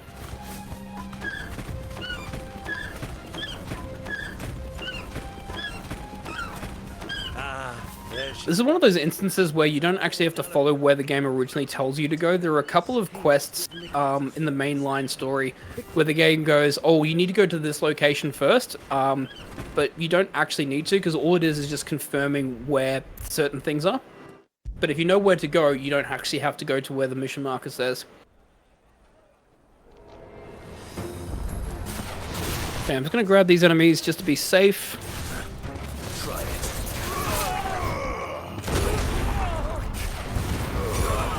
Okay. So we went into Wicked Wheel Upheaval.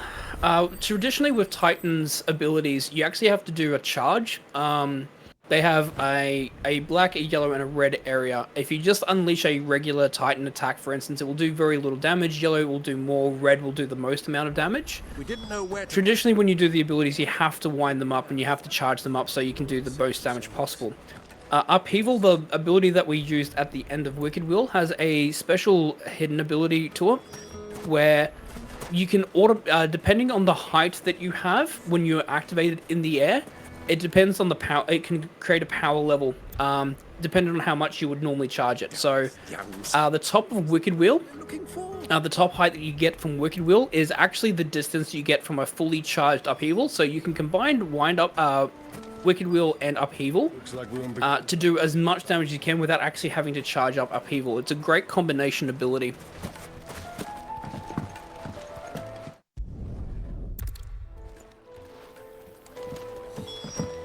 Well, it sounds like we have our man.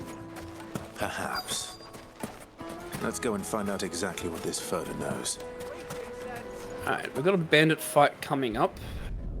Hopefully we get do you think we can the quick fight here? Only as far.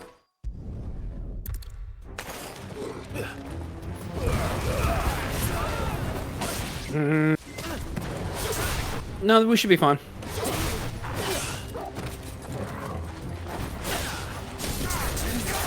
Not exactly how I wanted this fight to go, but we will make this work.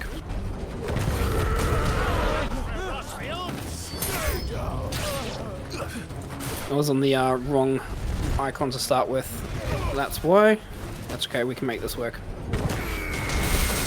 There we go. So yeah, that's wind up, for instance. That's what I mean by charging up the Titan ability. You can hold down the ability, obviously, until it gets to the red. Red is the best one that you can get.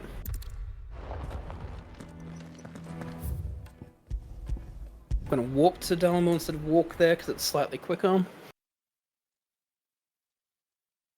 Why is the tavern shut?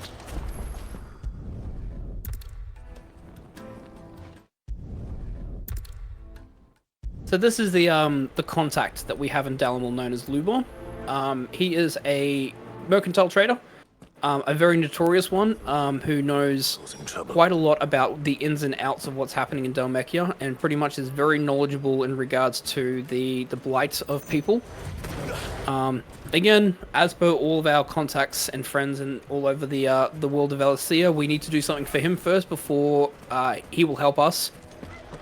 The main reason why is that he wants to talk about some bandits that have been troubling some of the townsfolk around. He wants us to help deal with that. If he does that, then he will convince the guards to open the gate to give us access into Drake's Fang.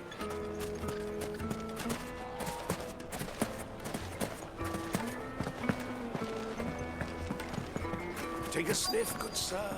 Fresh bread, warm from the oven. You wouldn't believe. I think I'm starting to get an idea of what's been going on. I wonder if Uncle Byron's learned anything. So this is a good example of not having to follow the quest marker. So they're asking us, we need to find out where our uncle's gone, and we probably assume he's at the inn. If you actually just speak to Natalie there, she just tells you that she believes that she saw him speaking with someone up here. So you can just actually go up the stairs and immediately activate the cutscene to talk to your uncle without having to speak with Natalie.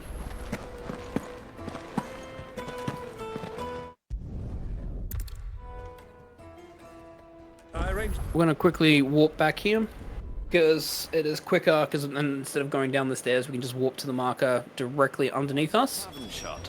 And we are going to speak with the soldiers in the desert in regards to their bandit problem. Bump off him for a quick boost. Call Ambrosia. Good go. Fly, Ambrosia. Oh, didn't get the boost. Nope. There it is. I'm going to activate, there will be a couple of wolves that will spawn up here. I'm going to use the vulture to help get a bit of an extra boost. I'm going to get the wolves also to give me an extra boost. There we go. And then I'm going to fly.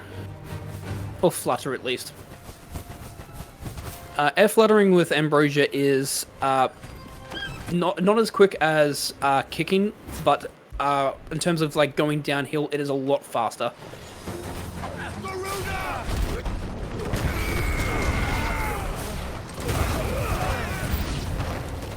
It's not over yet. All right, got to position myself here. I'm just getting warmed up.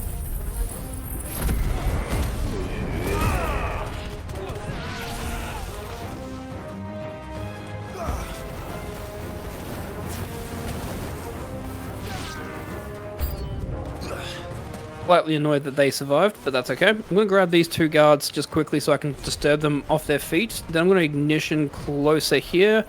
Wind up this one here. Oh, missed the wicked wheel. That's okay. We'll quickly get rid of it. Here, there we go.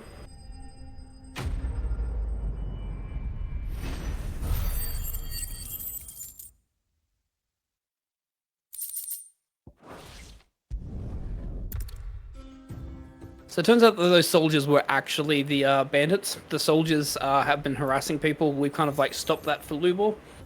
He's very thankful. We get a symbol of our friendship, which is the Desert Rose. And he will open the gate to give us access into Drake's Fang.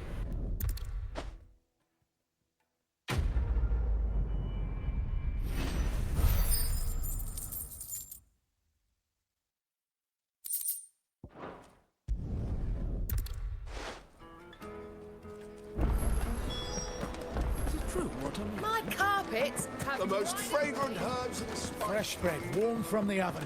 Here, have a taste. Plates and pots! Bowls and... Hanging lanterns. Ah, they've opened the gate. Lubor was true to his word. Gonna talk to this trader here, just to pick up some more strength tonics. An excellent choice. We should get going soon. Do you have water?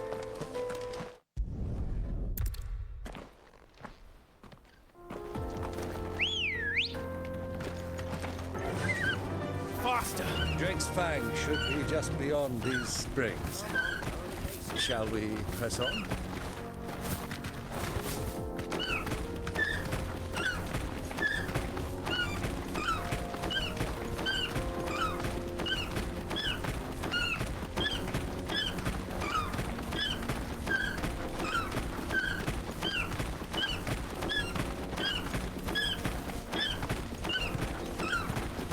Ambrosia should have enough sprint to get to the end.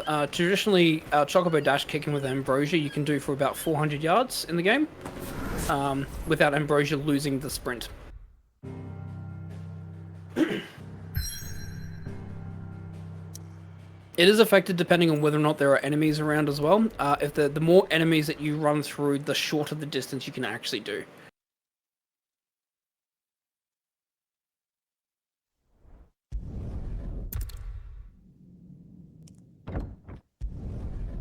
Alright, so we found an entryway into Drake's Fang.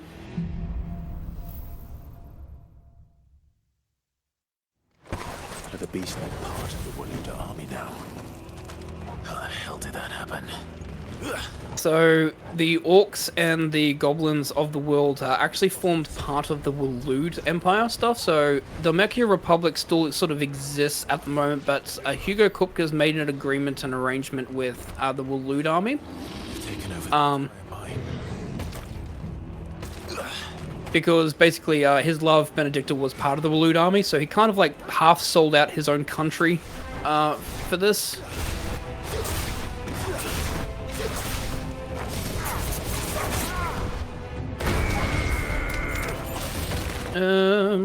This is Flames of Rebirth, isn't it? Yeah. Don't want to activate that yet. I will just keep this because I do want to keep all of my abilities here at the moment because I need to use them for a specific group fight coming up. Mainly Ignition, Scarlet Cyclone, Flames of Rebirth need to be available. So I took a bit of a slow fight there.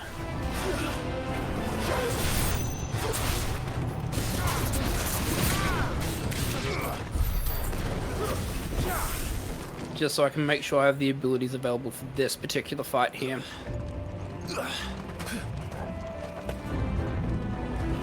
words. You should never have left Ash. Nope, wrong one. I want to grab him, him. Okay. Grab all them. Then grab that and that. Wait for the other ones to spawn. I'm going to slowly bring some of them over. The reason why I'm going to pop a strength tonic here. Flames of Rebirth. Limit break. That should kill them.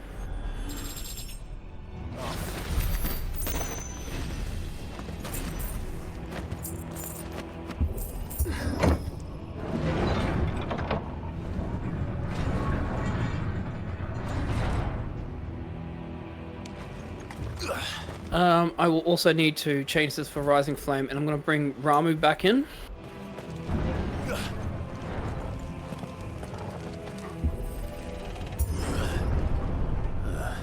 Because whilst Titan is good, the Lightning Rod for Ramu is more important, and I don't have enough ability points yet to fully master it.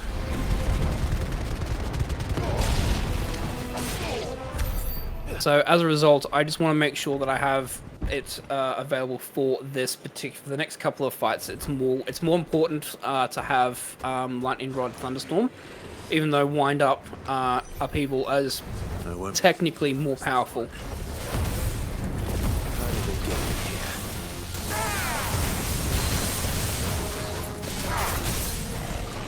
Alright, so interesting thing about Warlords is I'm moving backwards before repositioning the Lightning Rod.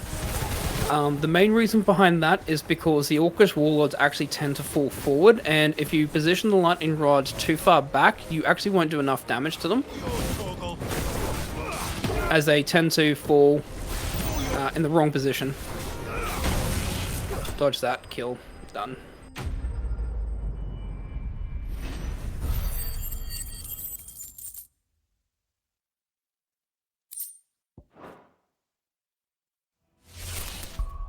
Okay, that's good.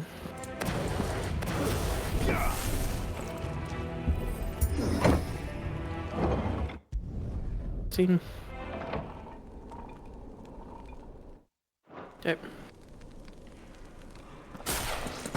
Kuka never did do things by halves. As if taking the Mother Crystal to his own wasn't enough. He had to build his castle in it. Gotta activate the next Strength Tonic as well before the fight. I'm going to position myself in a particular way here. With me,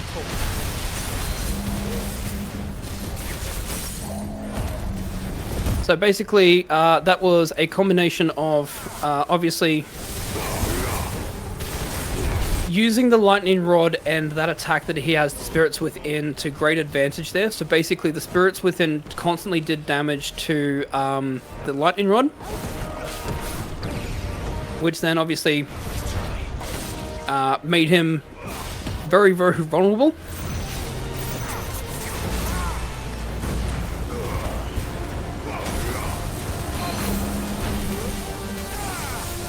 It's over. And so using a combination of having the Lightning Rod in a particular situation there, so the Spirits Within constantly was hitting it, and then also taking damage and then doing a Scarlet Cyclone, pretty much it's almost an instant knockdown. Did the Orcs do this too? And we kept Ignition available, so we didn't use Ignition at the end of the fight. I used Thunderstorm instead, and the reason why is because I need Ignition for this particular fight here.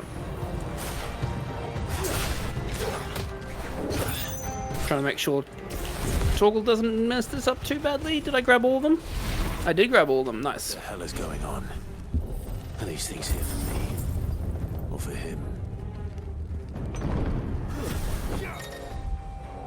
Alright. So these Spectres are also similar like to Mage users. They can learn Cure, they can learn Protect. The next one that they've learned is Bravery. Bravery is another annoying one that we have to learn to deal with.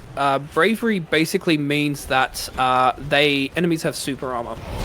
So they can still take damage, but they can't be picked up by things by like Wicked Wheel, Ignition. They don't stagger.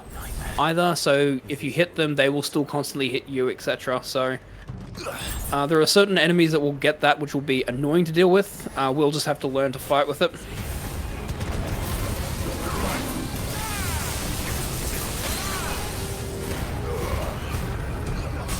Good, he didn't teleport.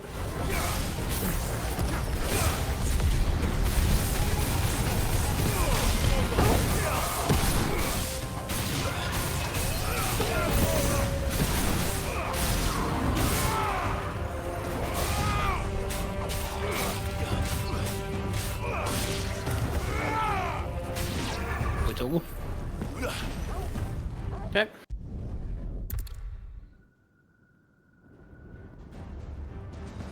I want to swap out Rising Flame for Flames of Rebirth because we've got a couple more group fights.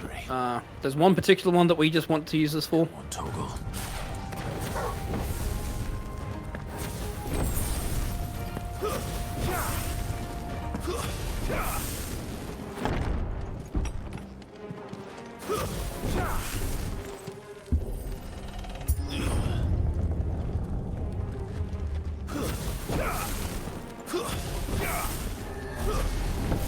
So we're just going to go into the center here, and we're just going to do a very, very weird Scarlet Cyclone there. The reason why we're doing a Scarlet Cyclone there instead of like grouping enemies first is because I just want to grab a small amount of enemies. Toggle's going to take care of one last one, and then as these ones spawn, as the final one spawns, I can then just do a Flames of Rebirth here. So it's all just about positioning and getting yourself into the right position there to not necessarily waste time using Deadly Embrace to grab all the enemies. You can use Ignition to help group enemies as well. So we made our way into the castle that Kupka has built inside of the crystal. He's primed himself, he's gone berserk and turned into the Icon Titan.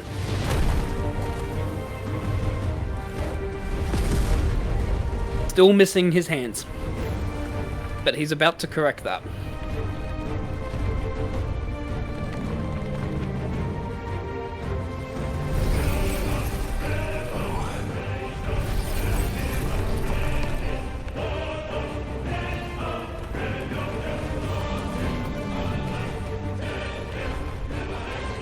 Alright, so Titan, there is two things I'm going to try and do here. The very first one is to try and get the first stagger skip. So we can actually activate the cutscene for this without actually staggering. We have to be very specific in our combination.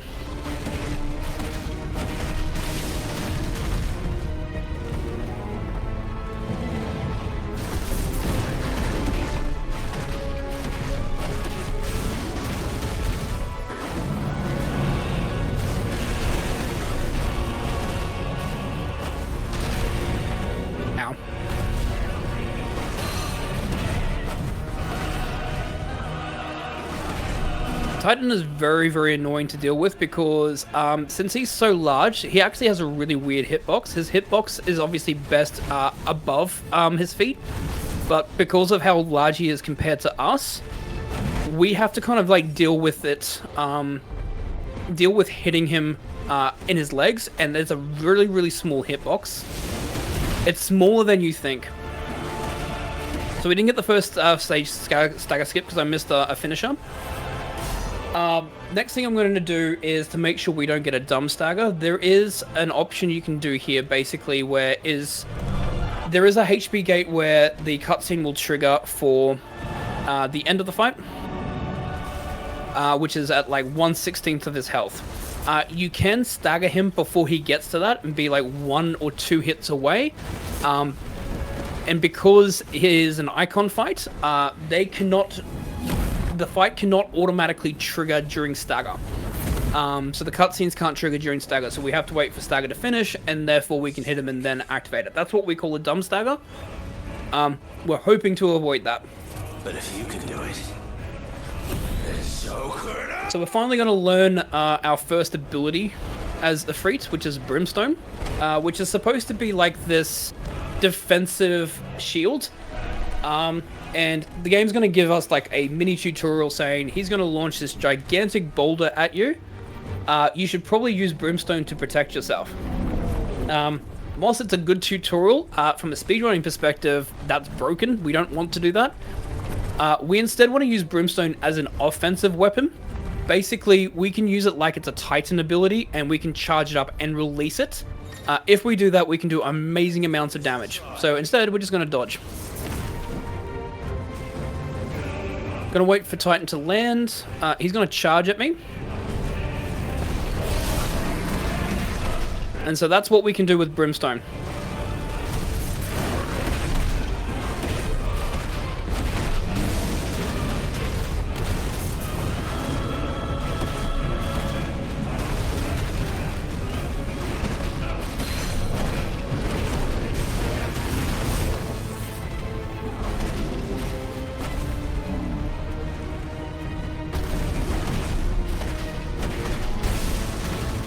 Yep.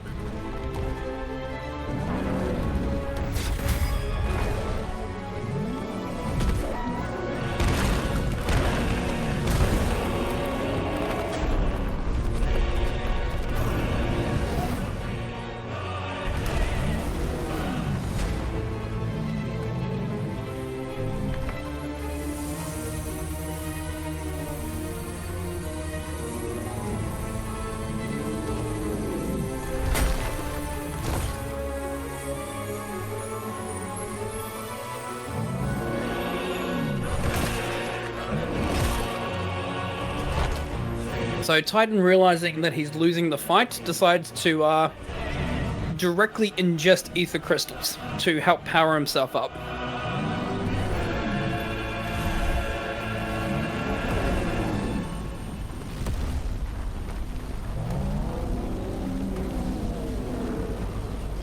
What the hell has he done?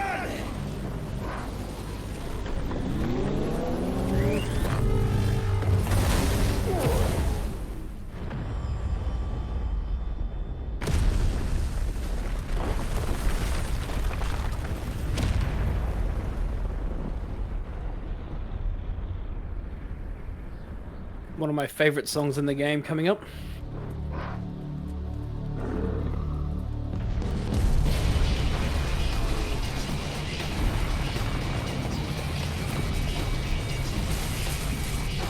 So ingesting the crystals has powered him up to become Titan Lost, the absolute gigantic behemoth of an icon.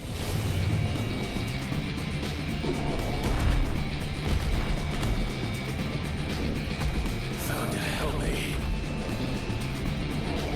It's do or die. I'm coming, Kuka. We have a bit of an auto-scroller here. Basically, the only goal that we have here is that we can't really speed up the run. We just need to make sure we just don't avoid getting hit. So just spam magic and just avoid the boulders.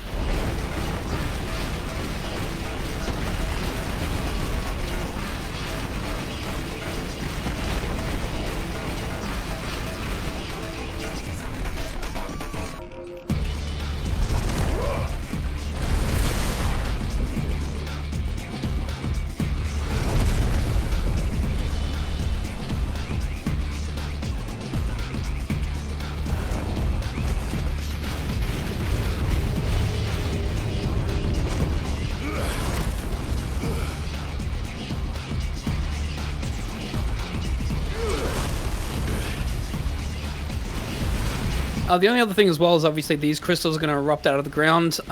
Dodging or evading by using the R1 button is slightly slower. So I just dodge left and right because they're pretty easy just to dodge. You just keep moving.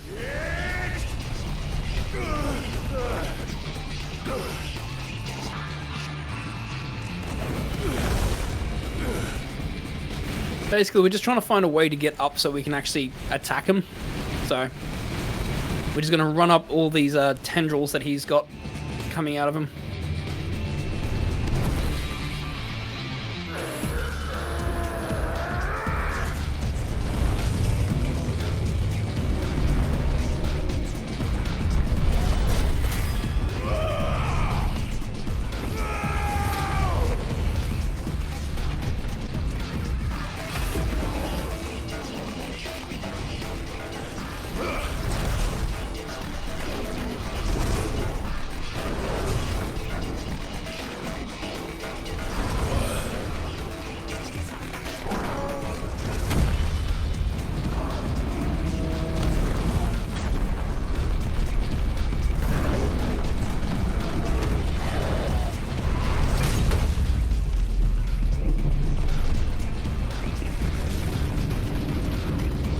So we've taken on one of his arms.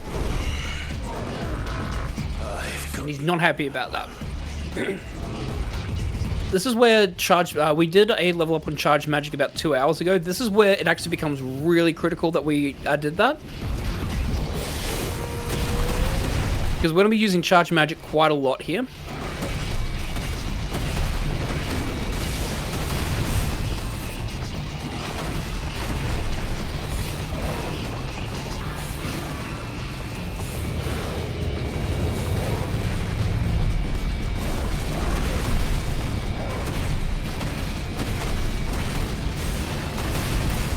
We don't have much options in terms of fighting him, because he's only going to attack us with certain moves at periods of time, so we want to do as much damage as we can with charge magic to basically activate stagger.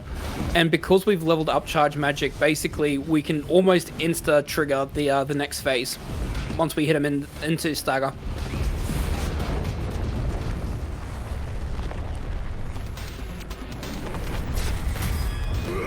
So just using a combination of Brimstone when it's available, full ground combos with Magic Burst at the end, and Charge Magic. Should be able to easily one cycle every phase by doing this.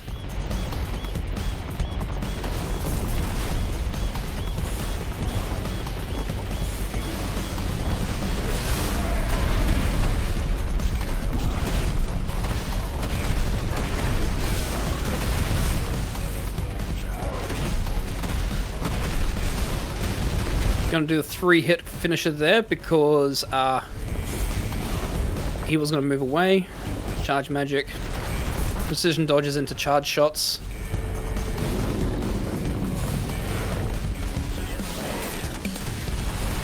So interesting thing about leveling up charge magic and why it's so important and critical to do that. It does increase damage slightly. The big thing about leveling up charge magic though is it actually reduces the cooldown for doing charge magic. I think it becomes from like 2.8 seconds to like 2.1 seconds. So it means that we can quickly do more and more charge shots.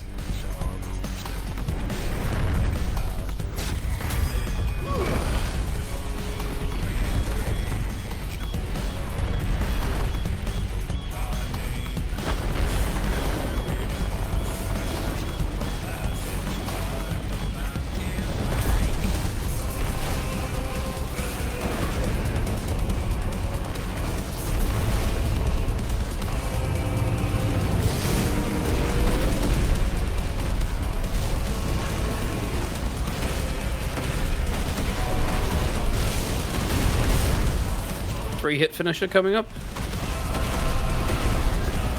Yeah, I got greedy. That's right.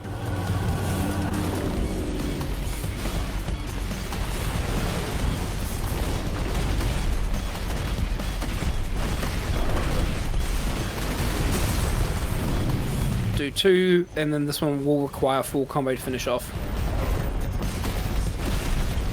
There we go.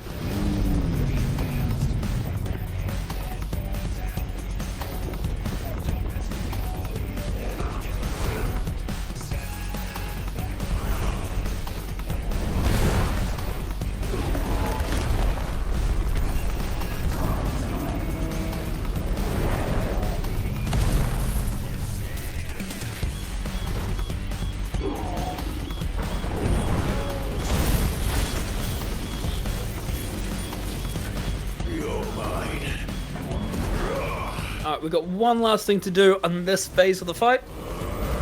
We've got another sort of mini auto-scroller coming up.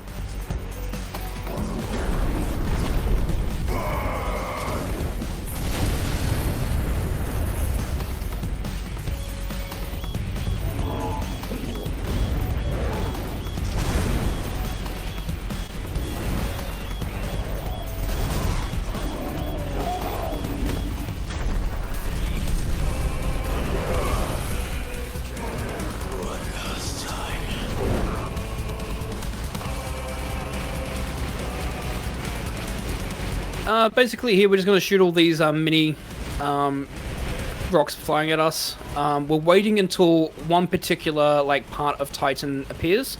And we're going to try and charge magic hit it because we need to do 3 shots against it to beat it. Should be forming shortly. So grab this one down here first. Okay. I missed the first one. It's annoying. Alright, got it.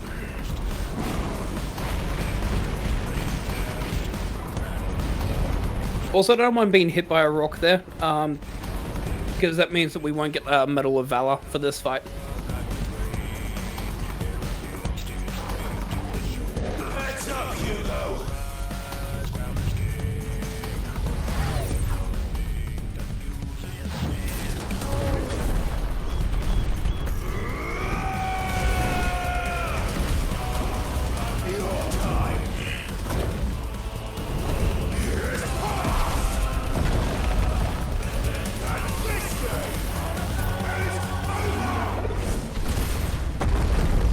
Treat with the biggest lie in the game. The game is not over. There's still another 3 hours and 20 minutes to go, roughly.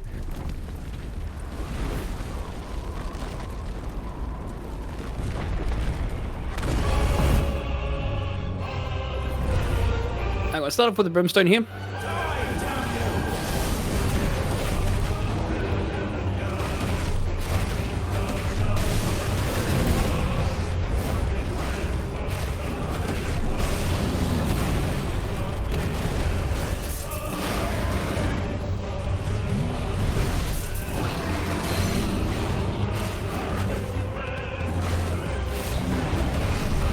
Really awkward because there's not much you can do in terms of controlling it. You can move slightly left and right, but mainly the big thing is just making sure that you're activating things like brimstone and like charged magic finishes like right when Hugo's next to you, so that way you can actually hit him. This is really good. So what we've got here is that we've entered the second phase. And we haven't not staggered him yet, so this is what we call a first stage stagger skip. I can do much. I can just do charge shots against him. I keep hitting him, etc. He can't stagger at this point because he has to do this full-blown cutscene. So I can take his health down for as long as I need to, and then finally I can stagger him immediately into like a brimstone to do as much damage as I can. Do a couple more attacks. Can do one more. And we're going to activate the end of the fight by only staggering him once.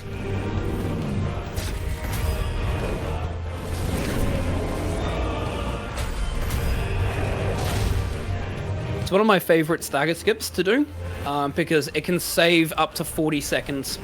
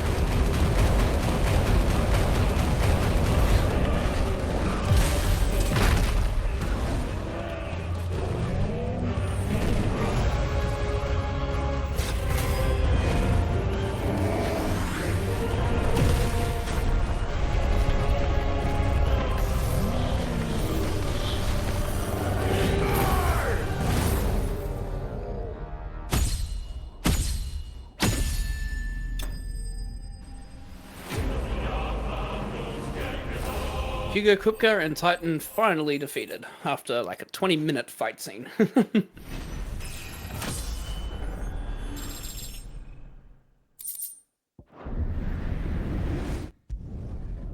So not only have we defeated Hugo Kupka, but we've also destroyed the crystal in the area as well.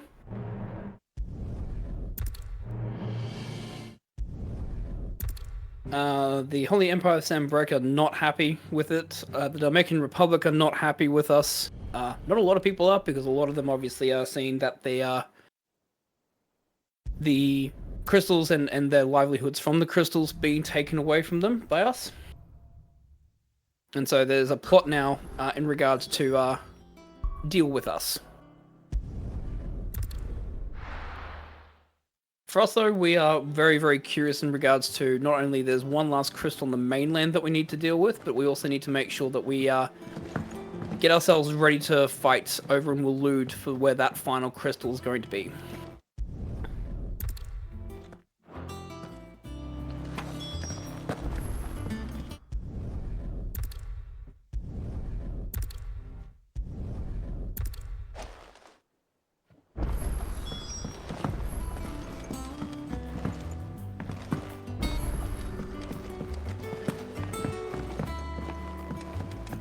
So, in regards to this, we now need to work on the ship that we're going to be building, that Mid's building for us.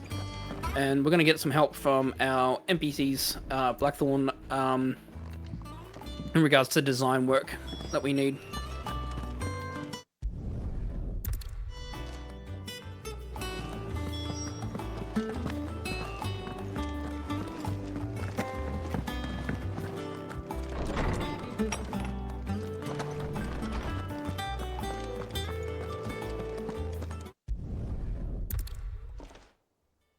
Right.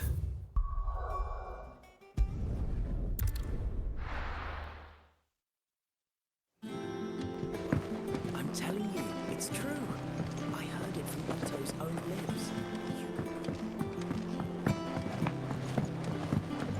We also had a chat with everyone just to see how morale for everyone is now that we managed to avenge what happened to the previous hideaway and to Rosalith through Hugo Kupka. Morale's on a fairly high point for a lot of the inhabitants of the hideaway. They're all very thankful for us avenging the Fallen by taking care of Kupka. But they also know that there's still a lot more work to be done. If I don't come up with some... So Mid is in the midst of her design.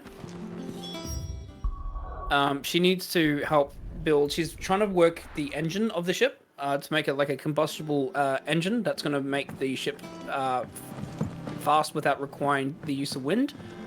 And is going to ask us to help see if we know what to do with it. Obviously, Blackthorn, who works at a forge, should have a good idea in regards to this. So, looking at thermal plating designs and whether or not we can build it.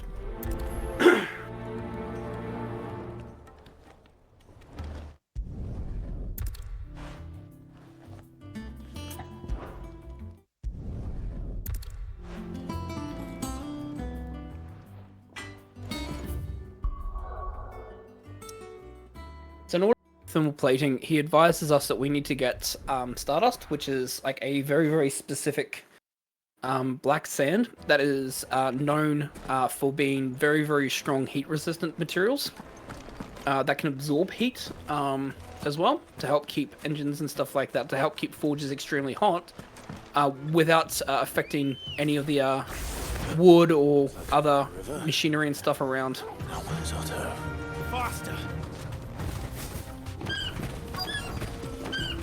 You get an option of picking either Otto or Gav for this mission. We just pick Otto because he's the first one. Doesn't really matter too much who we pick for this one, but obviously Otto is just first on the list, so therefore we grab him. There's another mission that'll be coming up where we need to collect some more ingredients in Northreach. That one actually does matter who we decide to go with. Canonically, I know a lot of people would have chosen, because you can choose between Jill and Tyre. I know a lot of people would obviously choose Jill, so that way, because you have really nice interactive cutscenes with whoever you choose, talking about their history and things of that nature. So obviously Jill is definitely the main choice for a casual playthrough, but from a speedrun, when we get to it, we will actually be choosing Tyre. And it's literally because it saves 5 seconds. And it's all about the position of where they are when they spawn in on the map. That's it. I'm going to collect some Stardust. I'm actually going to go over this way and then call Ambrosia. Let's see how Otto's getting. The reason why is Ambrosia will jump from the ledge down to us. If you immediately call Ambrosia when you pick up that Stardust, Ambrosia sometimes can get stuck up on the cliff. So I normally just go quickly over to the left so that Ambrosia can jump down to the cliff and meet us. Hand over the Stardust to Otto. Otto is going to refine it. He's going to send it back to Blackthorn. Blackthorn is going to start working on the materials. So we're just going to return to Quest Owner.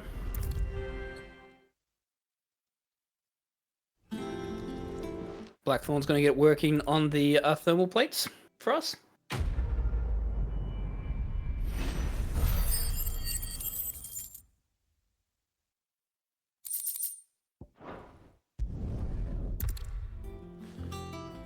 So now we'll report back to mid saying that this is underway. So instead of having to run across the other side of the hideaway, we can just teleport to her. If I don't come up with something soon. Her chief engineer, Helena, has an idea in regards to keeping the steam part of it well protected as well. And says that there are some ingredients potentially using like the outer casing shell of the engine can be done from using fallen ruin parts. And she says there's potentially a suitable engine part in one of the ruins near Lostwing. Good day to you. In Lorbit's Pass.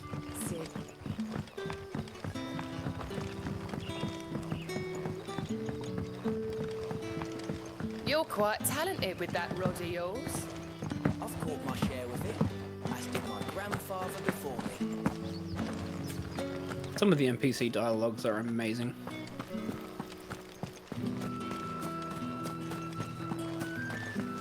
There's unfortunately there is a warp point that's actually really close, but there's no clean way of getting there quickly. If you casually play through, there is a Fly, Ambrosia. basically a map warp point that's just to the south of where Lobert's Pass is. But considering that we have no real fast way of running to get there because there's enemies along the way, we have to go the long way through Northreach, which is slightly annoying, but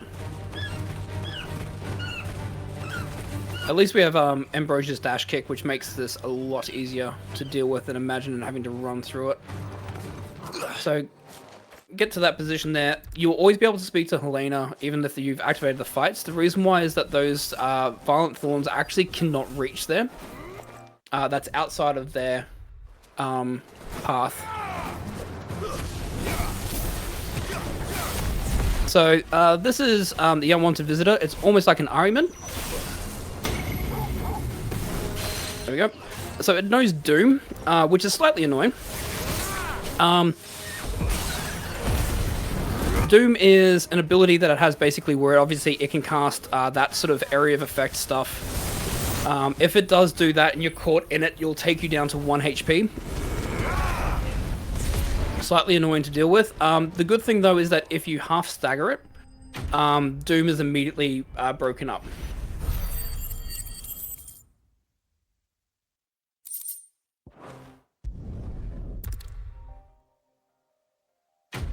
So we found the engine part basically, well the outer shell of the engine, what will become the outer shell of the engines. They're going to have it returned back to the workshop in the hideaway.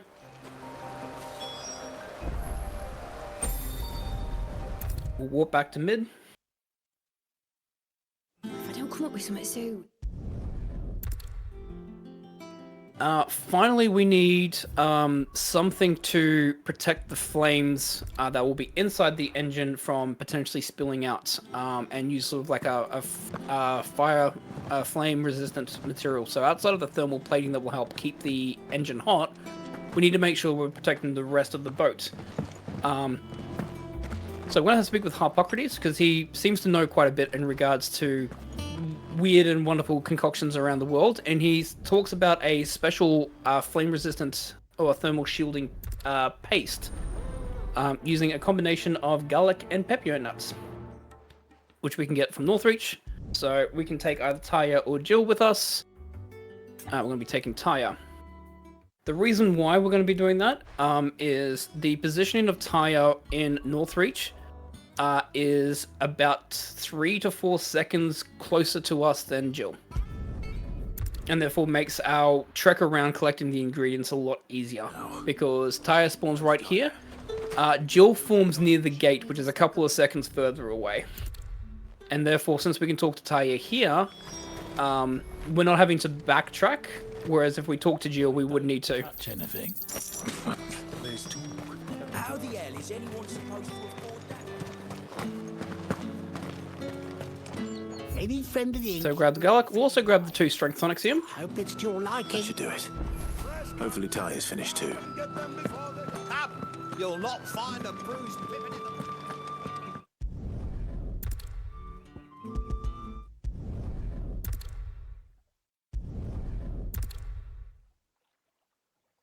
Have a deep and meaningful conversation. Speak back to Hippocrates in regards to making the paste.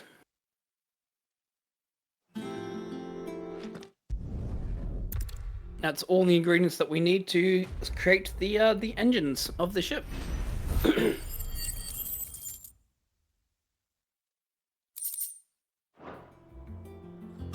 Well, I better go and give Mid the good news then.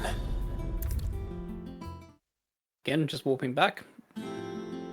So this is where a lot of the time save comes from with the return to quest owner. Originally, when we didn't have this, we would have to run back and forth all over the hideaway, and literally took a couple of minutes to do. So this is the engine.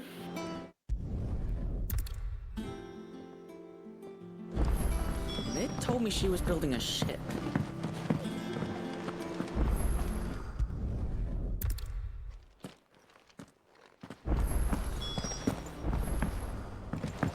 Alright, so now we've got the ship currently in the process of being built. We need to be able to find a place where we can set sail from.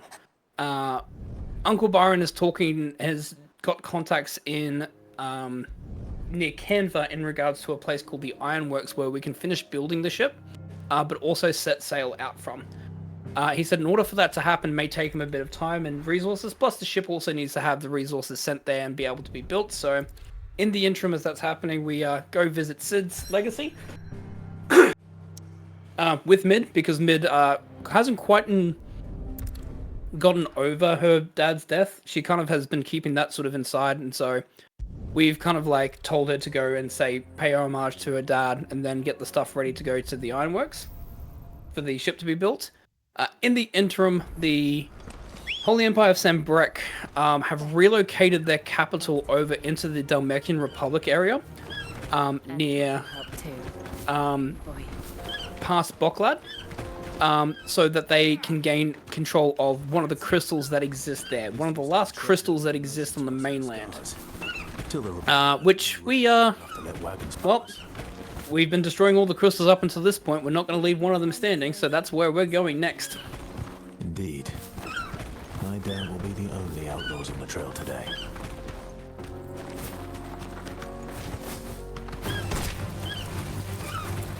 Oh, yep. Ambrosia dropped sprint there.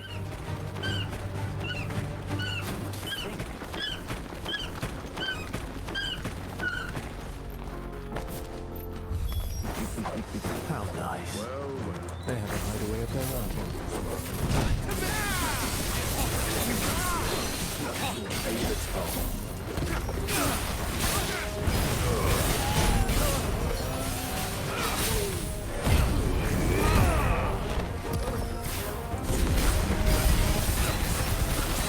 I'm gonna do some damage here. I'm just waiting for one thing to happen, which is this here.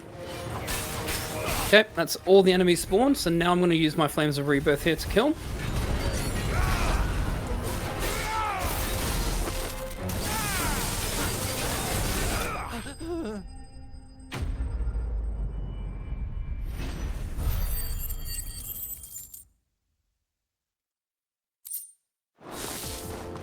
We've done the Republic a service.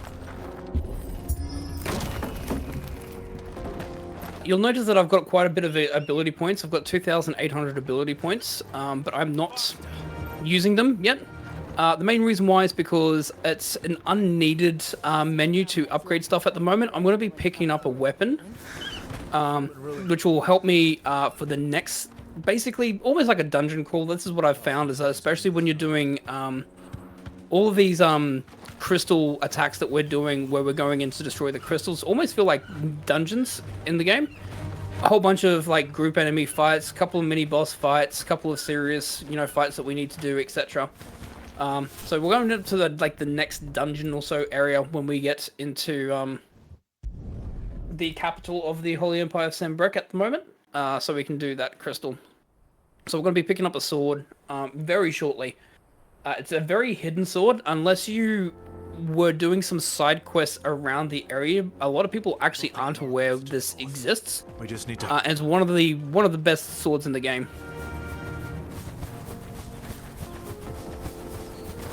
Infiltrating the Dominion won't be easy with the Imperials on high alert. No. I'm going to stay to the right here because there's an enemy that spawns to the left and Ambrosia likes to target it. His troops are well trained and increasingly battle hardened. But it's not as if we can wait for the more refugees. And they're all making for the crystalline Dominion. Because they don't know how to live without the crystal's blessing. Alright, so we're in Boklad. We're here to meet with Goots. Goots has some traveler's pass that's going to get us into the capital. So we're going to meet up with him so we can get those traveler's passes so we can make our way into the capital. For us here after replenishing his supplies. I dare say he'll have finished by now. Let me carry your goods. I'm cheap. Peaches and pears.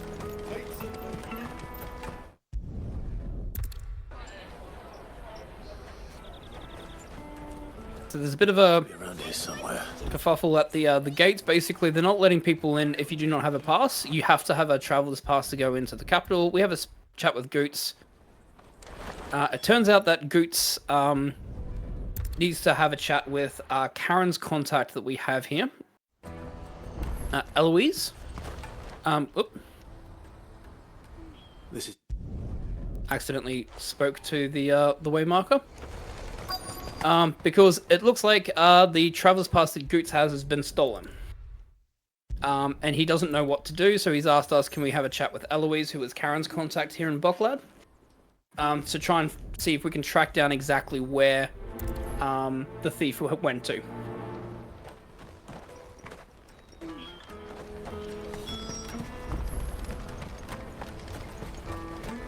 Out of my sight, wretch.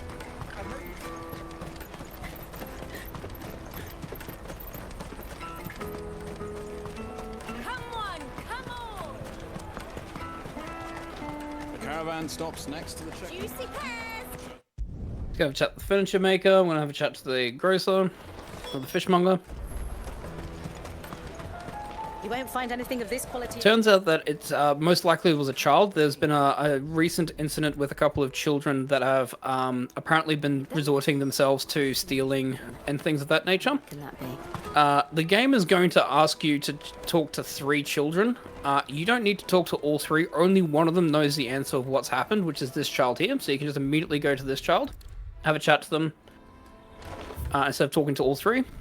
Because they know them by the name of Honza, who is a notorious troublemaker child that has been stealing and being a nuisance to a lot of the people in Boklad. So we're going to confront him. That's that then. She must have meant the refugee camp. Let's hope he's still nearby.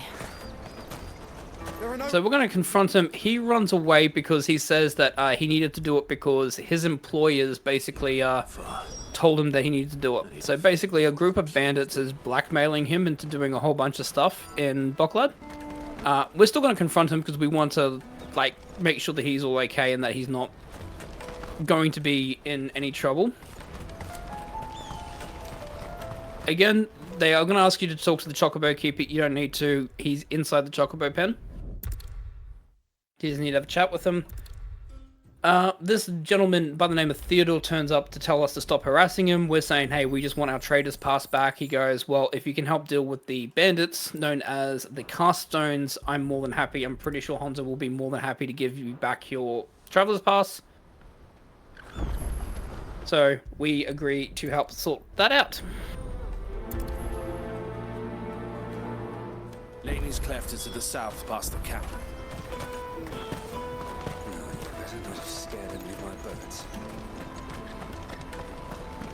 Theodore is the brother of Eloise, so they're brother and sister that run the Crimson Caravans in Boklad. They have a really, really good side story. Near the end of the game, a whole bunch of side stories open up for all the main cast that we have of NPCs, so like Martha, Natalie, Eloise, etc. So they have their own sort of like missions. Quentin as well. Lubor, so all the people that we became friends with in their sort of towns, etc., have their own sort of side quests about stuff that's happening to them in their town around them. Sticking his nose in our business. Theodore and Eloise have probably one of the saddest, but one of the best side quests. Alright. I doubt. So, done with that. We're gonna go up this way. There is a particular sword here that we want to grab known as the Ancient Sword. Which is in this chest here. Now that we have that, we're going to equip it.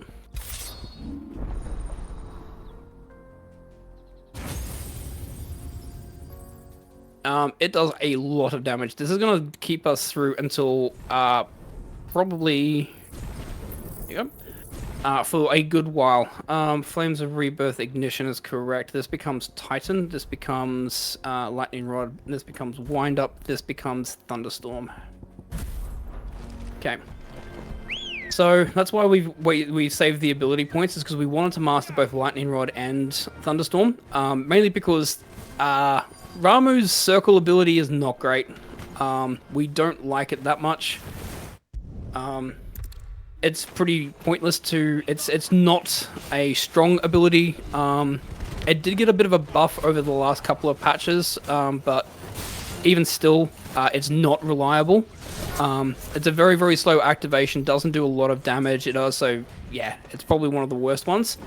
But Thunderstorm and Lightning Rod are a fantastic combination. So we want to make sure that we have those available, so we're going to master those, so we have them available using Garuda's icon. And, It's that guard from Bockland. Kill him! Kill them all! there you go. And the Titan one. Titan actually has a really, really good ability. The circle ability for Titan is known as Titan Block. Basically what you can do is you can counter and parry an enemy using a Titan Block and then unleash a massive amount of damage. But we will not be using it. Not in the speedrun anyways. We very rarely will use a Titan Block. The only reason why we have the Titan ability equipped is because we don't have enough AP to master Wind Up or Upheaval, so therefore we need to have Titan equipped, so therefore we can use those Titan abilities.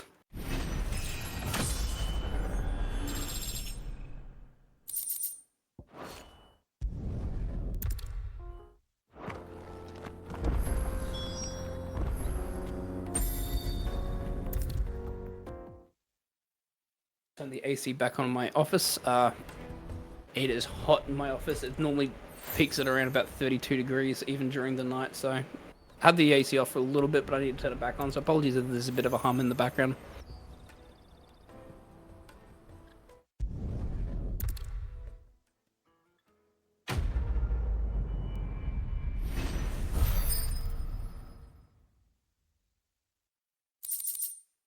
So we got our trader's pass. Right then. Let's get this back to Goods. And then it's on to the Dominion. Out of my sight, wretch!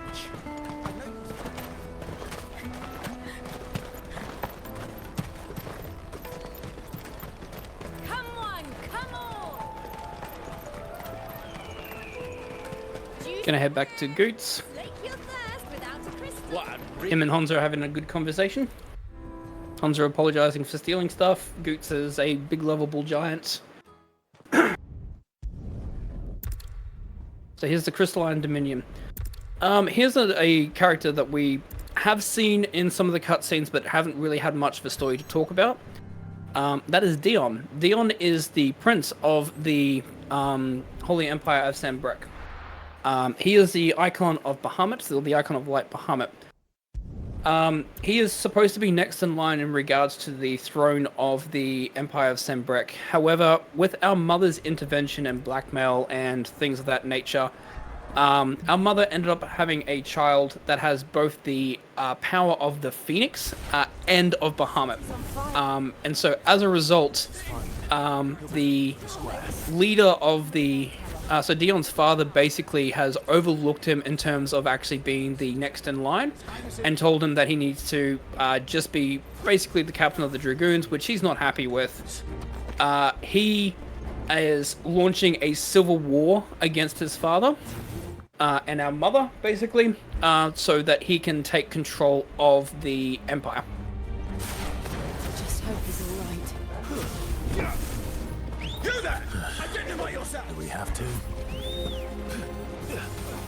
Let's go bring them over this way. Flames of Rebirth activate just so we can make sure that they all die. That's fine. One will survive. That's okay.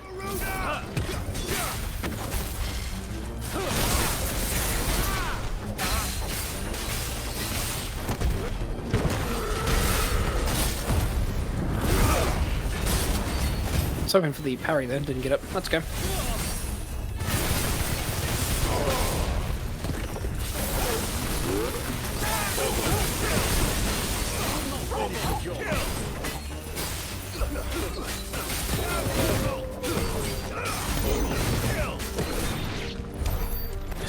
Bit lucky there, got away with that because What is this then? didn't get all of the wind up. Missed the last couple of shots on it. Never thought I'd be glad to fall into a sewer. I'm going to ignition these crabs. We do have to kill those two crabs because there is a pathway that is blocked because they're technically combatants. We're also going to reload because we want to have Flames of Rebirth available. Flames of Rebirth is on a cooldown and will not activate for like another 100 or so seconds. We're going to need it almost like 30 seconds before it's ready to stop its cooldown. So we're just going to quickly reload so we can get all of our abilities back for the next group fight coming up. Right. This is not a cutscene, even though it feels like it's a cutscene.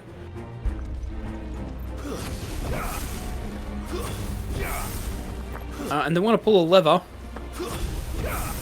which is a cutscene. I think they got those ones backwards. I'm just going to be very cautious here. Good, he didn't block. Just so I can grab them all.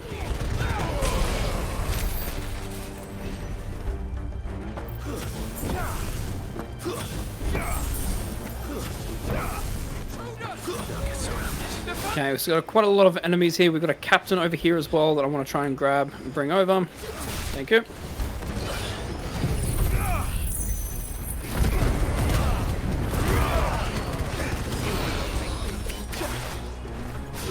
That's the reason why I wanted to grab him over, so therefore I can quickly bring him back into the fight. We have an Avis here.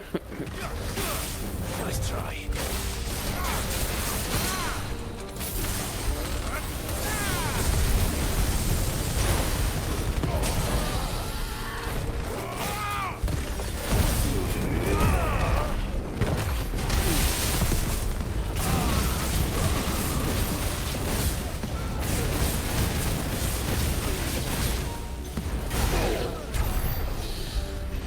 Okay.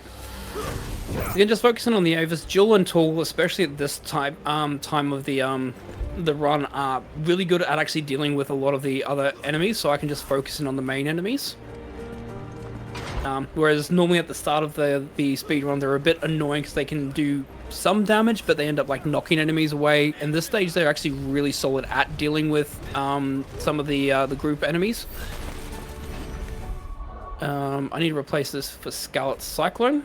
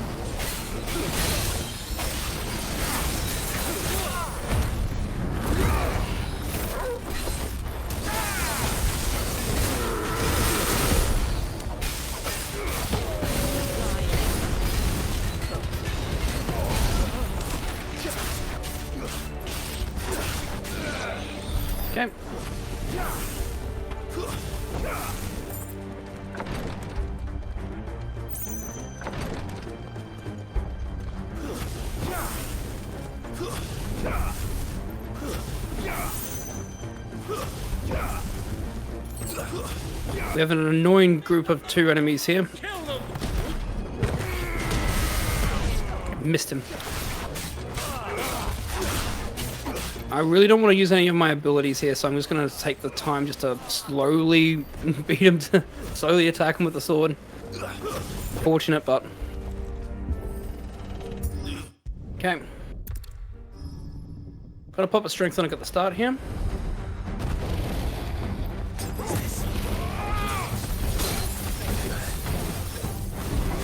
Now, I'm gonna be very careful here. I'm gonna put the lightning rod near the body. Target the body as well, not the lightning rod.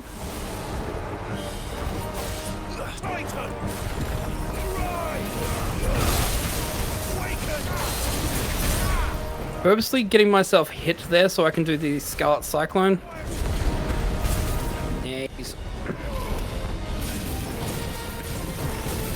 This dragon loves to teleport around, so you have to try and be very cautious with how you deal with it. Okay, good.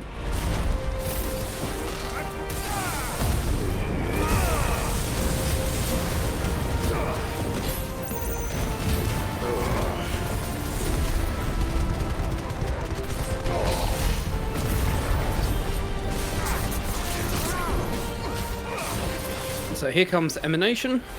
I think it has something in store for us. It's at the HP gate, so half HP is the HP gate for this move.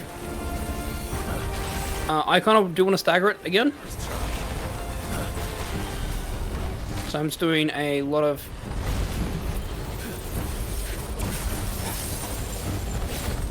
Activate my second strength tonic here.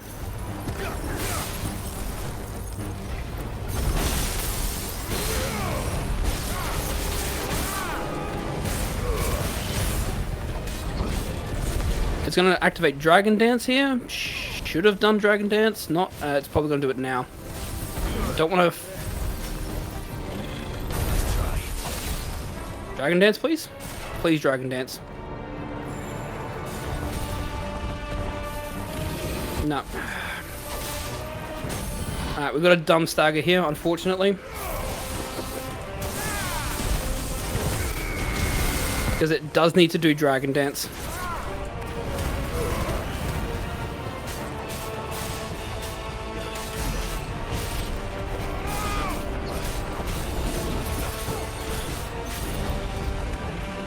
So did I must have missed a wind up somewhere.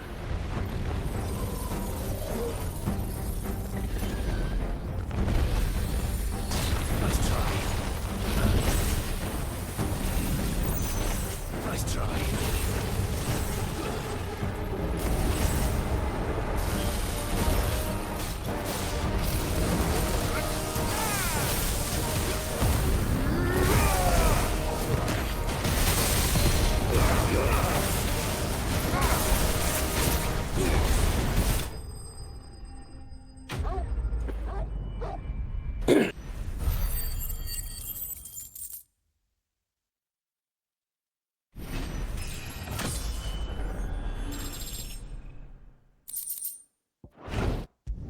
Alrighty, so Dragon's down. Dion goes to his father to try and tell him to surrender. He finds that the illegitimate child basically is there. He's not happy with it, and he goes and tries to throw a lance at the child, which ends up striking his father, killing his father. Dion gets really, really upset with that. He goes insane and basically becomes Bahamut and goes on a gigantic tear. What can I do for you? Greets is tall. We are picking up the nope, strength tonics. Right on, there you go. Doing grindstone, diamond sword +1, diamond sword +2. Are you all set then?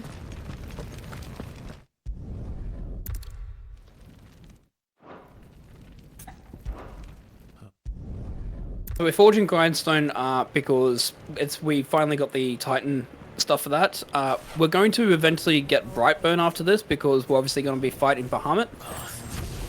So we'll get Bahamut's stuff and weapon. But in the interim, Diamond Sword is the best sword we can get at the moment. So the another flood.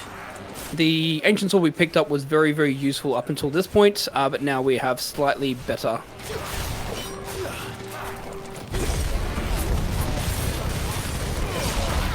So this is where bravery becomes slightly annoying to deal with, because it's got super armor.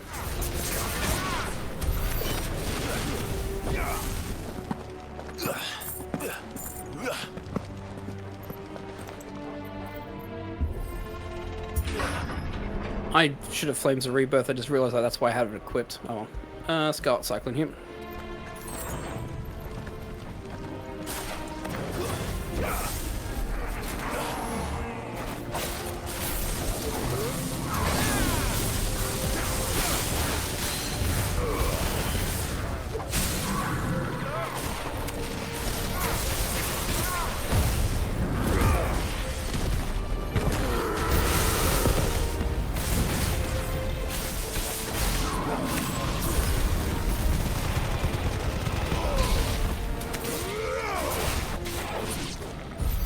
Toggle. Be a way to climb up.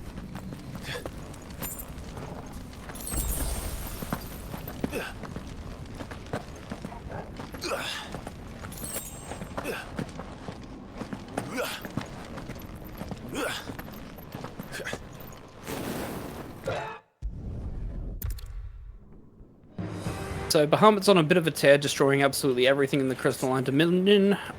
We will. We just need to keep moving. Our brother Joshua is here as well, because he found out about... He's been on a quest to find more information in regards to Ultima, and exactly what the goal for Ultima is, especially since he's been holding on to it. It led him into the Crystalline Dominion in regards to mainly this crystal. And also had a feeling that, What was that? trying to find information about the mother, as well as what she's been up to and what her plans were in regards to her child, etc. So, but now Joshua's in slight trouble as he's being attacked by Bahamut as he's trying to calm him down.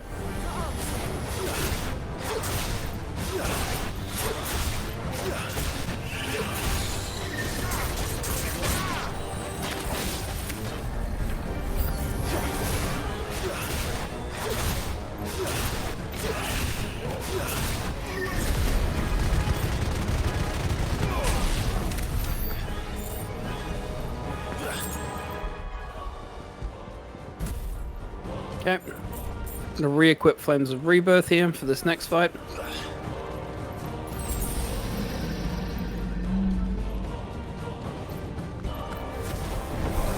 don't have time for this!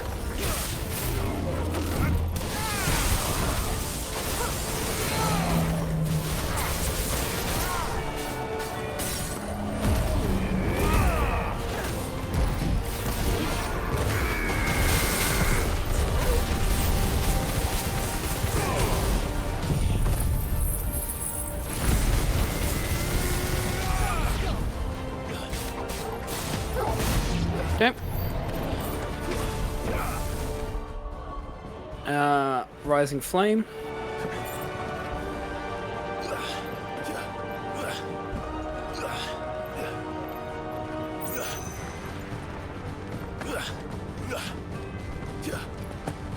Are those the council chambers?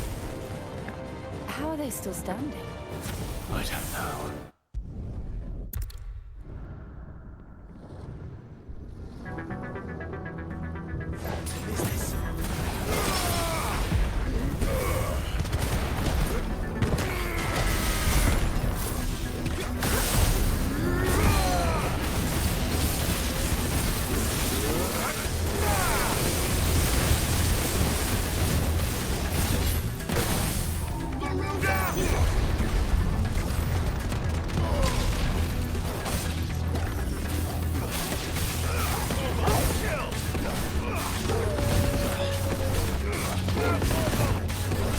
Gonna hit a HP gate shortly. There it is, Elemental Dissonance.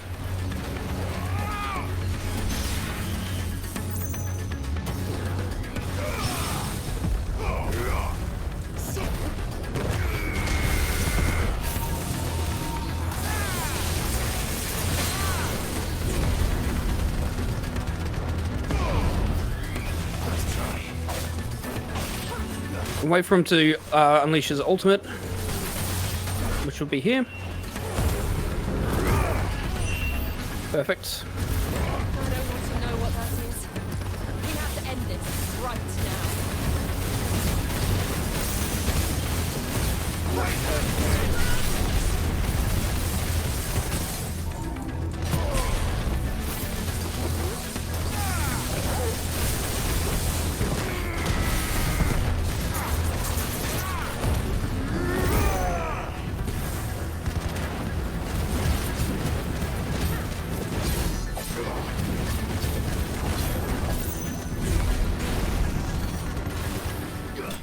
Alright. Necrophobe.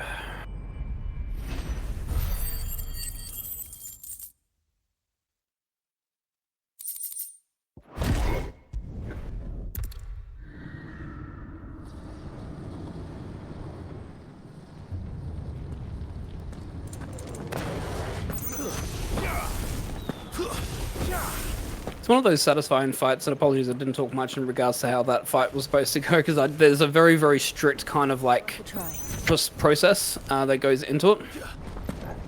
Obviously the strength tonic, the parrying there, obviously just doing charged burning blades there, just to make sure that whenever it lunged at me I was able to parry it, that set up a rising flame into a wind-up, because obviously it's sort of stunned in that animation. Wide open to those kinds of attacks.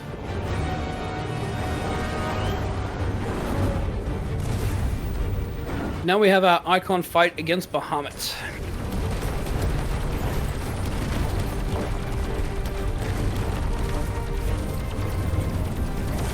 Alright, we're going to fail the first quick time event because this will save about 15 seconds.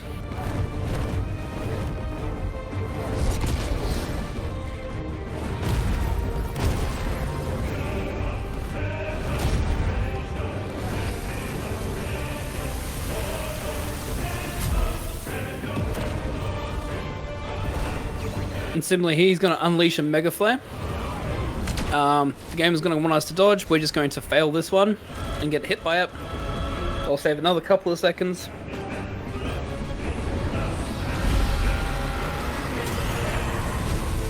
The amount of damage that you will do in the cutscenes if you succeeded is, well, for the first one, it's very minimal.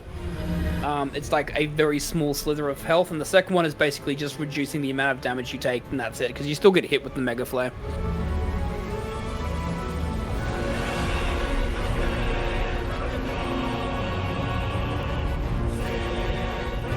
So Bahamut using his power to open the crystal up to reveal all the ether inside, and use that to help power himself up.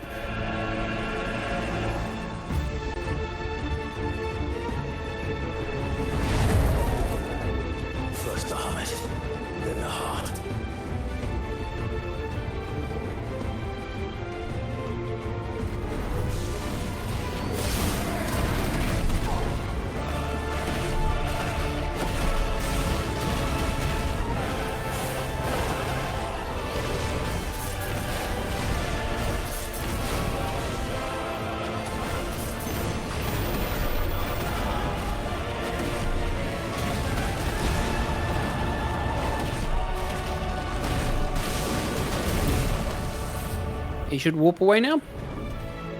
Yep. Perfect opening fight. We didn't actually want to stagger there because we want this cutscene to trigger. So...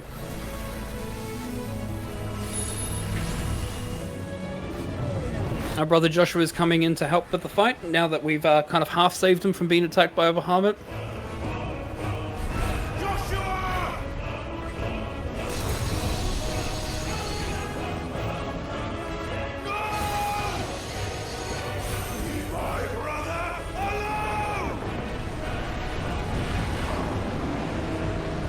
And since Bahamut is on like really, really low will damage, we're just going to do a charge magic to knock him down and then use Spit Flare. Or face the consequences.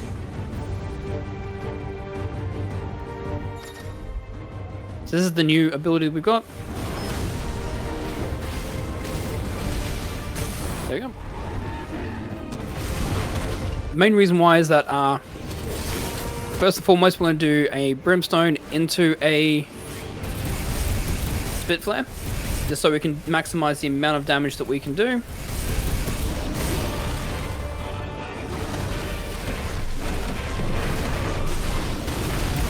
And this should trigger the next phase.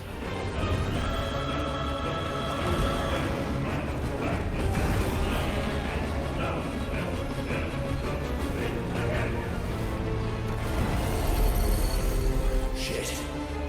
Can't reach him. Don't do this!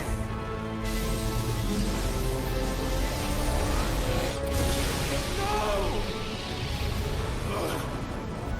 Brother!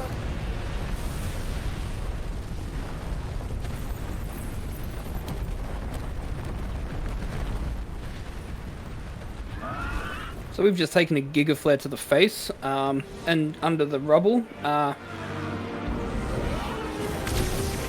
Bahamut's still a bit crazy, so we're going to play as Phoenix for a little bit, similar to what we did at the start of the game, to try and calm Dion down.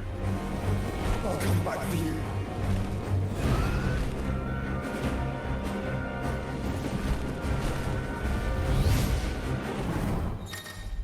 So the only thing that we're going to be able to do here, it's sort of, again, this is like an auto-scroller. There's not much we can do to speed this up except for the final phase. We're just going to be basically holding down attack and unleashing like a fire laser.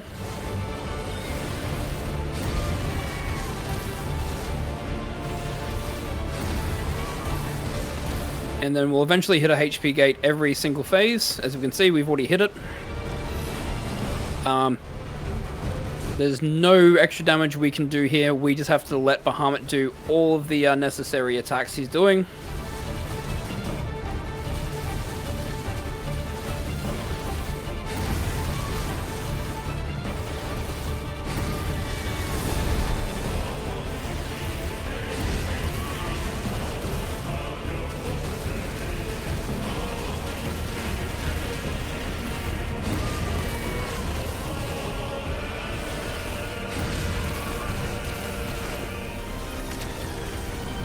I think every single runner I know still like attacks Bahamut even though we've hit the HP gate, because I think it just gives us something to do. Because otherwise it just looks weird us just flying around doing nothing. Your Highness!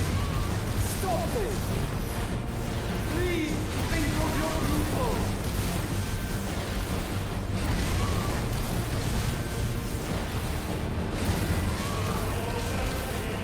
He's going to summon a couple of orbs here. It's just important to get rid of them because they just fire a laser out after a period of time. It's just annoying to deal with.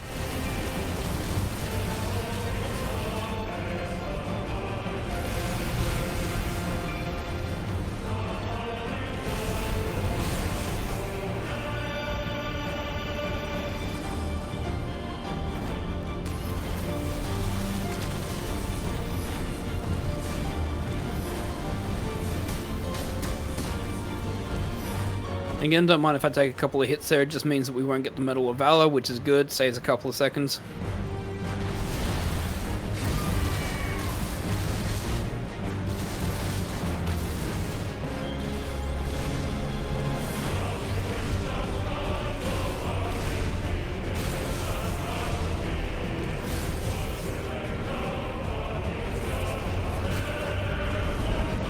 Where is he going?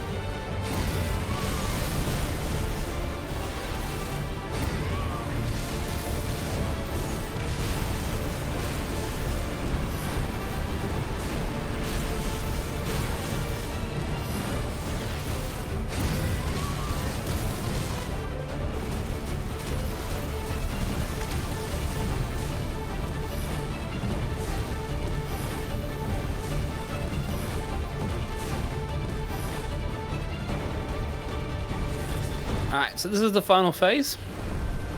There is something that we can do here in regards to speeding this up, is that he is going to try and unleash Tetraflame, or Terraflame.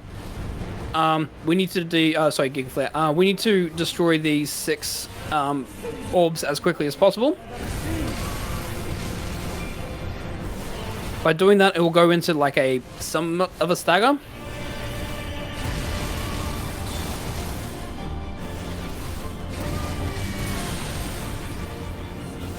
And then he'll get paralyzed for a little bit. We can do as much damage as we can to get into the HP gate, and then that's it. That's the only thing that we can do to try and speed that up, is that last phase.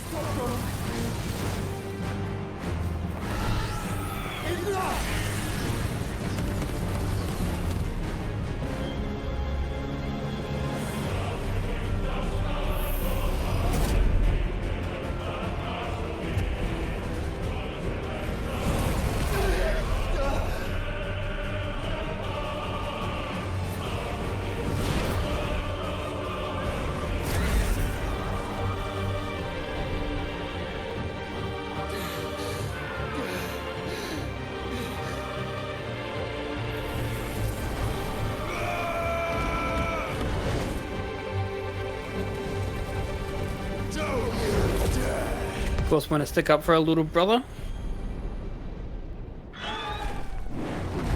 Clive, thank the Founder.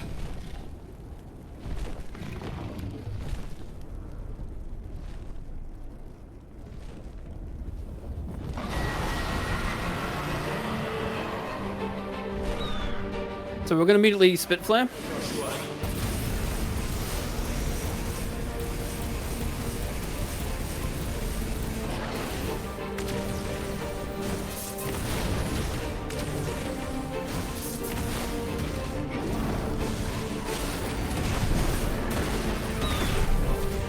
Brimstone into a full combo.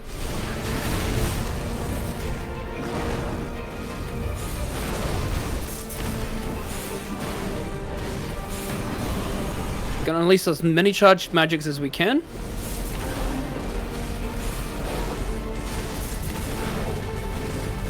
Try and get as much damage done until he does his attack. Okay, there's Terraflare. Gonna go into the protective area. Again, he's at 0 will, but we cannot stagger him because this attack must come off first. We also want to make sure that we did as much damage as we can, because we want to do a Spit Flare at the end of this, and if we've done enough damage, then the Spit Flare will... he will be effectively in the HP for the cutscene to activate and trigger before Spit Flare finishes, and therefore staggers him. So I think it's about halfway through Spit Flare we should be at the HP gate for the cutscene to trigger. And since he's not in a stagger, when we hit that HP gate, the cutscene will activate.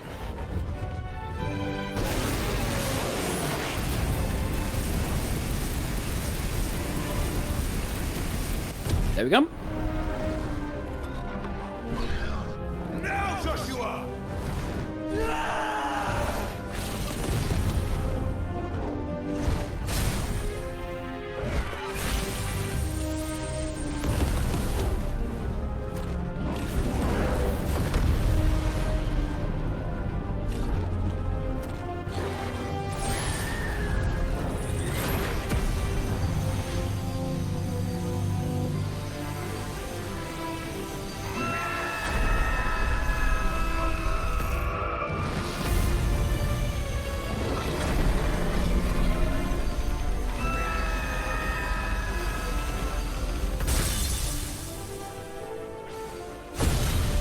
Alrighty, phase 1 Bahamut done.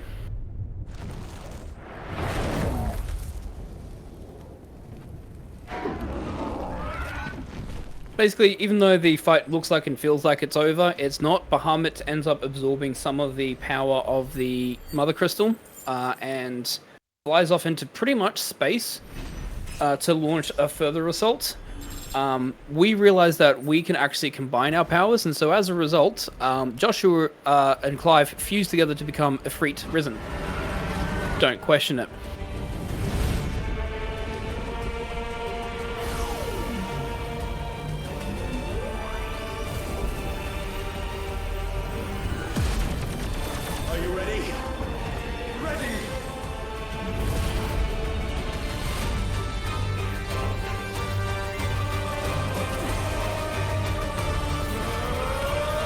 Once again, I'm going to fail a quick time event here because it's quicker by about 15 seconds. And the damage that we do is not worth it. We can easily get those 15 seconds back just immediately. So we have a new move, which is basically by pressing the X button, we can immediately teleport. It's like a warp drive. So we're going to be using that to close the gap now. We've originally been using Circle, which is our wildfire, but now we have light speed, which means we can immediately teleport. Which is really important for Bahamut because we need to like constantly stay close by to him because he likes teleporting around and flying away, as you can see there.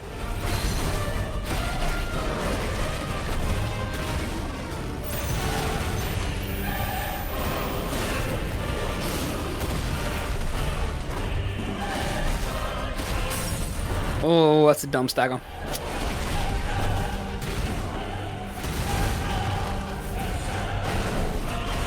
You can get through this part without staggering. Very hard to do it, but...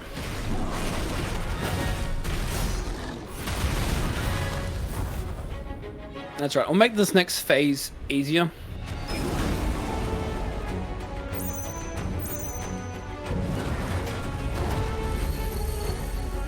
Because I'll have both Brimstone and Spitflare available.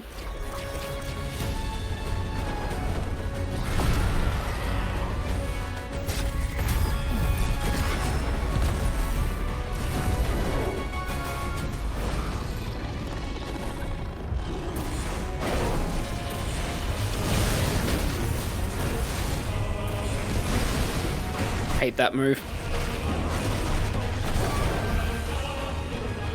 Comes Radiance. I'll be using this just to counter. Warp in. Now I can split flare from here because he will not teleport away. We'll half stagger him as well so we can get the full effect of it out. Now he should be preparing his strike.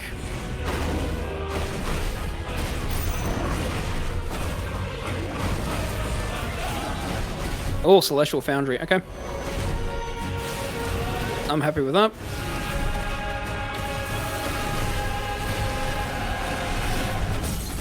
Because we're going to get a full dagger in.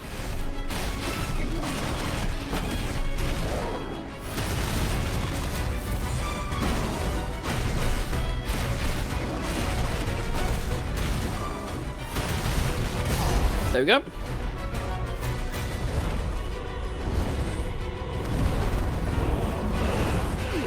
Good, we avoided one of his desperation moves as well, which was good.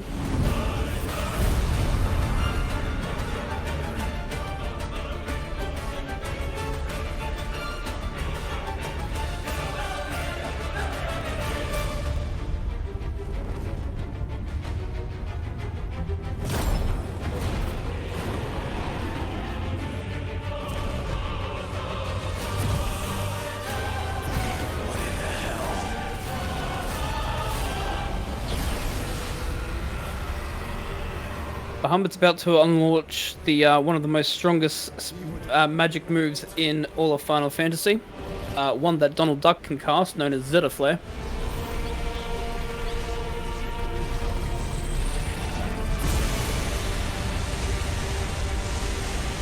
Not today. Come on, Joshua.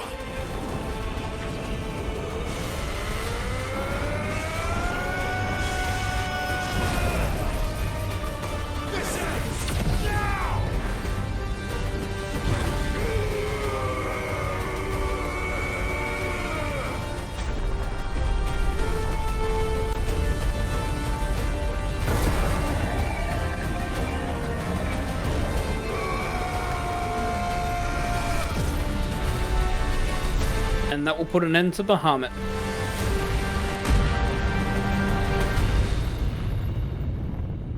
On the positive side, so Bahamut is defeated, however, Dion survives. And we bring him back to the hideaway so he can rest up. Because Dion's not a bad individual, he's just obviously a bit upset with what his father and our mother had done. And obviously he feels guilty for killing his father accidentally, so he's just gone a bit crazy, but he's a good person. He understands exactly the plight of the bearers and things of that nature, which is why he started the Civil War in the first place. Our mother, the horrible human being that she is in this game, does not survive from this point. The crystal as well is destroyed, meaning that there's only one crystal that's left. And that is the one over in Waloed, which we need to now make our way over to.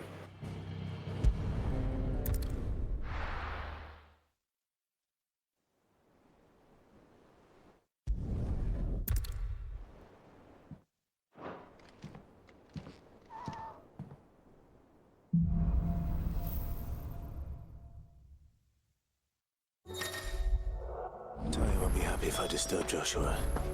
While he rests, we might as well see what Otto has to say.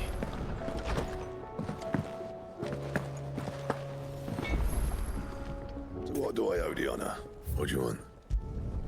No scratches, all right? So picking up Brightburn, we're not going to equip it though. There's no need for us to equip it. Aye, it's a dangerous world out there. Is that all? Grabbing a safety second strength tonic. We're just getting Brightburn ready for a other sword that we'll be getting. Did you see that? Tell me you saw that. The extra 5 attack and will damage is not going to mean that much. It's only about 1.5% worth of damage. So.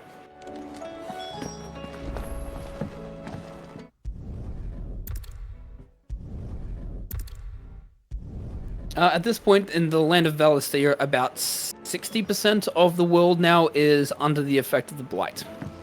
So things are looking very, very bleak at the moment. The sky as well is turning a very, very sickly purple as well.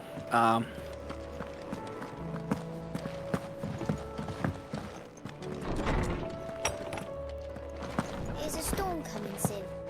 Will there be thunder?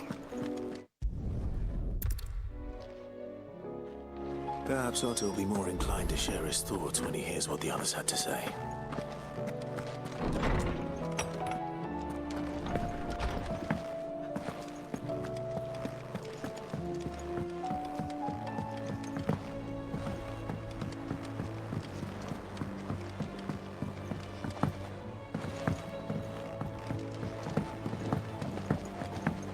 Righty.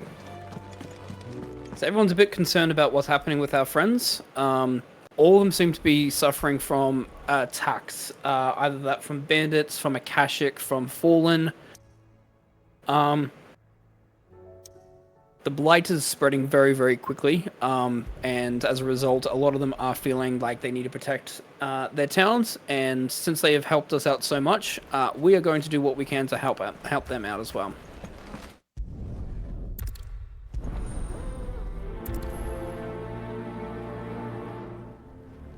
Suppose we just follow the shouting.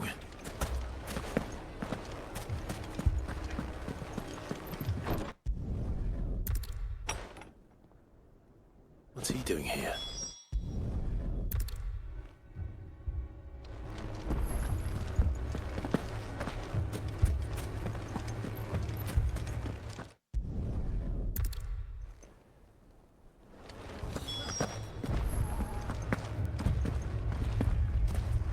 Picture it, Conrad.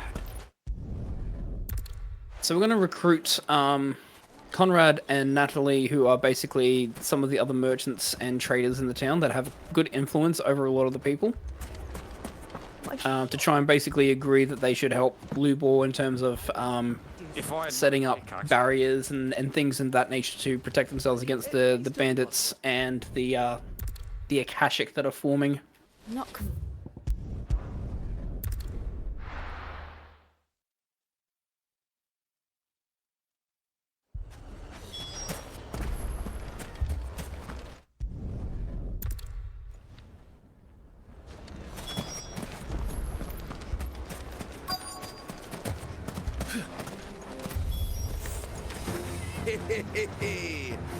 The women folk have come to welcome us.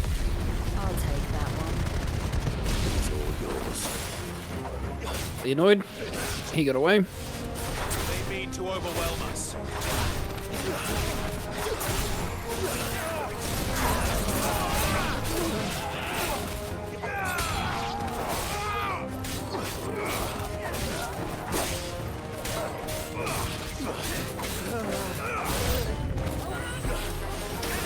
There's the assassin.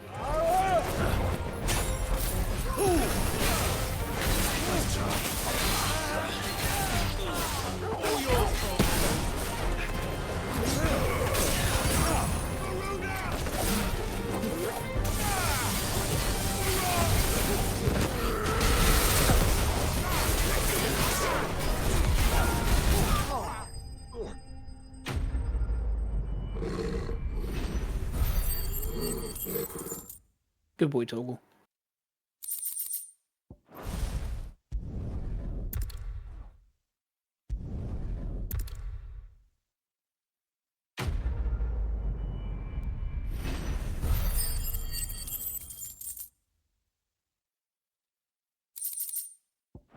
Alright, so that's Delamil sorted.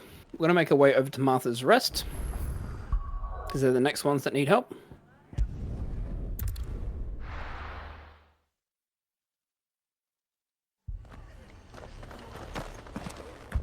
This man's gonna die if we don't get him to a healer.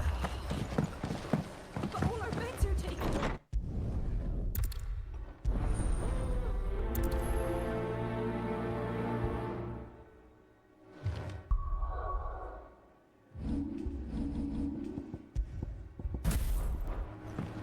Do you think there are as many as Martha says?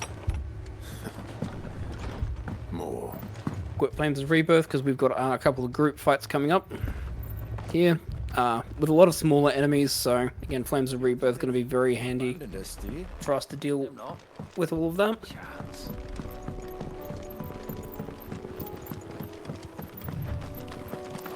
We're not going to use Ambrosia here because those barriers are very difficult for Ambrosia to navigate.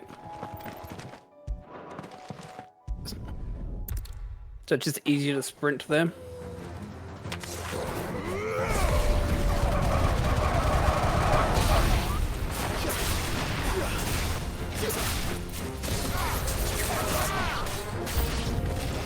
Wait for all the enemies to spawn in. They have now.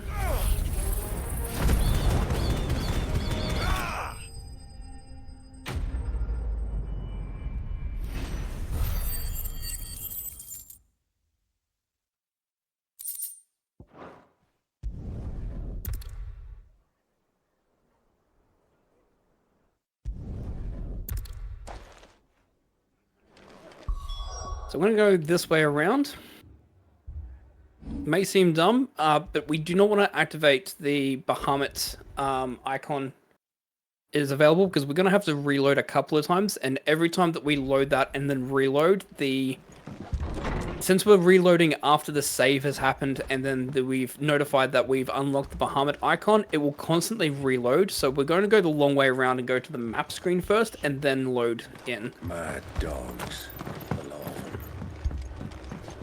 Obviously reloading because we want to get our abilities back up.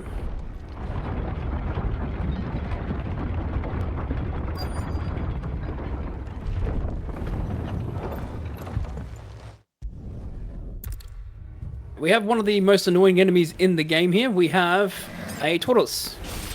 So a tortoise has a carapace shell on it, which makes this fight really annoying. And the reason why it makes this fight really annoying is because the carapace shell basically means it can block attacks. Like that.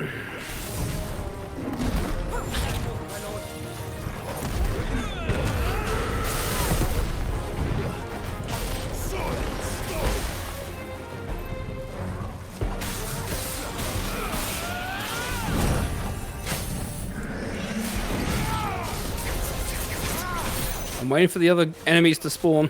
There they are.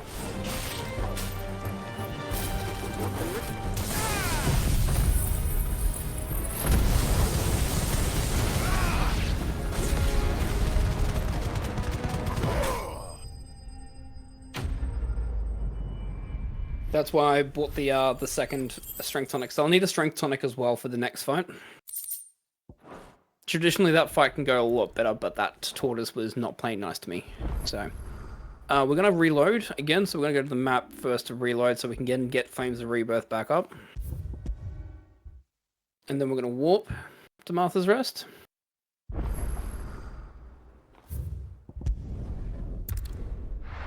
Because we still have the strength tonic is still somewhat active, but it will probably give out before the fight starts, which is unfortunate. Yeah, there it goes. So we're going to start with a Flames of Rebirth, but I will strength tonic first, just before we get into the fight. I'll do it now.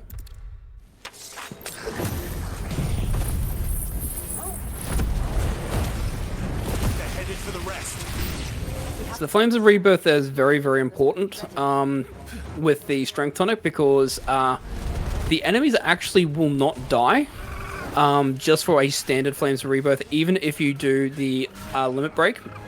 They are actually very resilient, which is really annoying.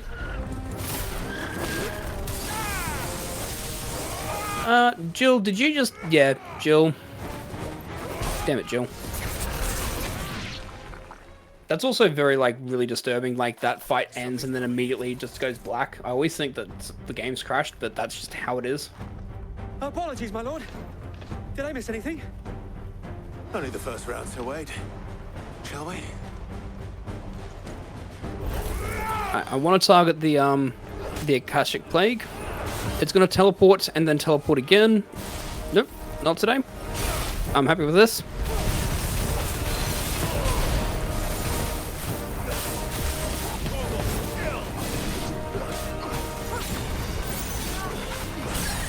Okay.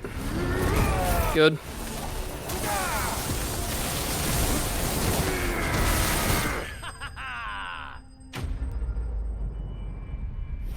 That is Martha's Rest done.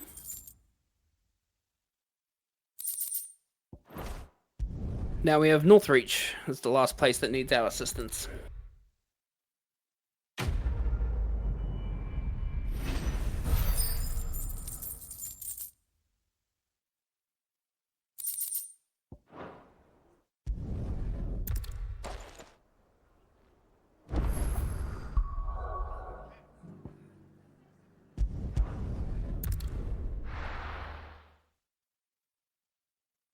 First and foremost, there's a vendor here.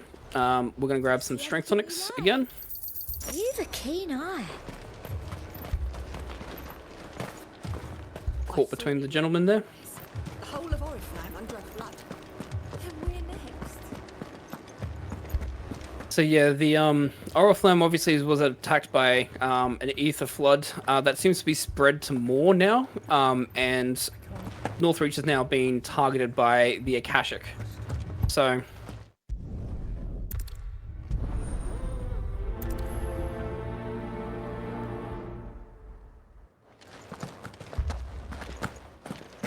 Isabel's going to do what she can to speak with the soldiers in the garrisons to help, like, border up Northreach from the invading Akashic to the north. It's having a bit of a difficult time though convincing them.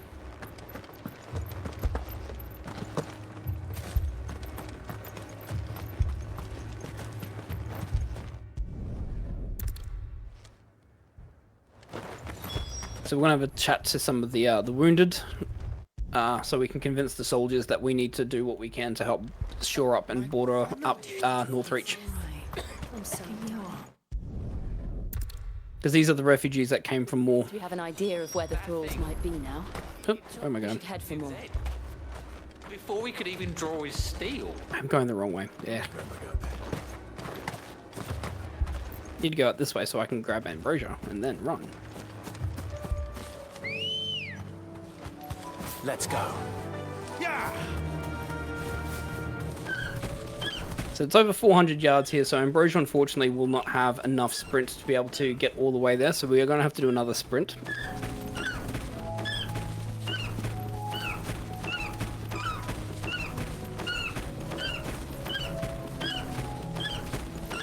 which we will do here.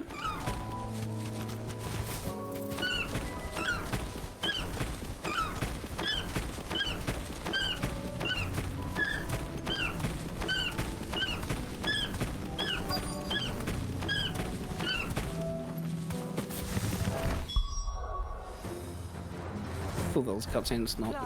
Look. Okay. I see them. With me. So we're going to group all the enemies up. Ignition.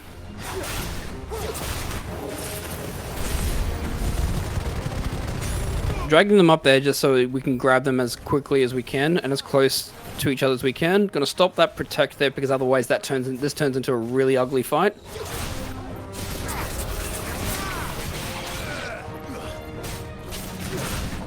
Going to stand him up.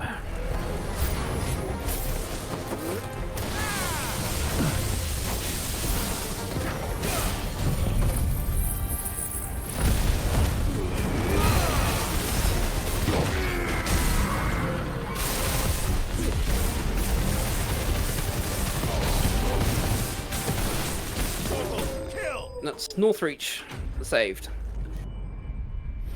That's all of our major allies protected.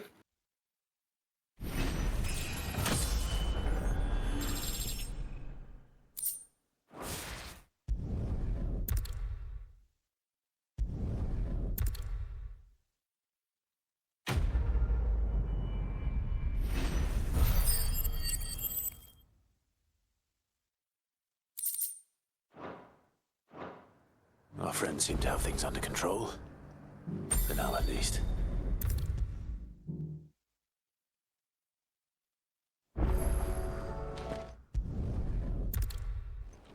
We protected our friends. We've got word that the ironworks is open and the ship is all but ready to be done. Joshua's recovered from the fight with Bahamut. We're going to make our way over to Canva, which is the access way into the ironworks. Meeting up with some of Joshua's contacts along the way, namely Cyril of the Undying. As his scout Yote pretty much has given us the ability to sneak through Canvas so we can get into the ironworks. So we can have the ship built.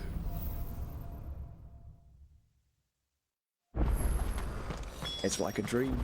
Running forward just a little bit before I'm going to grab Ambrosia because there is an enemy there. Gav and the others could be in danger as we speak. You're right. I'm sorry. Yote is a fine scout. If Canva was attacked, she will already have begun gathering information. Canva as well is actually an independent state, so it actually does not is not actually owned by anything, even though it's technically within the Holy Empire of Sambrek, and the Sambrek Empire have been trying to take control of Canva. They're known as the Free Cities, or the Free City States. Dhalmekia and Sambrek, neither of them own rights to them, to the city-states. So it's actually an independent state, but at the moment there is rumors and word that the Waloed army, knowing that the Dhalmekian Republic and the Sambrek army are now completely defenseless, are now starting their own invasion in. We can't go around it. Then we'll just have to be careful.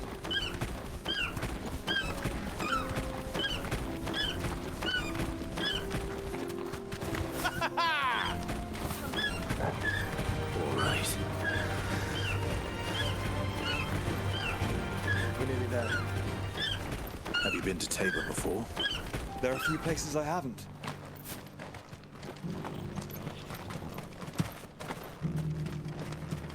Where now, Joshua? There is a residence just inside the city gates. She awaits us within. So Yote, the scout that has been working with Joshua, has confirmed that the Free Cities of Canberra are actually potentially under attack, and that the chambers of the Holy Empire of Sambrek basically have given up trying to defend them against the Waloed army, and pretty much have resigned themselves to being disbanded. It's plain she cares for you very deeply. And I her, which is why I had to let her go. Meaning that there's no one to stop the Waloed army at the moment, except for us.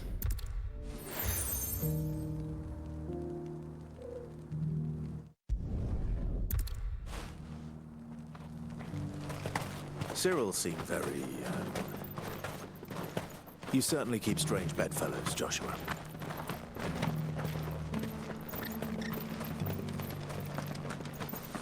The free city's under siege.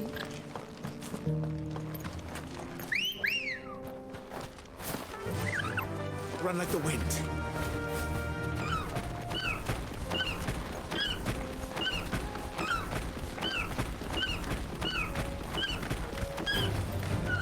Orcs. Then let us be rid of them.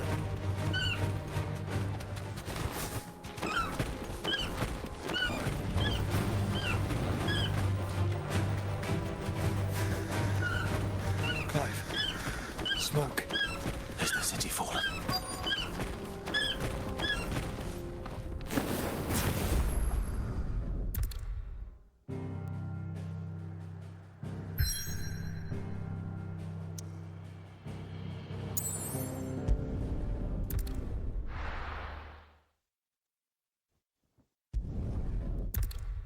Like, Canberra indeed is absolutely under attack, so we're going to do what we can to try and help the citizens and also make sure we clear a pathway into the ironworks for our ship to be built.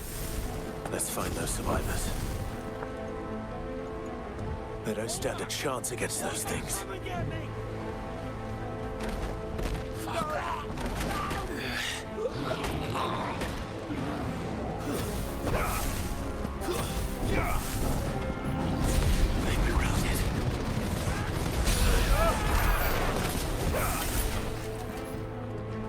They're wearing wonderful armor.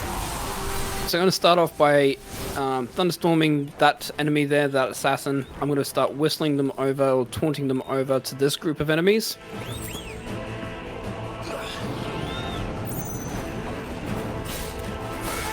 He's going to get a protect off, that's fine. But I am going to ignition him and the other one together. Trying to grab the assassin. There he is.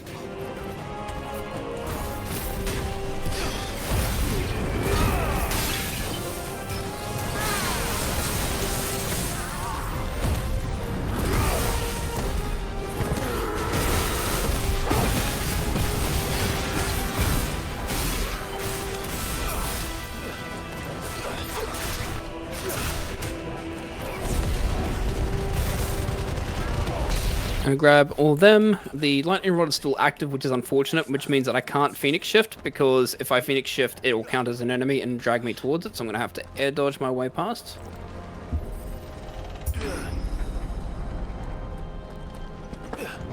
I'm gonna replace this for Scarlet Cyclone, because that's gonna be much better.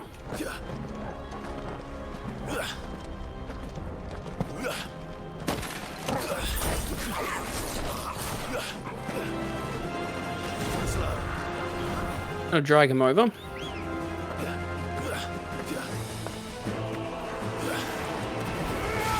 Bravery is going to be launched, that's fine.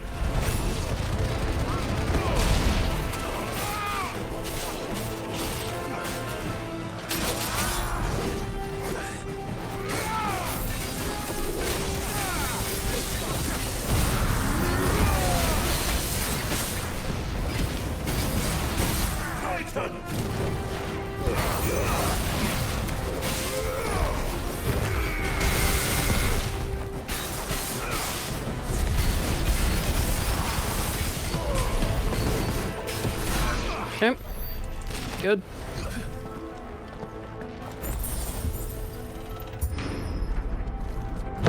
That sounded big.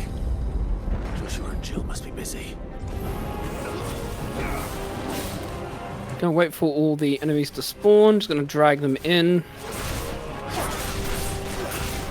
into an ignition.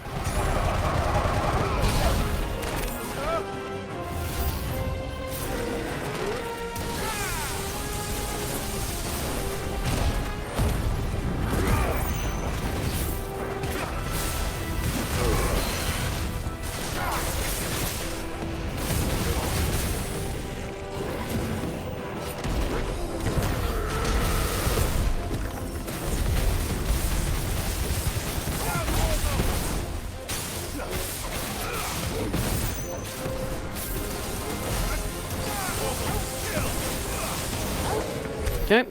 This is the Agora. Alrighty, so now we can channel Bahamut.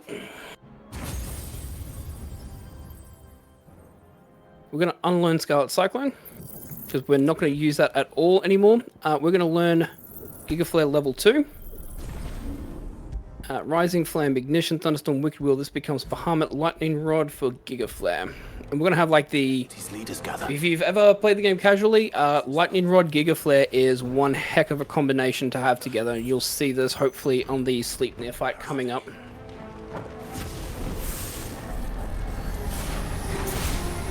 These creatures. His ultimate reach extend this far. What the hell is going on here? Didn't grab him. Sorry.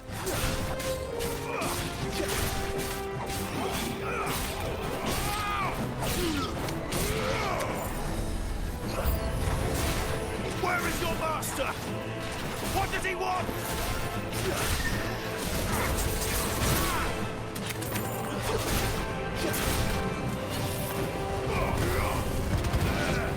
How did he survive? That's right. Alrighty. Sleipnir time. Or not. As long as you don't hold back.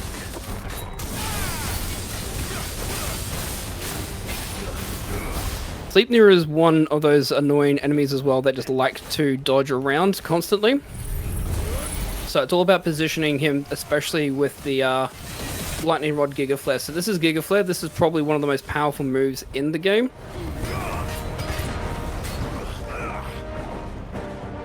Good opening. Didn't get the parry, but it's a good opening.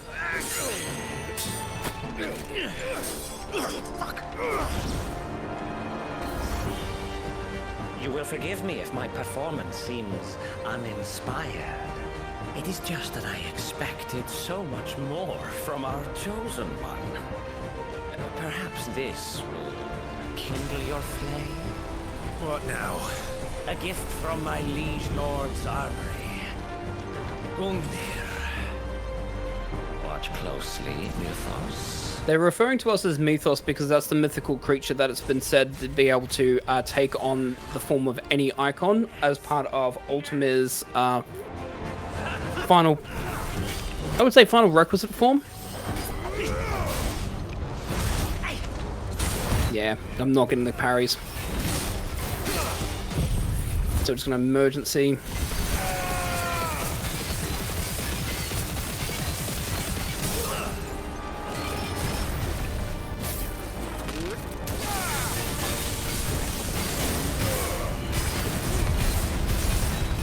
Do as much damage as we can. That should activate Dead Man's Beer. One is seldom enough. Would you not agree? Actually, I wouldn't. We have here, we've got the Wings of Light out, which is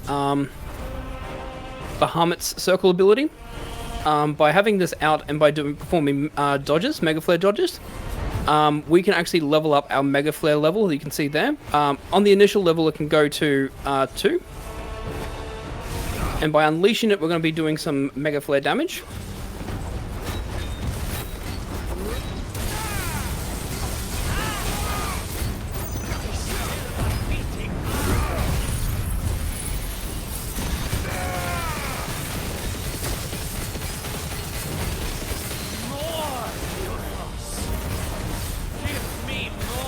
There we go.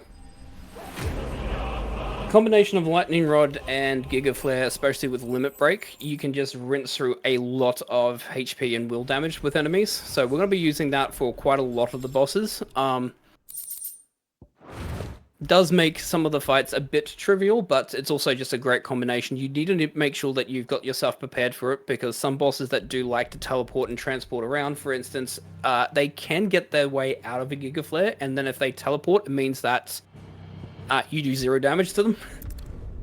And then you've wasted a Giga Flare, and Giga Flare has a 90-second cooldown, so it takes a long time to get back. Right. Gav said that Otto might know something. Cole said it was an army of Akasha. What will happen How are we supposed to do our duty? So we're missing one final piece required for the ship to be built. Mid is concerned about this, but apparently there was a note that was left behind by Sid knowing that this was eventually going to happen. It's a bit of a secret that Sid kept for him to give to his daughter as part of the Do you think Mid's ship will ever... building requirements for the ship.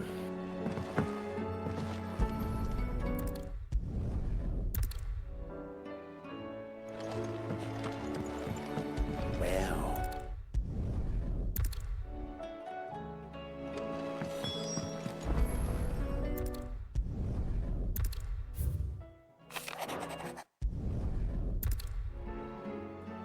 So, Sid,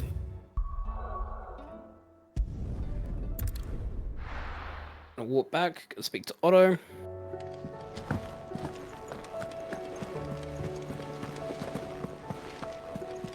Cole said it was an army of Acacia. What happened? how are we supposed to do our duty?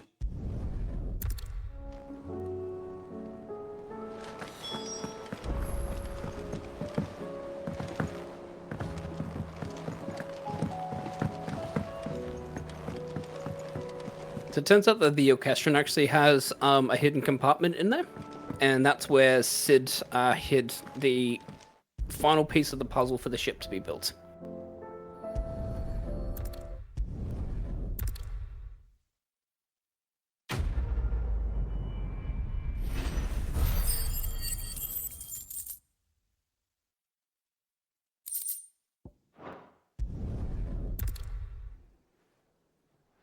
every moment. Alright, gotta do one other thing. So we're gonna master wind up. And where is it? This becomes Flames of Rebirth, and this will become wind up. And then we're gonna make our way to the Ironworks, so we can see the ship in full force. So the ship has finally been built, the parts been delivered. That is the Enterprise, that is our ship. As we are going to set sail, we are surrounded by the Waloed army. Mid needs every moment we can give. About that, Conqueror, Gav. How are we doing, Mid? I thought Let's start up with the Flames of Rebirth. Wait for the Akashic to form.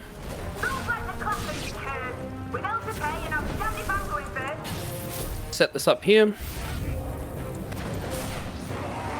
Gonna target this Fantalda. Immediately go into Limit Break Giga Flare.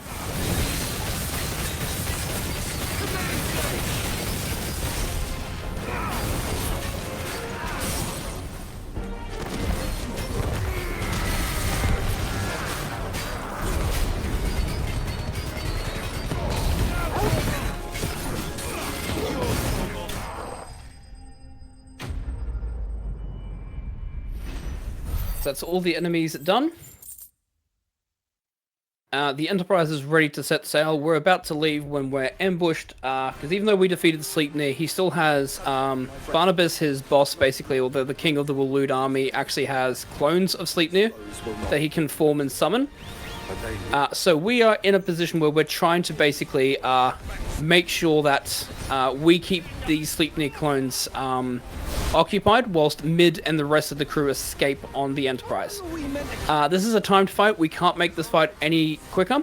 The only thing that I'm interested in doing is actually just leveling up my limit break to make sure that it's at maximum. So that's why I did the ignition at the start there, grabbed as many of the Sleipnir clones as I could with ignition. And now Torgal's just going to have some fun ravaging. Because Limit Break, the way that you can gain Limit Break, and I didn't really talk about this when we first got Limit Break, there's two main ways to do it. It's to deal damage and to take damage. If you take damage, your Limit Break actually does increase slightly faster. But one of the great benefits of, say for instance, fights like this, where there are multiple enemies, your limit break will increase as per individual hits that you do to individual enemies. So obviously sword attacks are some of the slowest ones to charge up because you're hitting one enemy with one sword attack. Ignition constantly damages enemies, and in that situation at the start there, we had something like 10 or so Sleipnir clones, so we were doing roughly 100-120 hits for that ignition, which is why our limit break went from nearly empty to nearly full.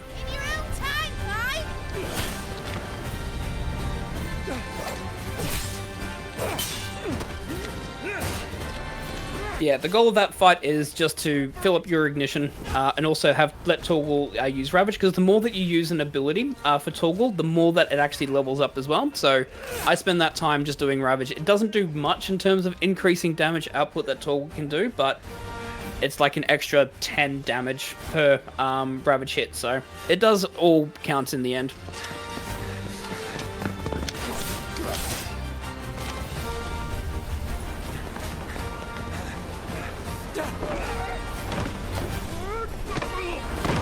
The rest of the crew will make the escape. We're lagging behind, and Clive has probably the strongest grip I have ever seen of a character. How he manages to make this jump and cling on is questionable.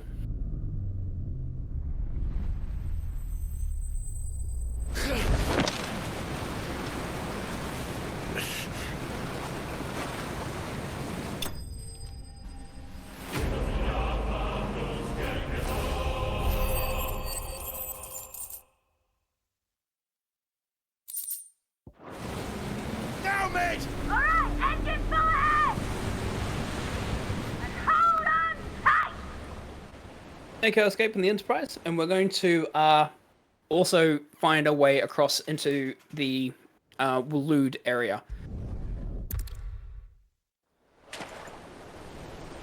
Whilst we were trying to do that, word has actually gotten out that Jill's been kidnapped by Barnabas and been taken aboard her ship. So, as we're finding our way across the Noldian Narrow to get access into Waloed, we've decided that we're going to follow Barnabas so we can get Jill back.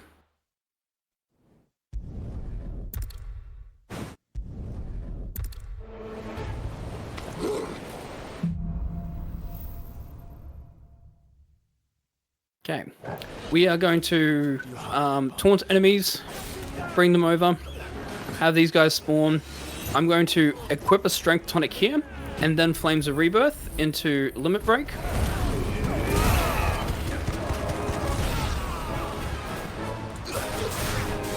Just so I can make sure that only that one survives. We have our favorite enemy, the Assassin.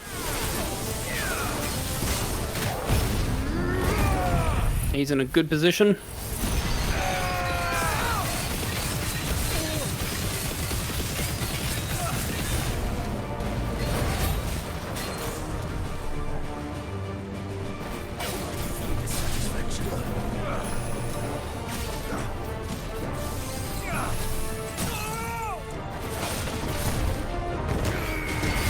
I didn't want to chase after him because I wanted to be by the door here. So I made sure that I just did some magic attack and I didn't stun him or stagger him so that he would come chasing after me. So that way I can end up by the door. And I also made sure I had ignition available. So therefore I can grab all of these. Make sure I have all of them dead as well before I continue the journey onwards to spawn the rest of the enemies. You can go over and spawn the enemies immediately, but I just want to make sure that I can spawn them in a particular way. Keep coming. Nope, target him. Thank you.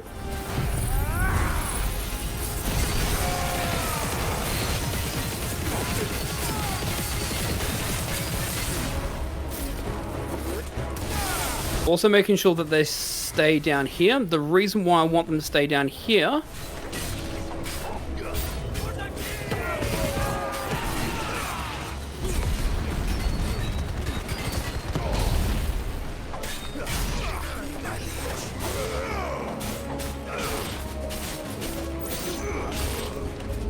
I was going to do Flames of Rebirth, but I'm actually not going to. I'm actually going to save that.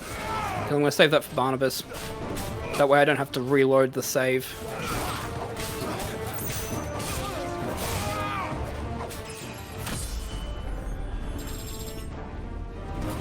Slightly longer than normal, but I want to make sure Flames of Rebirth is available. I'll have everything back by the time I have the Barnabas fight.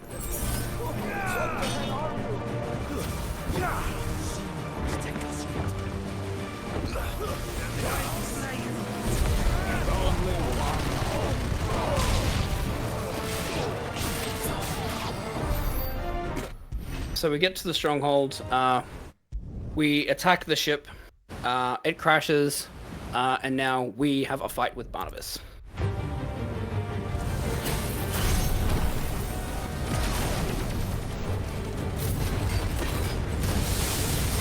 don't have to do this. Oh, but we do. If only to remind you of your duty. So that's what I was talking about, that they sometimes like to teleport, and if they do, sometimes you're going to be a bit out of luck with it. In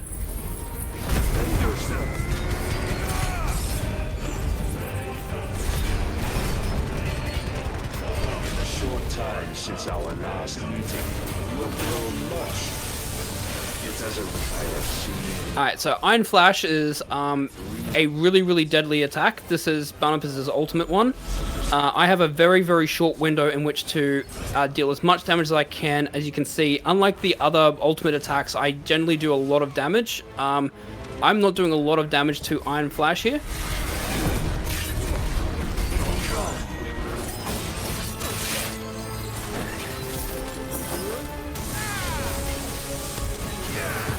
And he's going to start Iron Flash.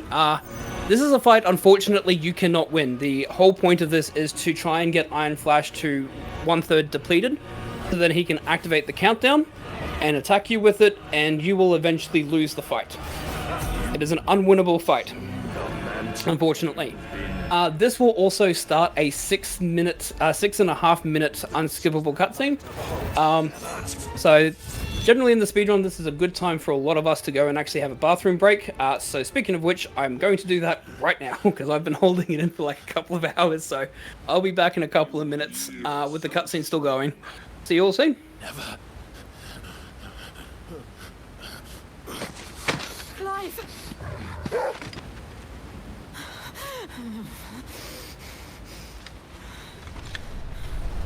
Do you not see? Your iron will weighs you down, dragging you ever further from your purpose. And what is my purpose? Mythos. Who are we? What are the dominants? The breath of the Creator still warm on our lips. We carry his light that we might guide the masses in his name. We are but mighty acts of God. We are more than that. You would be nothing without what he has granted you. The power we wield is his, and yet every time we draw upon it, it wears away at our very being. It breaks us, it unmakes us, that its immaculate aspect might reveal itself. The icon. It is too much for even his chosen few. Apart from you, Mythos, you wield the might of many, yet your body does not answer for its avarice. What are you saying? What I am saying is that we dominants are a means to an end. We were created for you, that you might drink deep of our strength and thereby fulfill your divine purpose. Which is? To feed.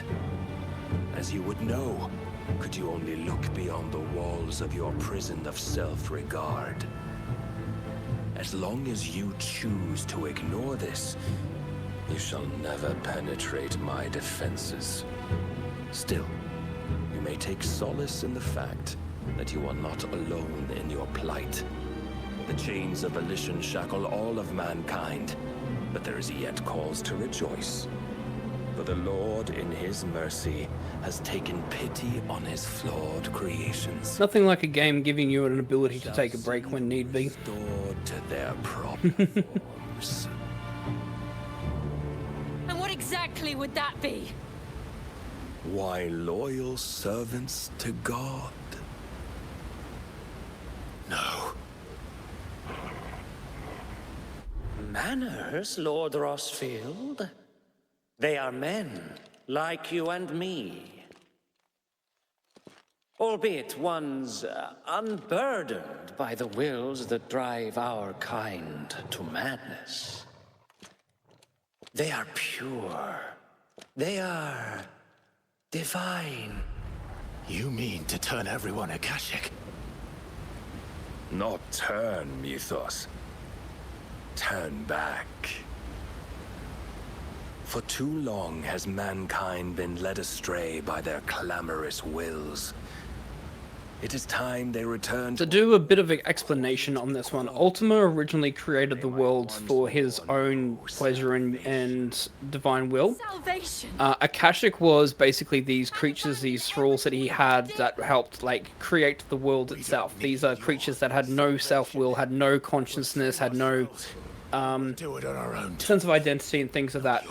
As the creatures eventually became self-aware and have free will, they ended up turning into the humans that exist in Valisthea. So Ultima's goal now is to, since everyone has had free will and has taken what Ultima has given as a blessing and turned it into unfair, unjust, and an unjust world, and taken advantage of Ultima's design, he wants to turn the world back to what it was originally by turning everyone back into Akashic and mindless thralls with no free will. until it leads you back to the only answer there ever was. Mayhap not by the path my master intended, but back all the same. And Barnabas is basically working together with Ultima to make this happen. So he's leading the Akashic army basically to convert everyone into Akashic. Freeze apart. You're in no fit state. Probably not, but I can try.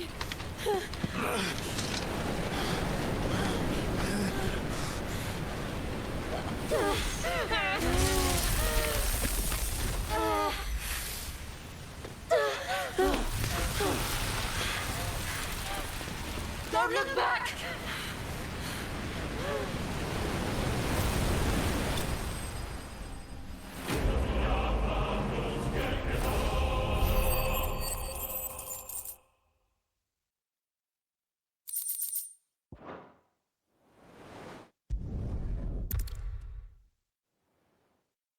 So we make our way back to the hideaway, trying to find a pathway to deal with Barnabas. We recover from our injuries due to Taya's work, but not only that, but Jill also sacrifices her gifts of Shiva to us. So therefore we can use her abilities and skills to be able to help deal with Barnabas. I should visit Joshua, assuming Talia will allow it.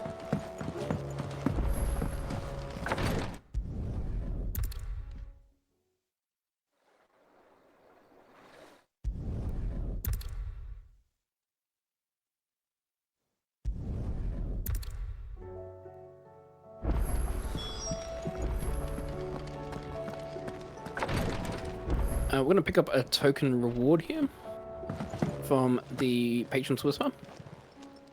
Welcome to the Patron's Whisper. There it is. That's going to give us an extra 800 ability points, which is going to be, again, very, very critical. There's one ability that we're going to be picking up that's worth 5,000 ability points. So we need to save as much as we can.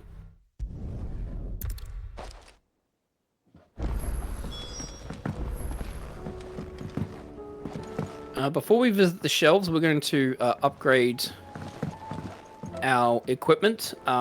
Because we've gained the power of Shiva, we've also picked up a Shiva's Kiss, which is a accessory, but also one of the requirements for building the Ice Brand sword. What's that for you, dear? Not bad, if I do say so myself. Replenish my strength tonics. Still alive, are ya? You'll not find a better price than that.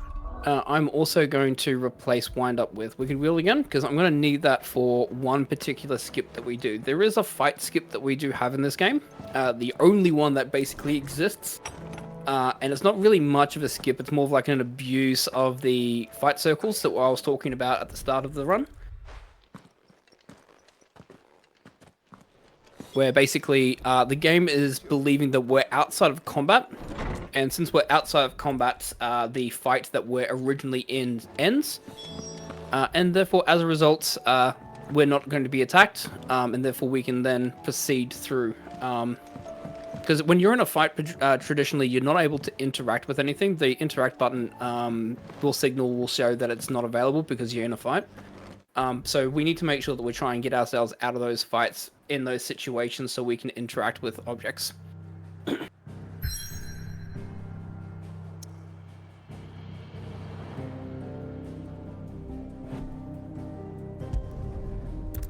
Okay. So we've made our way into Waloed, basically.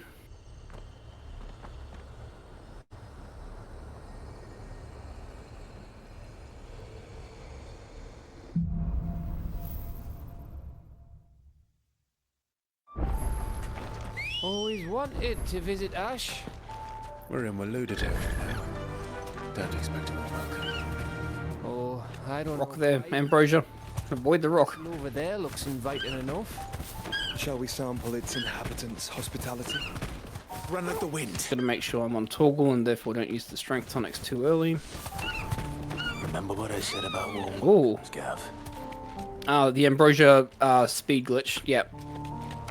This place. Sometimes that happens, especially over those rocks there. Ambrosia is, yeah, sometimes gets a bit finicky. I'm not going to be doing the Chocobo dash kick here because I'm going to be trying to set something up very specific, and I don't want to lose control of Ambrosia. Let's hope the villagers made it out in time. So I'm going to get off Ambrosia here. So I'm still in the fight at the moment. Got to lunge towards these two enemies. Launch towards this one. Grab the two of them together. Wicked Wheel. And therefore, since those two enemies are dead and I'm outside of the fight zone, the game believes that I'm no longer in a fight, therefore I can activate the door. If I don't do that, I would have to fight every single enemy in that town square. And there's about 8 of them, and I don't have a great way of doing it. I could theoretically do it with the Flames of Rebirth as a backup if we need to, but that fight skip's very, very consistent. So long as you grab those two enemies, and you move quick enough to them, a Ignition and then a Wicked Wheel to kill those two enemies kind of puts you outside of the fight zone. Lady Vivian's. And on the positive side is that once you're outside of the fight zone, because the game makes a save, an auto-save because you're out of a fight, even if you accidentally walk too far and re-trigger a fight, you can just reload the save, so long as you've correctly done the fight skip.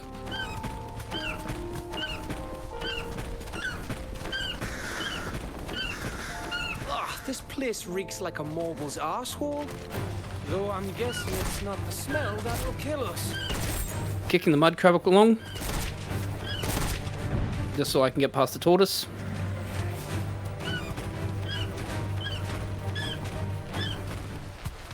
Then... is it a nice running leap from Ambrosia over there? Good.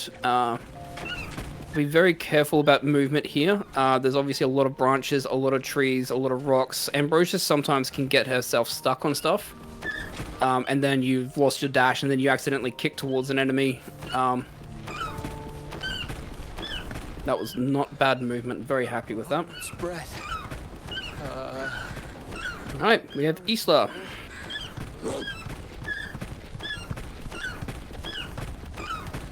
That must be Isla. Thanks, Gal.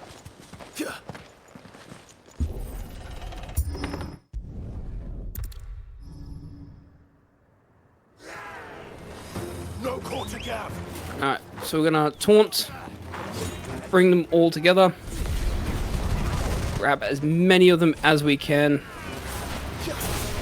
back into the center.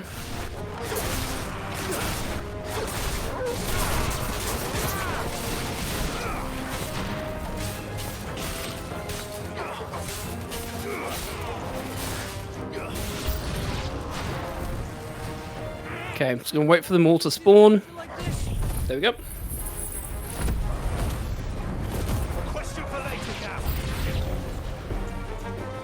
Where is it? Alright. There's a war cry, that's fine. So this is what I'm talking about, those mage users being slightly annoying there, so we managed to kill one of them.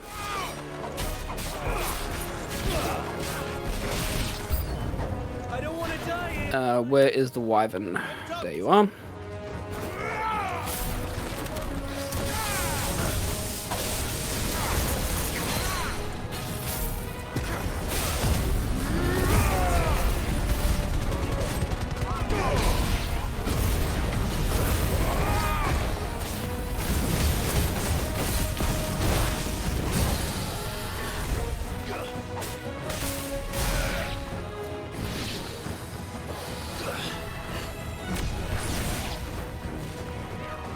Rods to still be active. It is fantastic. So the lightning rod was active as this cutscene's triggering, which means that I have lightning rod back fully recharged and I can use it immediately.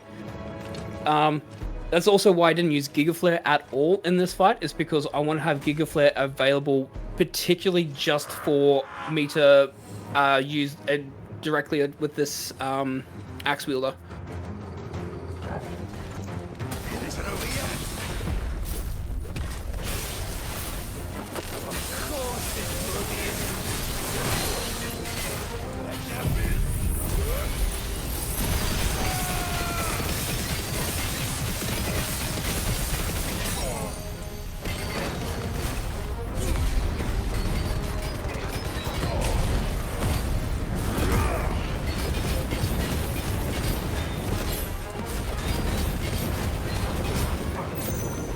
Yep.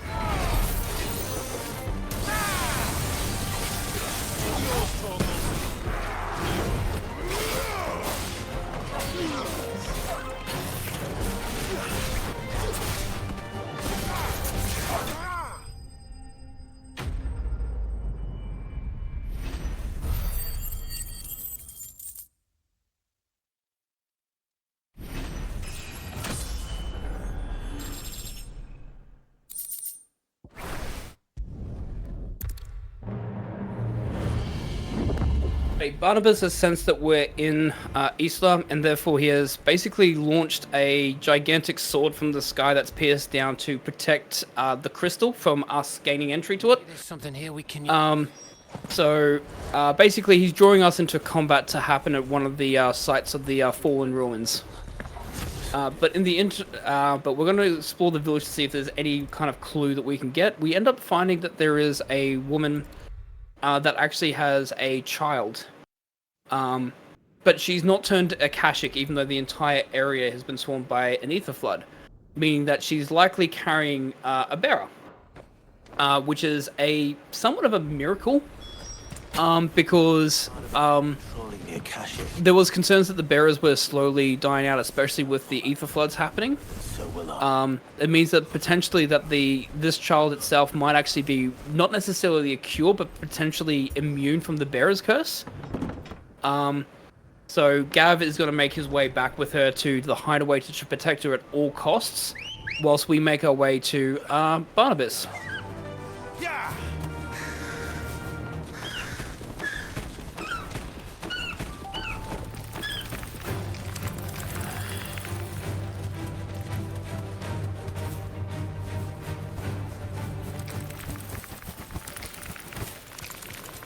Yes.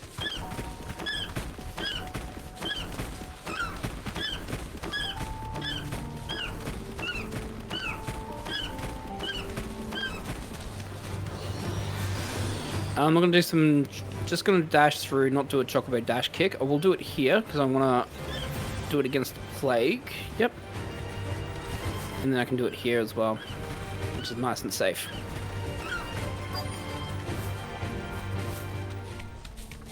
Alright.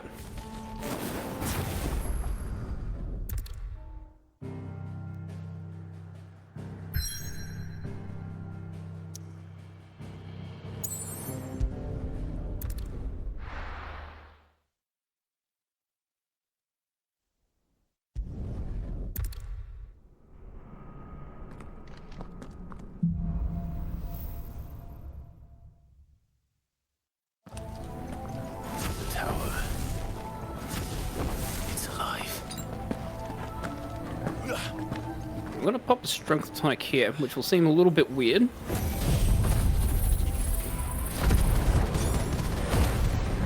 echoes of the fallen.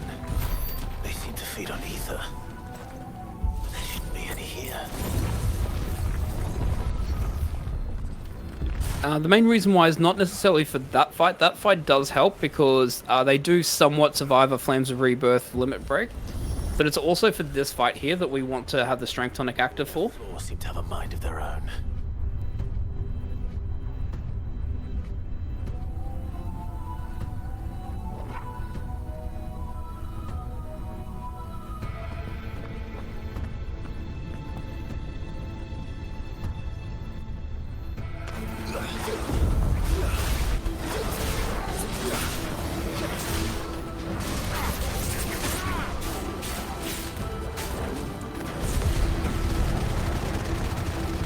I forgot to change one of my abilities. That's right.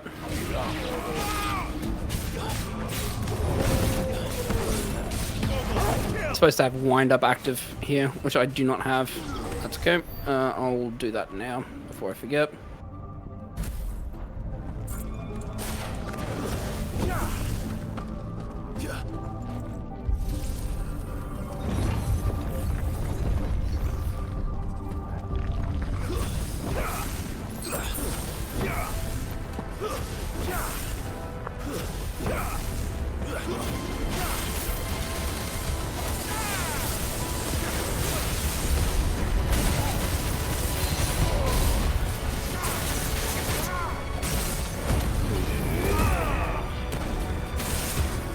I'm going to position myself here, because then I should be able to grab both of the enemies with the Giga Flare alongside the Fallen Guardian.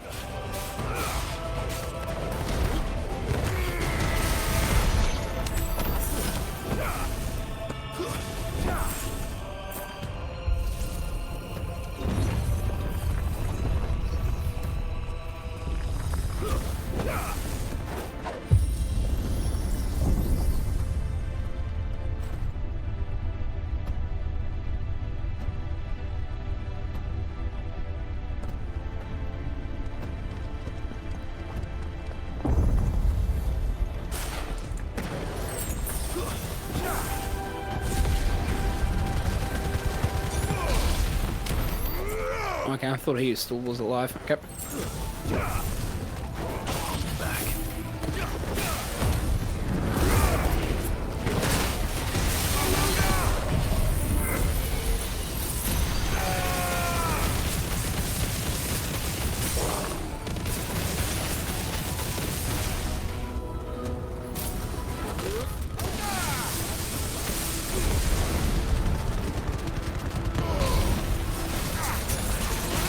Okay.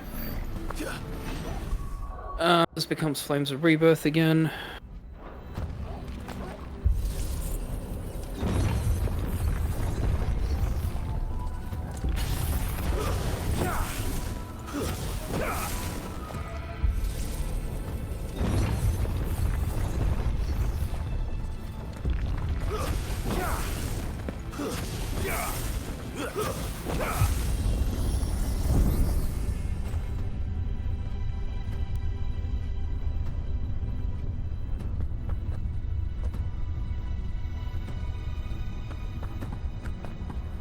If I were Barnabas, where would I be? The top. So I could look down on the world.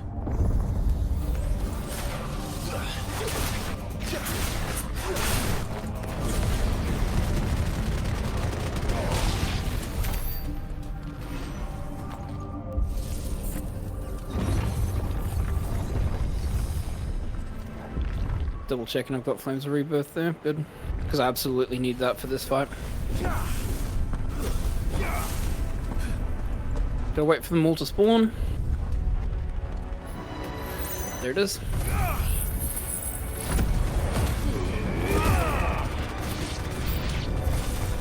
Okay, there will be the 2 electric bombs here.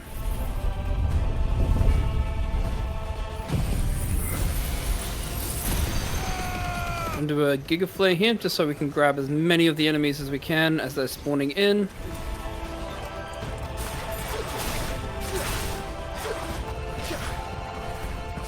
Come on, Torgal, stop knocking them away, please, buddy. Okay. Then ignition. This becomes Rising Flame. This becomes Wind Up.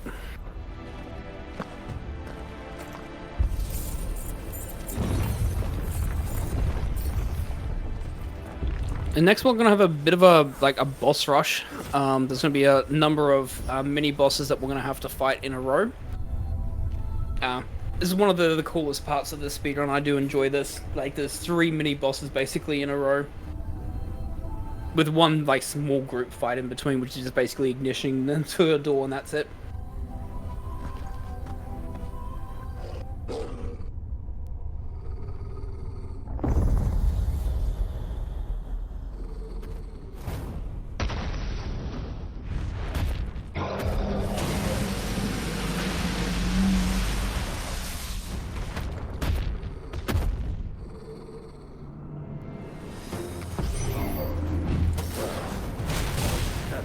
That's annoying.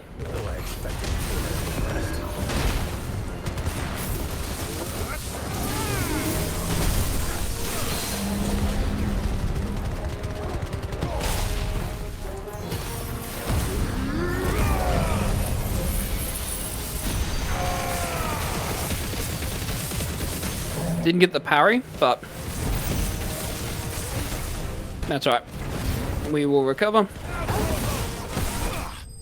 Easy as that.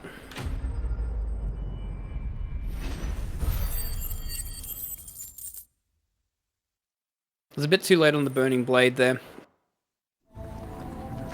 What was that thing? Hopefully there aren't any more.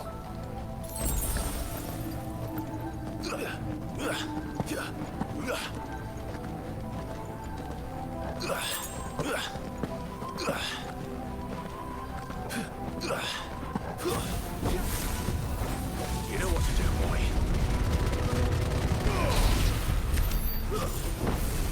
Take care of those 3, and then we have 2 fights back to back.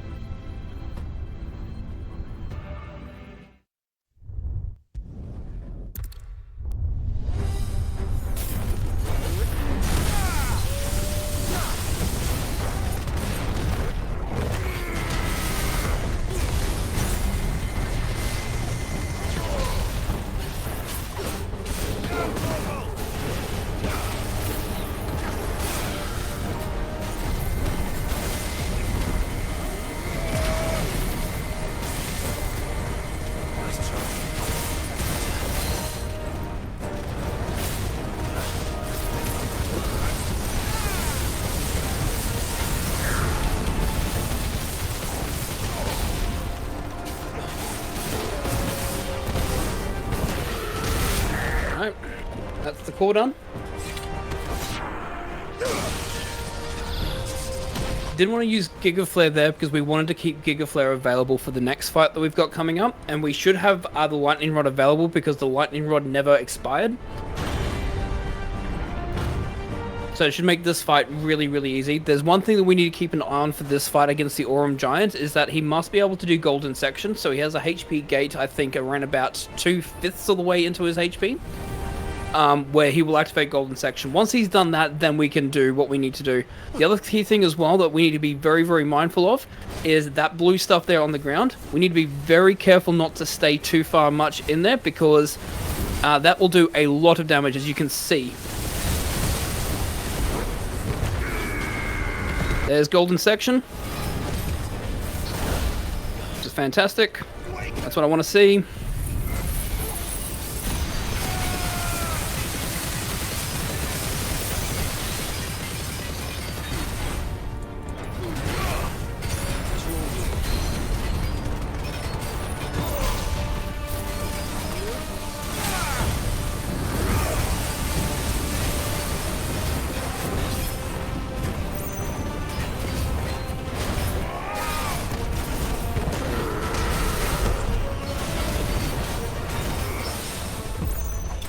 Yep.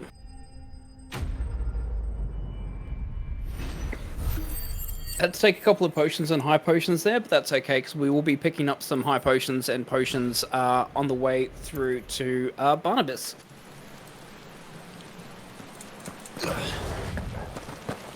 So I'm not too worried about that.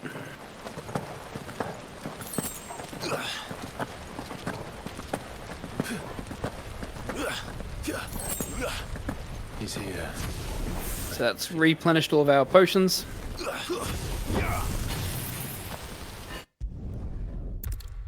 Okay. If you think your will the stronger, prove it. By this day's end, you shall know the truth.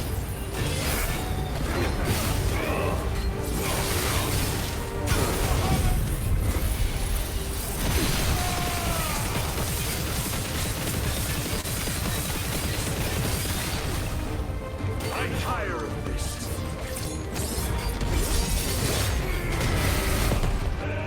Alright, good start. I didn't use the limit break because I'm keeping the limit break available for second phase. There is a particular... He's going to start off by doing a really devastating sort of side attack that I'm going to try and get the lightning rod out and ready for. So I'm going to do an air dodge, lightning rod into mega flare dodges. So hopefully what's going to happen is that he'll trigger the lightning rod activation by the attack that he does. That will move him into stagger. The mega flares will do damage, and then I will strength tonic into a pretty much like giga flare and thunderstorm, which should deal enough damage to trigger the final phase of the fight.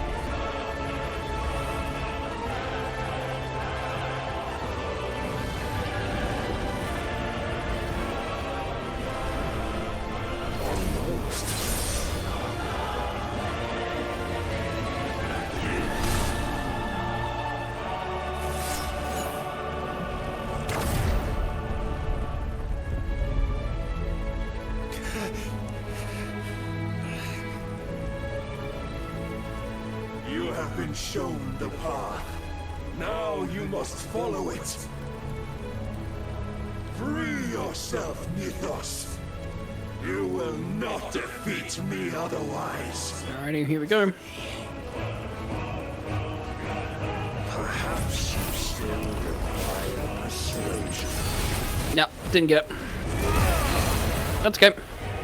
That one's a really difficult one to get involved. I'm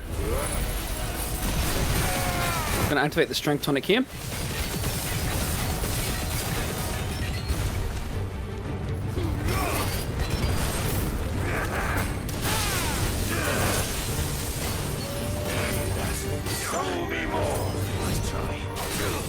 Perfect.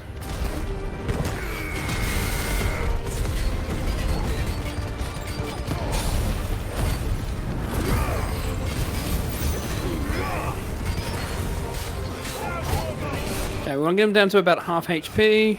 There we go. Perfect. And we still have limit break for phase 3. Defeated. You admitted defeat the moment you turned your back on us. When you turned your back on the truth, Barnabas. We are not as weak as your god believes.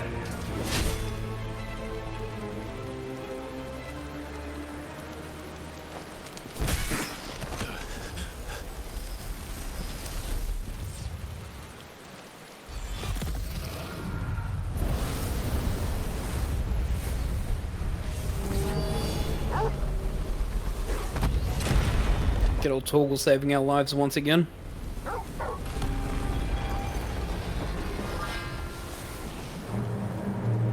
Damn it.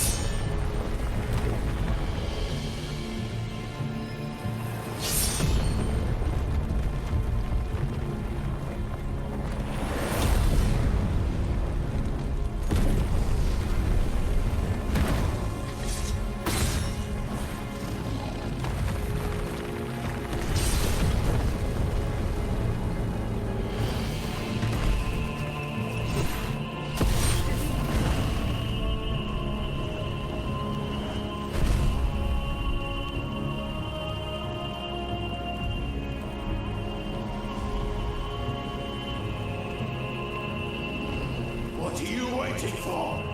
Men know nothing of strength.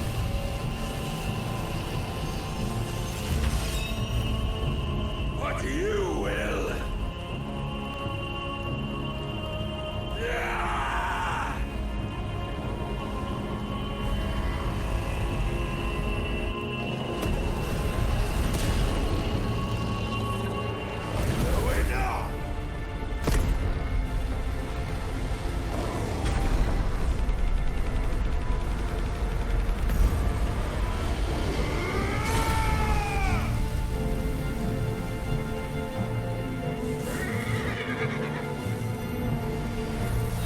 Managed to take a sword. One of the best sword attack moves in Final Fantasy history does like a 20th of his HP. Maybe a 25th. You've made a weapon of your weakness? My apologies.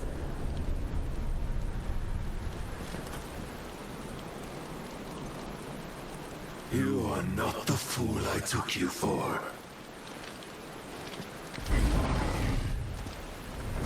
So it ends. No!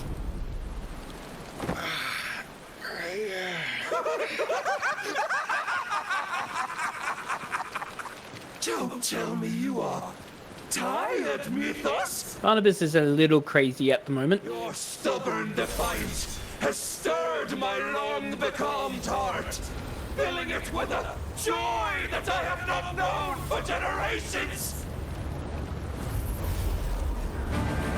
I had thought the tantalizing kiss of self-indulgence a dream forever out of reach. And now that its sweet ruin courses through my veins, I shall not be quick to relinquish it. This is the part where I need to be very, very careful with my potions. If I run out of potions and I end up with low HP, there is a chance that I could die.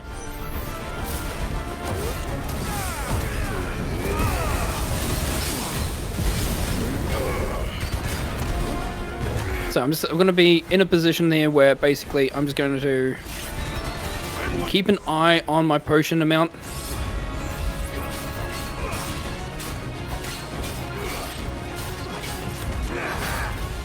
Just make sure I'm just playing it very nice and safe and calm here.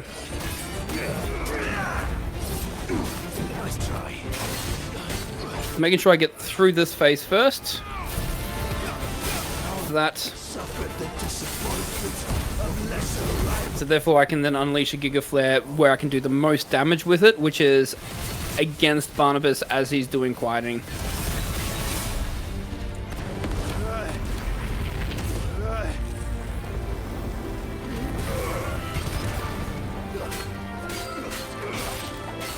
Oh, my constant congregation, salvation is come. Rejoice as our souls are granted peace. Here comes the old wielder. So I need to dodge this. How do you know this day will come? What proof have you?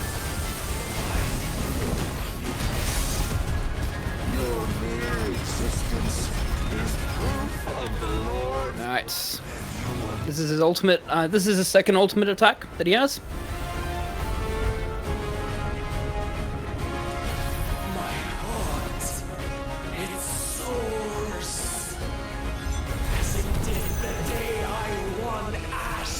Making sure we have Mega Flare level 2 ready for when this attack finishes. Since then, many have sought my crown, Ethos, but none could wrest it from my head.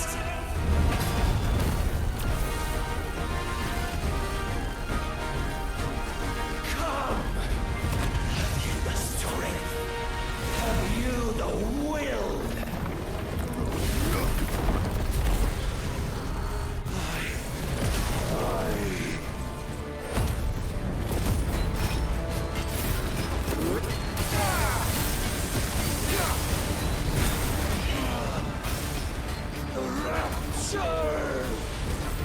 Alright, so this is his ultimate ability, Circle of Malice, which we can counter.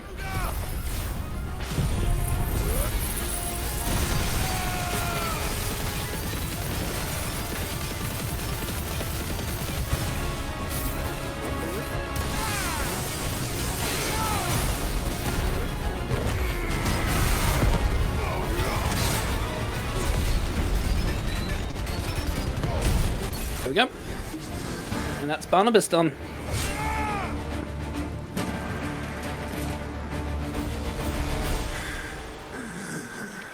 Well,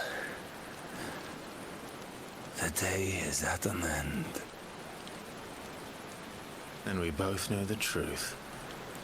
It is I. And we've still got plenty of potions and HP, so we are at very, very low risk of dying, which is good. So in boss fights, if you do die, you can go back to the latest checkpoint. There are certain HP gates and checkpoints, like when certain abilities are used by certain bosses, etc. So I wasn't too worried about dying in Barnabas. It is obviously a couple minutes time loss for Barnabas, but there is a real concern that there's a opponent afterwards in the main overworld that can do a lot of damage. And if you don't have enough HP and you get caught in one of their attacks, it's an instant kill. And if you don't have potions to help survive it, you're pretty much soft-locking yourself into a very, very slow speedrun at that point. But we're in a good position now. We still have a risk of dying in some of the endgame fights against the final bosses, but even if we do happen to unfortunately take an untimely death, it's only going to cost us at most a minute and a half. So the scary part's almost over.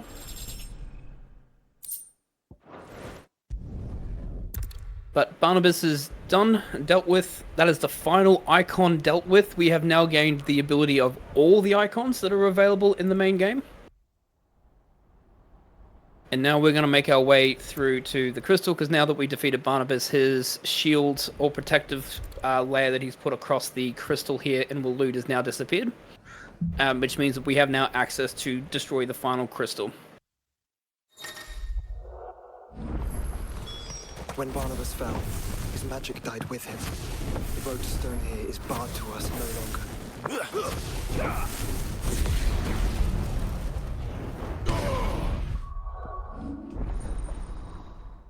Alright, so all abilities are available. We're going to do a couple of resets. We're going to reset Wicked Will and Rising Flame. Main reason why is because we need Arms of Darkness. I'm also going to reset Charged Magic. We do not need Charged Magic anymore, but I do want Lunge. Oops, I need to set the abilities correctly. This will become Flames of Rebirth, Ignition. This will become Odin. For Gungnir. And Wind Up, and Bahamut's correct. So this is Odin. The circle ability for Odin is to activate the Arms of Darkness, which is basically you take out the Odin's sword, and you do a whole bunch of stuff. You can see we've got a Zenkazuken bar that's available. Basically, what we want to do, and all of Odin's abilities, what they mainly are designed to do, is not actually deal damage, either HP, will damage, or even recharge your limit break.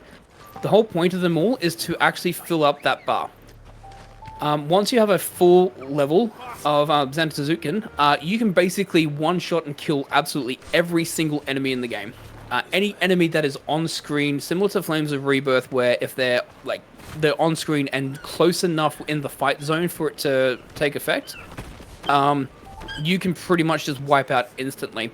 Also, certain bosses can take up to 75% damage from a fully charged Zenkazuken as well on story mode.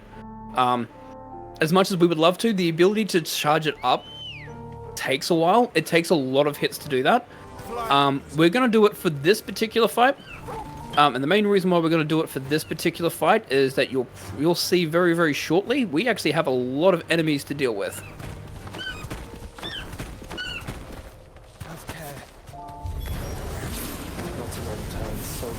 I'm going to also try and make sure I taunt as much as I can, because what I want to do is make sure that the enemies stay as close to me as possible and not as close to Torgal and Joshua. As for us, I wouldn't put it past Optima.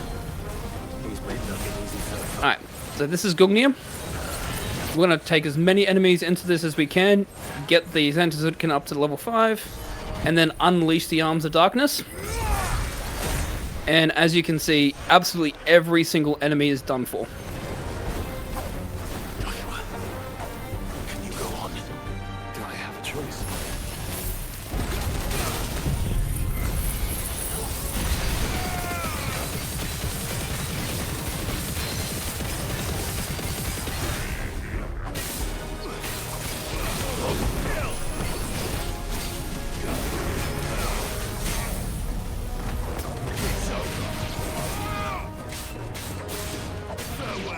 Okay. Good start.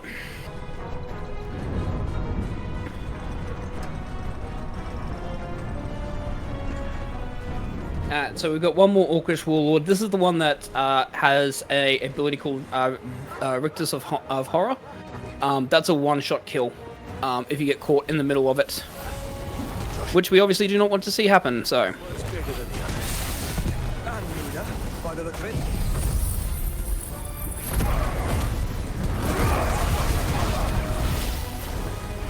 Wow, whiffed very hard there. That's annoying.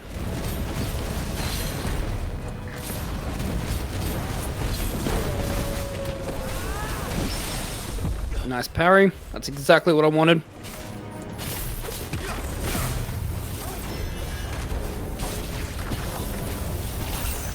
You can see that they love to teleport around, which is annoying to deal with.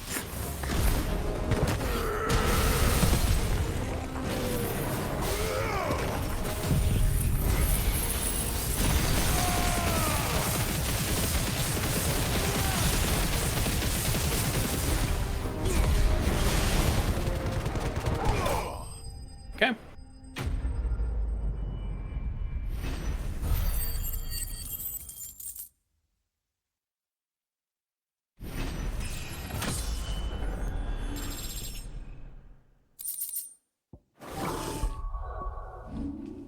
Alright, so we can say goodbye to the Arms of Darkness.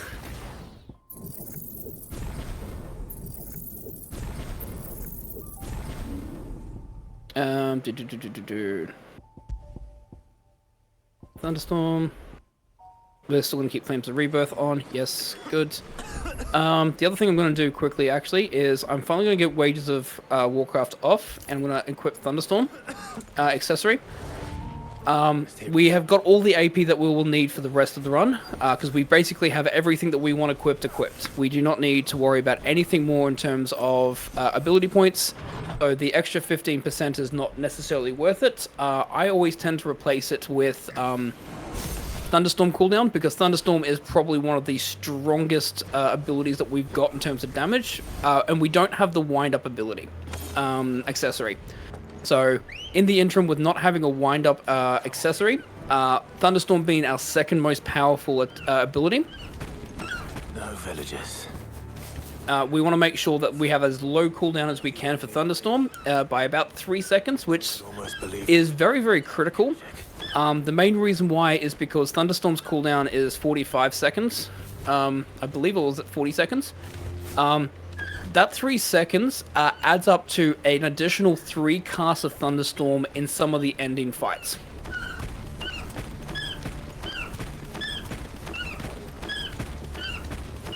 So by the time that we end up using all the rest of our abilities, we should be able to have Thunderstorm back up and available to immediately cast again.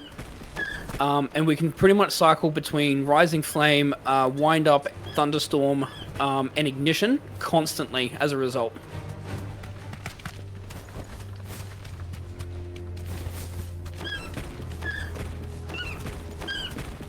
Also, this is the final movement of Ambrosia. Ambrosia will not be used after this point. This is the final journey that we're going to have with her, so... Single human sound. Everything about this place We can say goodbye to Ambrosia and thank her for the journey.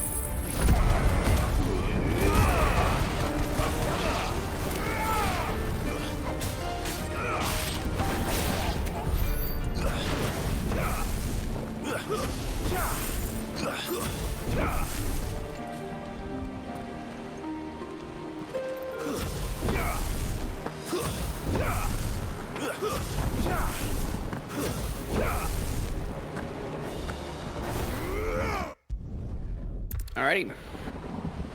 Behemoth fight.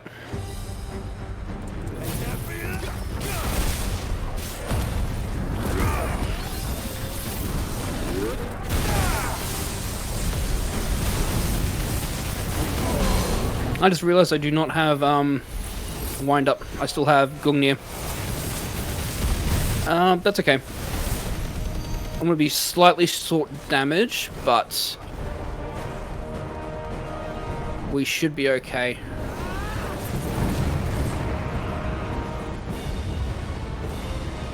So I'll need a... I've got Flames of Rebirth as a backup, which I normally don't use, but I can use that as a backup.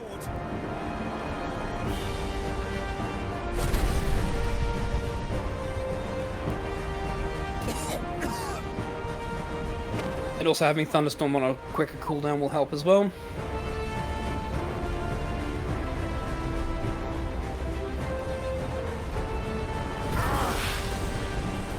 Desperate times.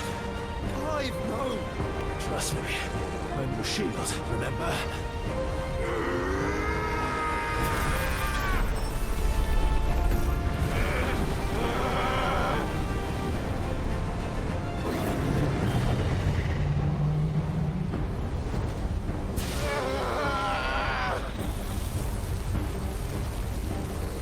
I think this might be a job for a freak! Why would you turn to him, brother?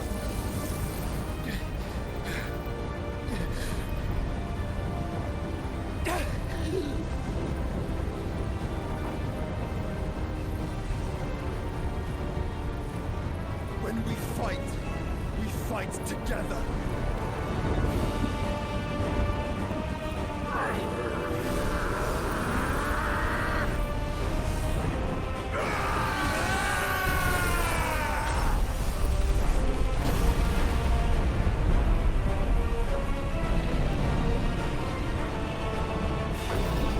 Behemoth can be a very, very scary fight as well. This is definitely one where you can definitely die as well, especially near the end.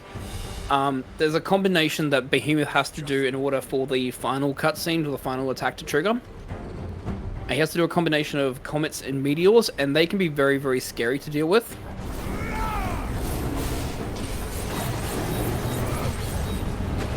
Getting out of the way of that.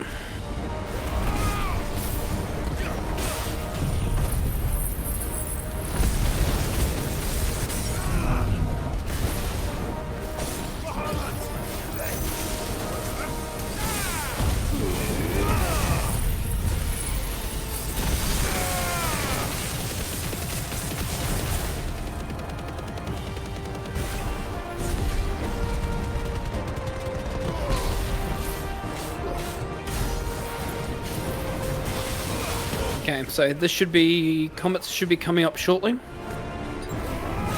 Yep.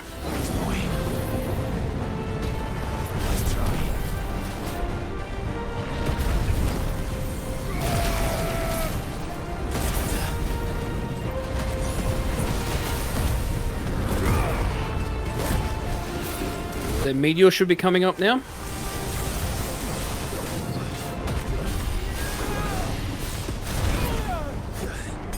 Rude.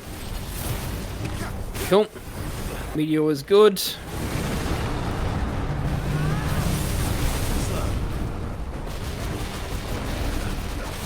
There should be one more. There should be another comet. Oh, another meteor. Yep, okay. We should be good. So this is the final meteor, and then extinction should happen.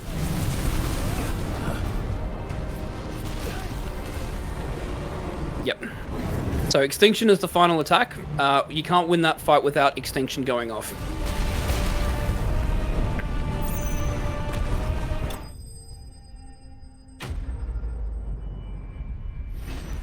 Alrighty, we are down in the final 40 minutes of the game.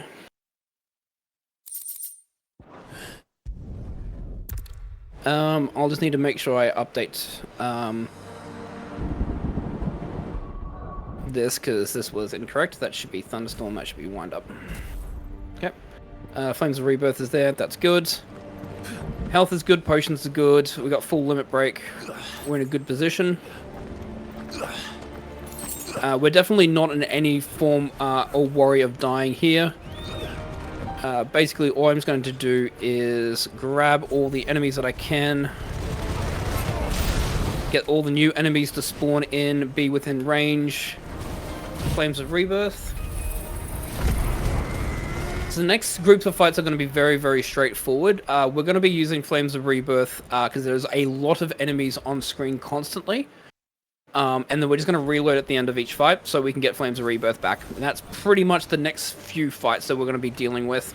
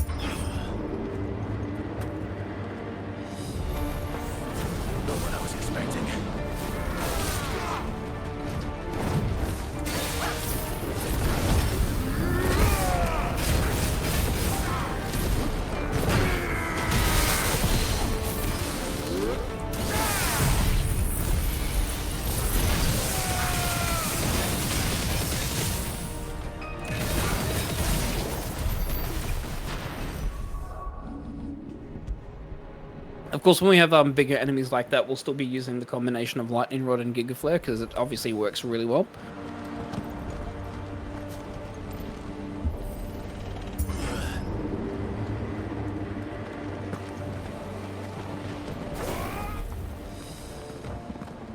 Once we step onto that bridge, we'll be easy targets. Then we better move quickly.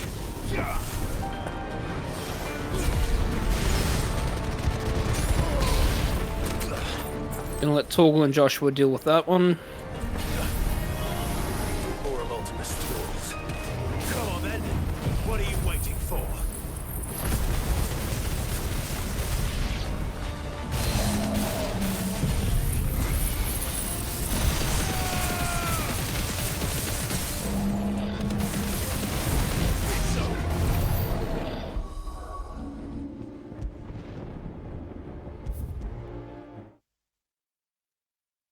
Again, just keep reloading because we use both Flames of Rebirth and Giga Flare. We just want to get those back and active. Through the castle then. I don't see any other way.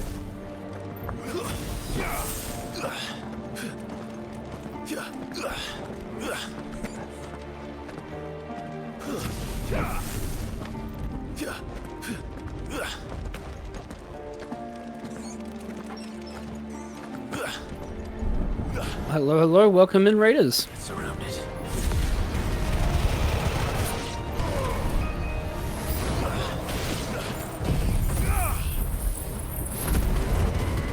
Flames of Rebirth here. No, this is the new Tekken 8 game. They made a game for the new Tekken 8 character. Thank you so much. We're nearing the end. We got about 40. We got less than 40 minutes to go on this. All right, this curl. As always, the curls like to be annoying. We're going to try and circumvent that by immediately just going into a Giga Flare on the curl so we can stop it moving around.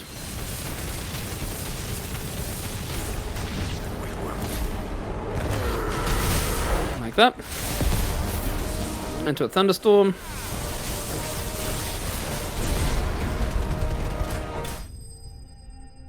Use that.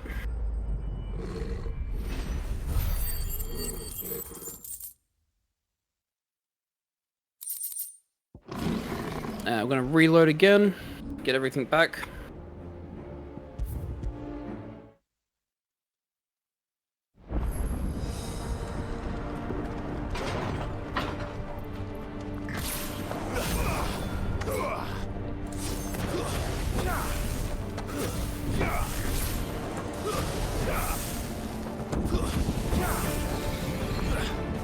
Get a Flames of Rebirth immediately.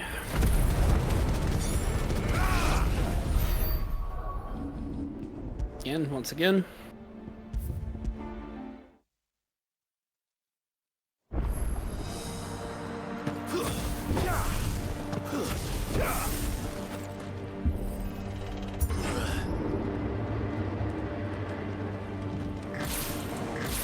Alright, so this is an annoying group fight that we've got here. There's a lot of enemies here. Joshua and Torgal like to distract the enemies and bring them up the stairs. But there's also enemies down here, and that will also spawn further down. So I need to try and grab as many of them as I can. Hopefully this is a good position. One will survive.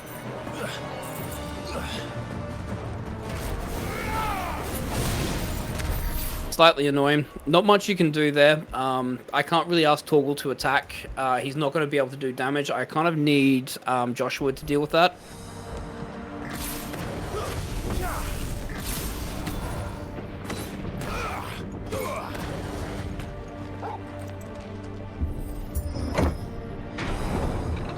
Let's hope this works.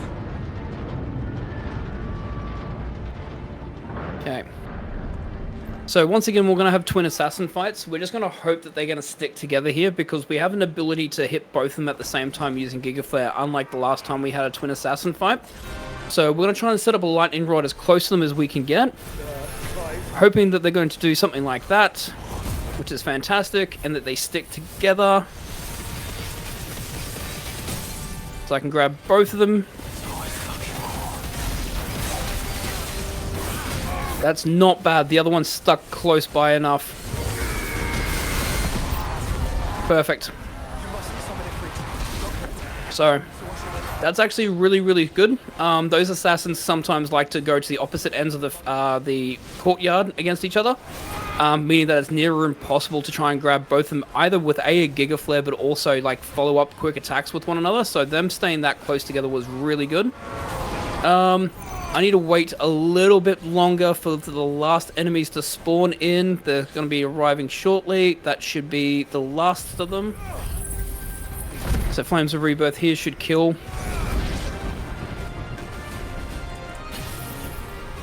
Good. You have one last Akashic Warlord to get through.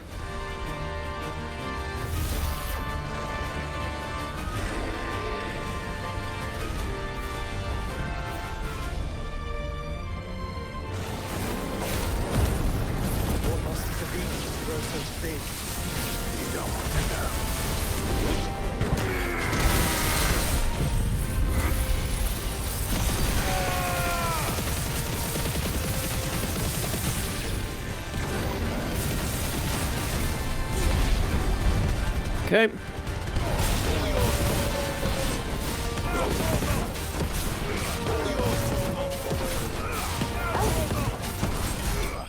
Alrighty.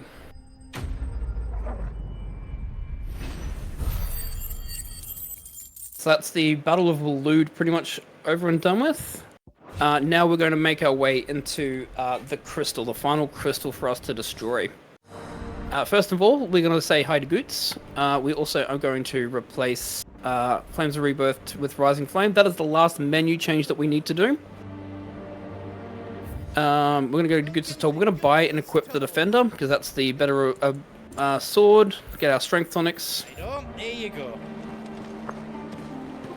Alright, we're heading into the last half an hour and a bit of the game.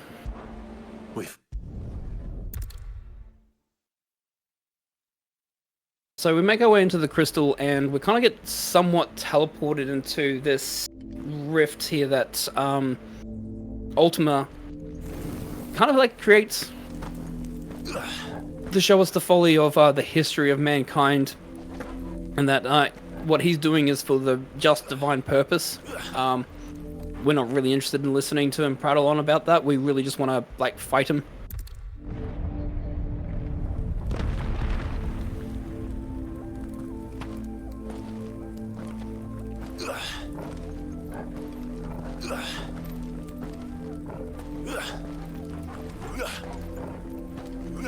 I'm going to go for a risky strat in the second phase. There's a potential chance that if I don't pull it off correctly that it could one-shot kill me. If we do, we lose 20 seconds. But it's a really cool strat to see if I can pull it off. Because it can save up to a minute. Than doing a safer strat.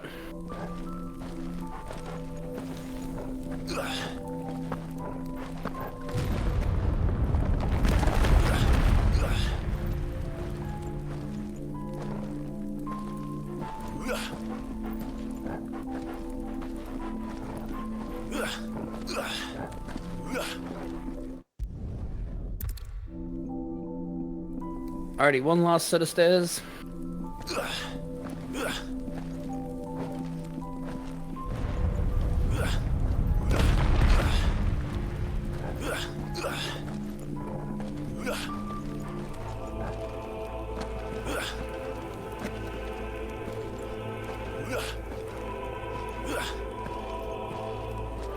Alrighty, time to face Ultima for the second last time.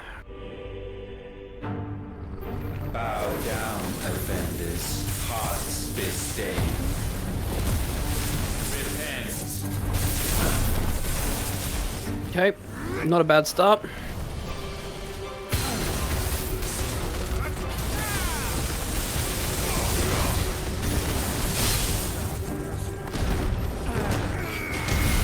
He's got Gravigo up. Damn it, that's annoying.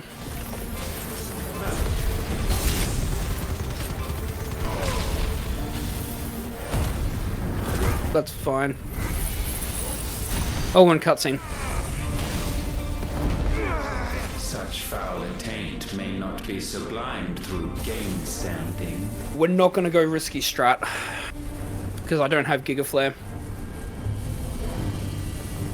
So we're just going to play it somewhat safe here. Love is penance paid. And also my health is not great, yeah. Event Horizon there is a really devastating ability. If you get caught in the if you get caught in it, it's a one-shot kill. So playing it somewhat safe just by stepping out of the way there. Take a potion here.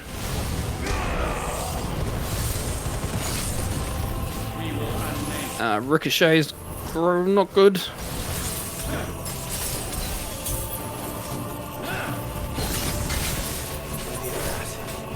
Ignition here. There we go. Okay, that was lucky. Okay, that should be still not enough. Alright, this will be.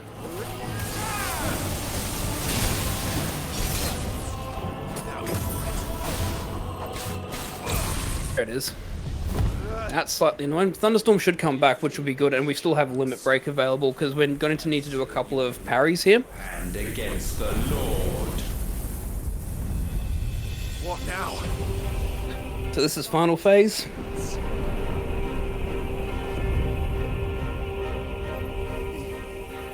He means to end us. It wouldn't be the first time. But let's make it his last. Your fate. Yep, good. Surrender the vessel unto the darkness. Surrender it unto us. Fire and flame!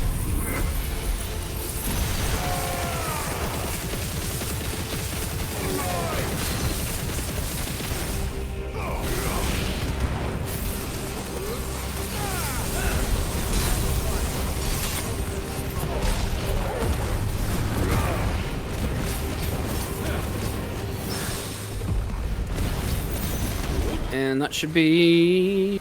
Nope, not enough. Oh, it's a Rising Flame. That's annoying.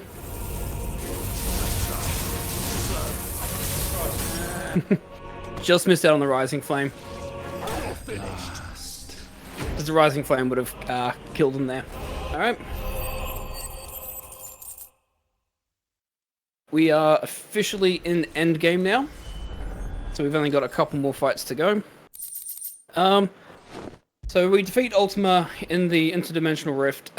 We destroy the Crystal of Waloed, so therefore all the Mother Crystals are now destroyed, which actually plays directly into Ultima's hand, because one of the things that he wanted to do in order to be able to recreate the world in his original image was to destroy the life force of the Earth, of Valisthea.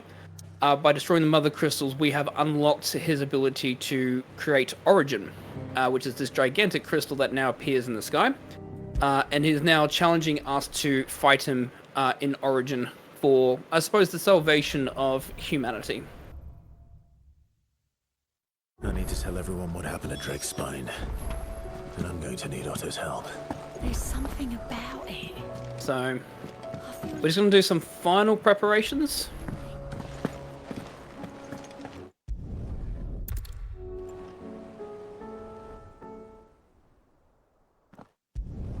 Pretty much talk to everyone about this is going to be the final fight.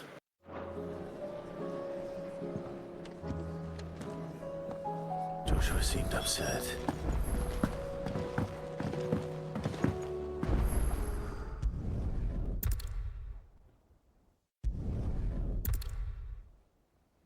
Time to talk to Jill. So Joshua and Dion are going to come with us in regards to Origin. Jill, unfortunately, not having her abilities anymore, is not able to join us. And we think it would be best for her to stay behind anyways. Oops, I need to buy one other thing. Aye, it's a dangerous world. Where's my clutch mire? It'd better all be here. Find all the clutch mire that I need here, because I'm going to craft Defender 2. We don't need to necessarily do that. We're going to be doing enough damage as it is anyways. But you can thank me later. Yeah, that should do you. It is an extra 15 The skies. that we can do with this, so it is slightly better, obviously. Extra like 2% damage. Have a chat with Jill.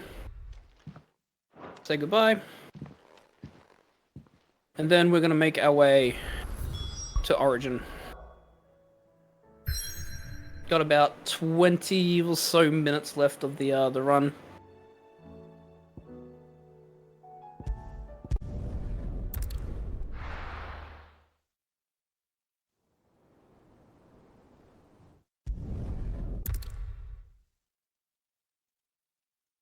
Provided I don't mess up.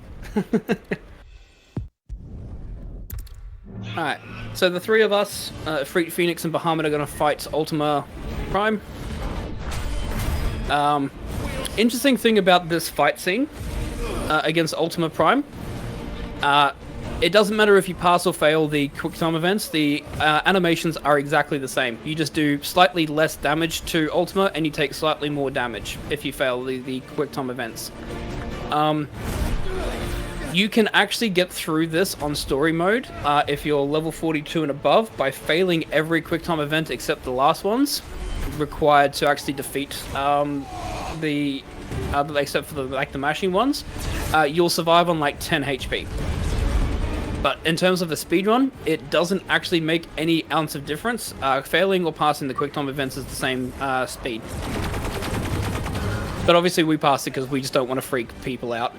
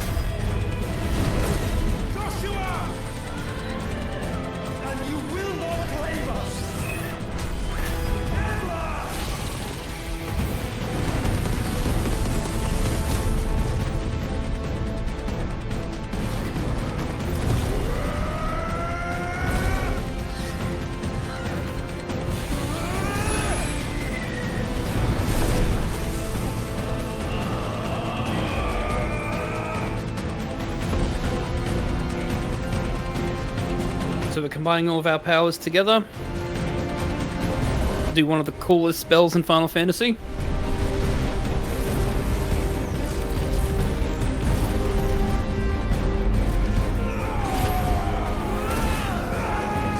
It'll try disaster.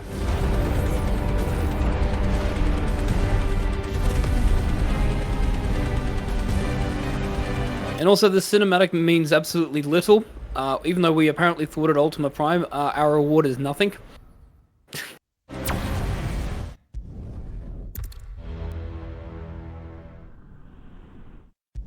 So, we end up beating Ultima Prime, and he reverts back to his normal form and beckons us into the core crystal. In order to gain access in, Dion sacrifices himself to be able to get us access in. Joshua, who's been sick since he was a little boy, but also who held Ultima for like 5 years and destroyed his body as a result, is pretty much all but done as well. Did what he had to do. And is going to leave the final fight to us.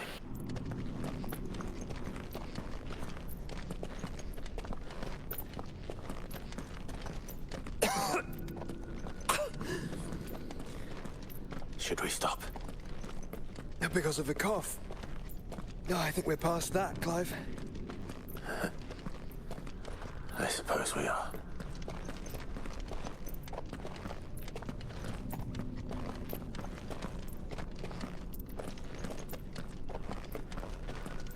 That light, so cold, so empty. We're close, aren't we? It seems that way. But I don't want to think what could be waiting for us in there. Then think instead of those waiting for us at home.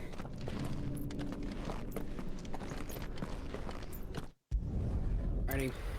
Here we go.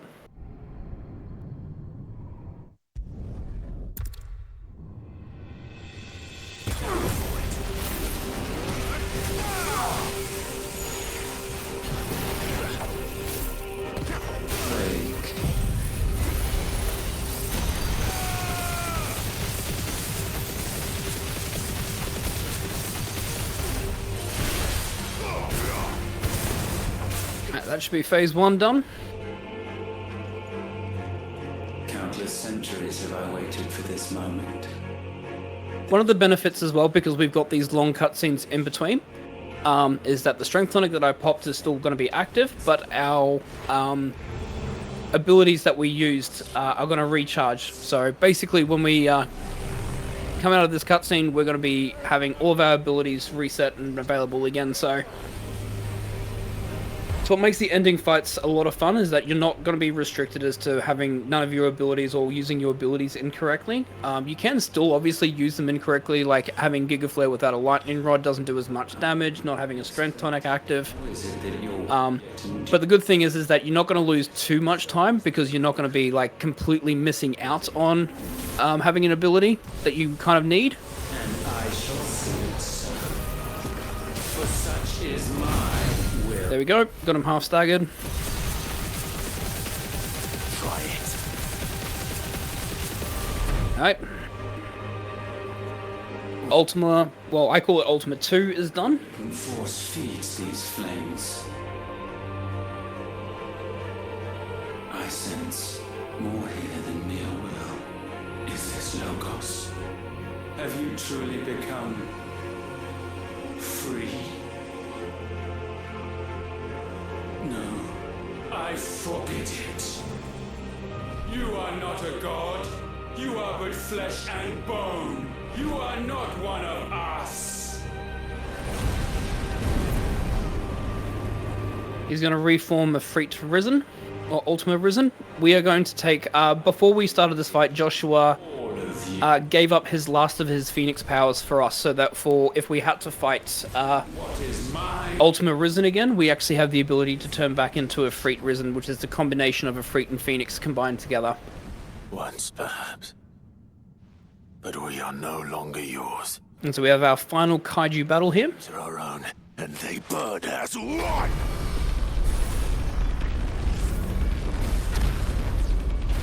And probably one of the coolest songs on the OST as well.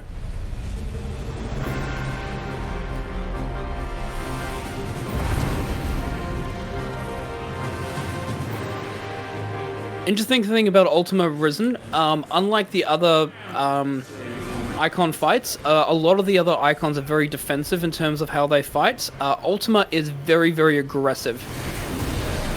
So actually one of the safest things that you can do in this fight is play very, very defensive, because he is constantly going to attack with a whole bunch of physical attack abilities and then some of his special abilities. So it's always best to actually play defensively, like this.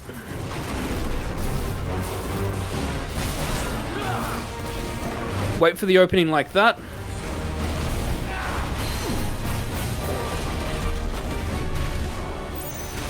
Therefore, you can immediately get in.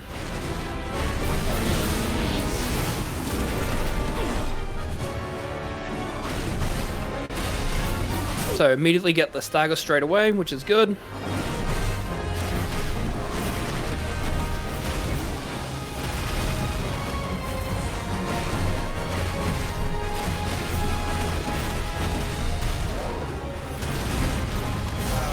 We have the Rapture.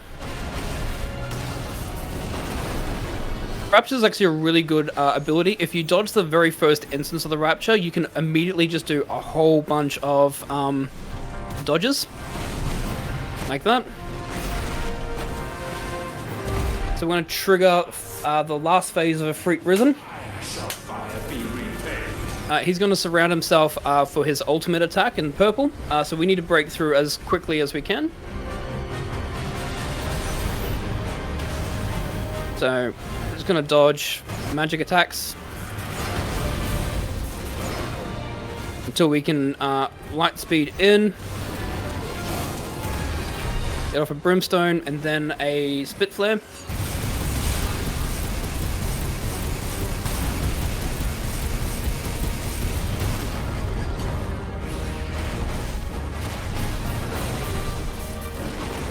So just being very, very careful, obviously not to get hit by those attacks, so I can get a counter in.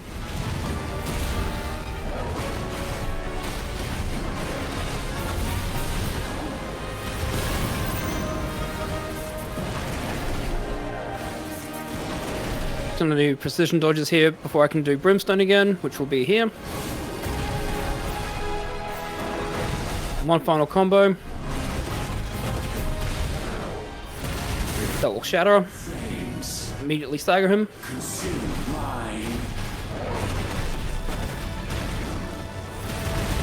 Waiting for Split Flare to come back online. Because Split Flare will be what we need to finish this fight off.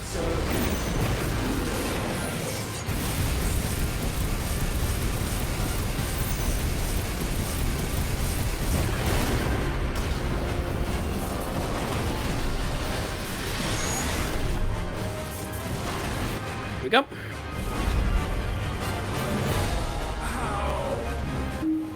How is this possible? That's the last of the kaiju fights done. Ultimate is not very, very happy.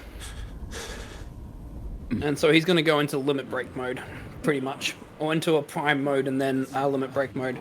So we've got 3 more phases to go, and then the end of the game. You always have been. From the moment the Blight exposed what you were, weak. You conceived us to prove otherwise. But the results shook you to the core. For in us you saw yourself, and realized we had the potential to be more than you could ever be. And so you turned your back on your creation. Your back on the world, like the coward you are. You think you know me? You know nothing, Logos. Nothing.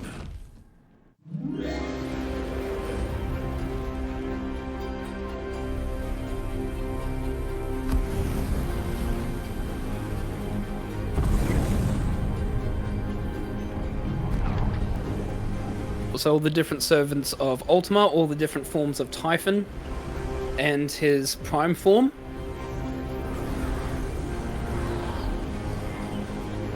That form part of the origin crystal and obviously part of the ether,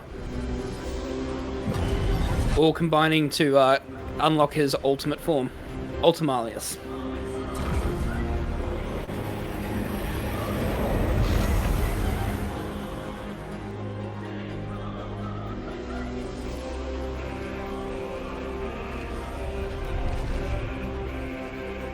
Bathed in light, I stand above you, my rebirth complete. And you, for your defiance, shall pay the proper price. An eternity of anguish. Anguish. Pain. Suffering. You have known none of these. But we have. So we know what they grant. They bring us together. And that makes us strong. He's gonna charge at me. That's fine. I don't mind getting hit there. I'm just going to quickly warp in though, so I can do this straight away into a Giga Flare.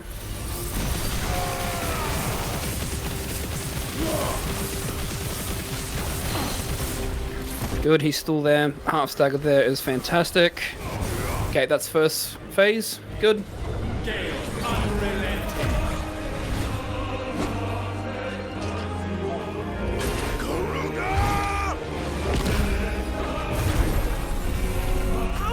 And we do have Limit Break available as well. We'll have all of our abilities recharged, and it's pretty much going to be rinse and repeat. Thunderstorm into Lightning Rod, into Giga Flare, into Wind Up and Rising Flame. That's pretty much the combination we're going to be doing for pretty much all of the phases. We just need to make sure that the Lightning Rod into Giga Flare connects.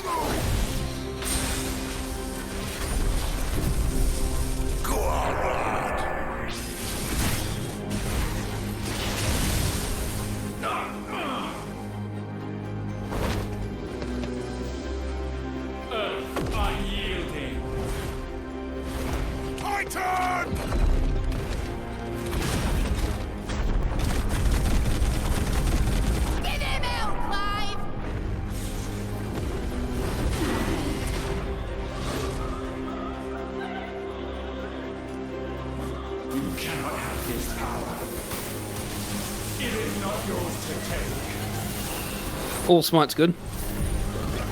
Happy with smite because I can do an emergency limit break. This should be a full stagger.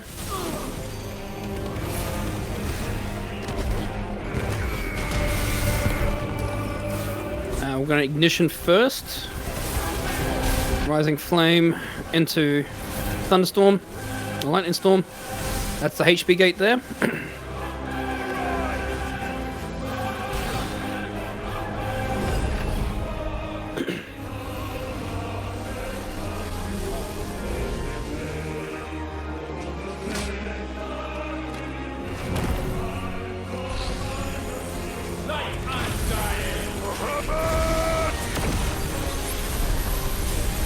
That's my boy!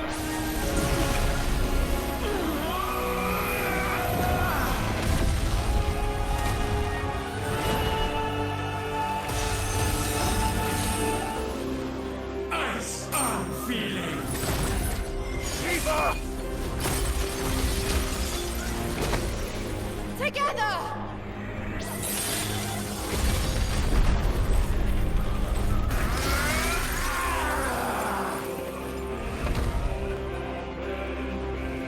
Darkness, unending.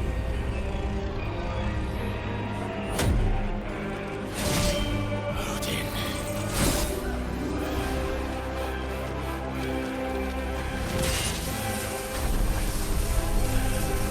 Onward, my son.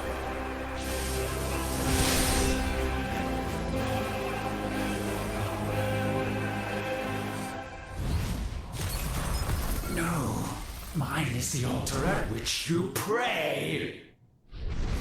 Mine are the eyes that look down upon you all.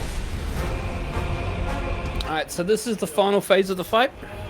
He does have a move here, which is his ultimate desperation move there, where he basically launches a gigantic sun at you. We do want to avoid that one at all costs, because that is obviously a very, very painful move. He did smite. I'm happy with this.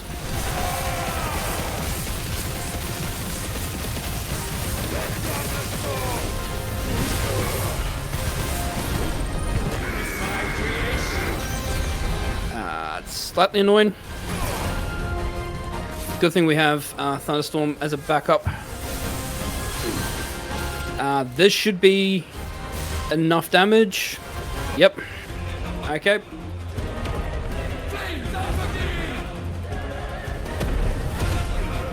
Alright, we've got one small bit of damage that we need to do to him. And time will be in about a couple of minutes, and time will be when it says Ultimalia slain.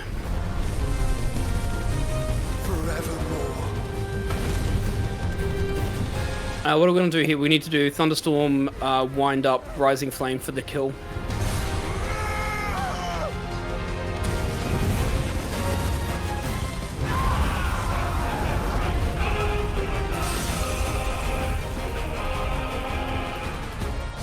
sure of your place atop the world. You refuse to acknowledge those below. You chose to remain alone. And so you shunned the one thing that could have made you stronger. Pushed away the hands that could have raised you higher. I do not need you, or anyone. And that is where we are different. I could not have made it here on my own. I carry with me the hopes and dreams of my brothers, my sisters. And it is they who will give me the strength to end your reign. I cannot stand.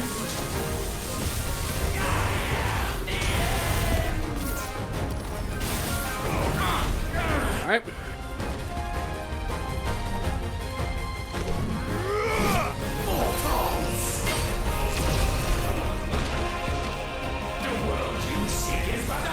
He's gonna say the line.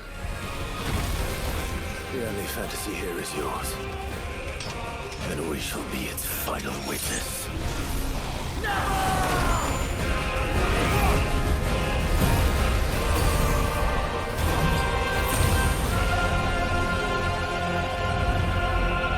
Time is coming up shortly.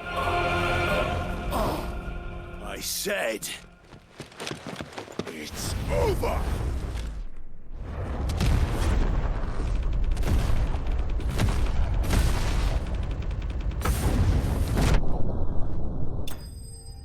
And time. Whew. Woo! Woo! Well done. Thank you. A lot of fun. Ugh. What was it? 7:35, just under 7:36. Very happy with that time. Very happy. Excellent run. Thank you. And thank you for doing the overnight there, letting me get a little bit of rest. No, all good. You definitely deserve it. We got a big day ahead for day 2 and whatnot. Yeah, It's I know. funny, I've seen it. It's going to be amazing. I was just sort of realizing during setup the next run that we're going from the longest run in the event to the shortest. Good dichotomy there. I honestly don't know. How much time do we have? Oh, we have a little bit of time. But I doubt it will be pretty. Yeah, we got plenty of time. You ain't A quite sorry under. tale of sin and suffering, hardship and pain. Is there anything that you want to like shout And out it or was for this that closing you fought words so or anything along those fiercely? lines? Why? Oh, big thank you for inviting me and letting me showcase this run. I know that 16, definitely, especially because it's come to PC now, I know a lot of people are getting interested into it. If there's any questions or concerns in regards to the speedrun, we do have a Discord. We have a Final Fantasy 16 Discord, which you can probably see on speedrun.com. You can also feel free to reach out to me. I'm more than happy to walk through a whole bunch of stuff when it comes to any % story and also the completionist category we do. We have amazing people in the Discord and the community, so yeah, thank you so much for showcasing it. Thank you so much for everyone that's donated and watched for an amazing cause as well. And I'm probably going to have a bit of a rest and a bit of a sleep myself, and then yeah, I'll be catching in some of the runs later on today. Please do, you deserve it. Now there was one question, and I was getting it constantly throughout the run. Yep. I couldn't answer it myself, but everybody wants to know, where can I see more Rainbow Unicorn Phoenix? Where's the action? Yeah, so twitch.tv/Rainbow Unicorn Phoenix. I stream Mondays, Thursdays, Fridays, and Sundays. I generally do all my speedrunning stuff on Sundays. I'm doing a whole bunch of any % story. I'm trying to still work on my story speedrun to get within the top 3. I'm working on the 100% category for the game as well, which is about a 12 to 13 hour speedrun, so I'm enjoying that. And also slowly going backwards through the Final Fantasy games. I'm learning 15, and then I'll be working on the 13 trilogy, 12, 11, 10. Eventually I'll get all my way back to Final Fantasy 1 in maybe like 6 years.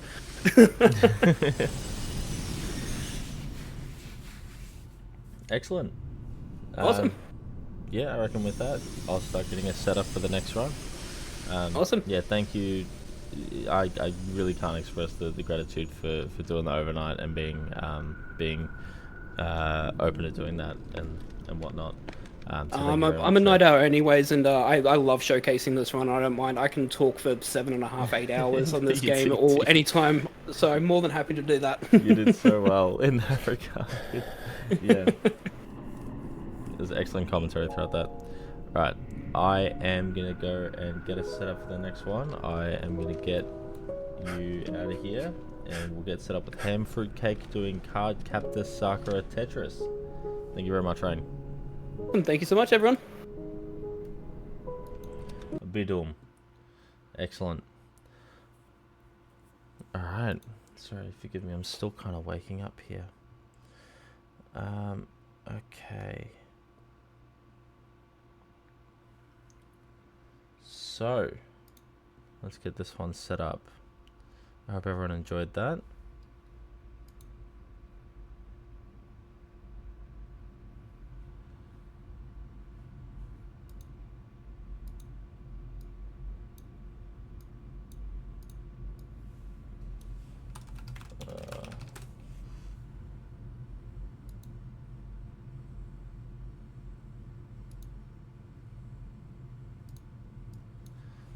What am I doing?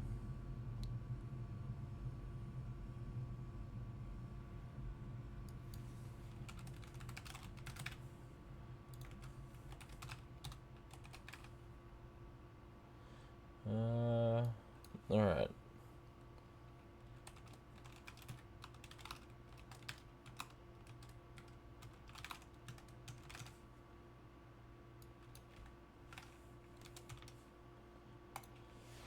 Alright, so I am going to send it over to a little intermission there while we do get set up for this one.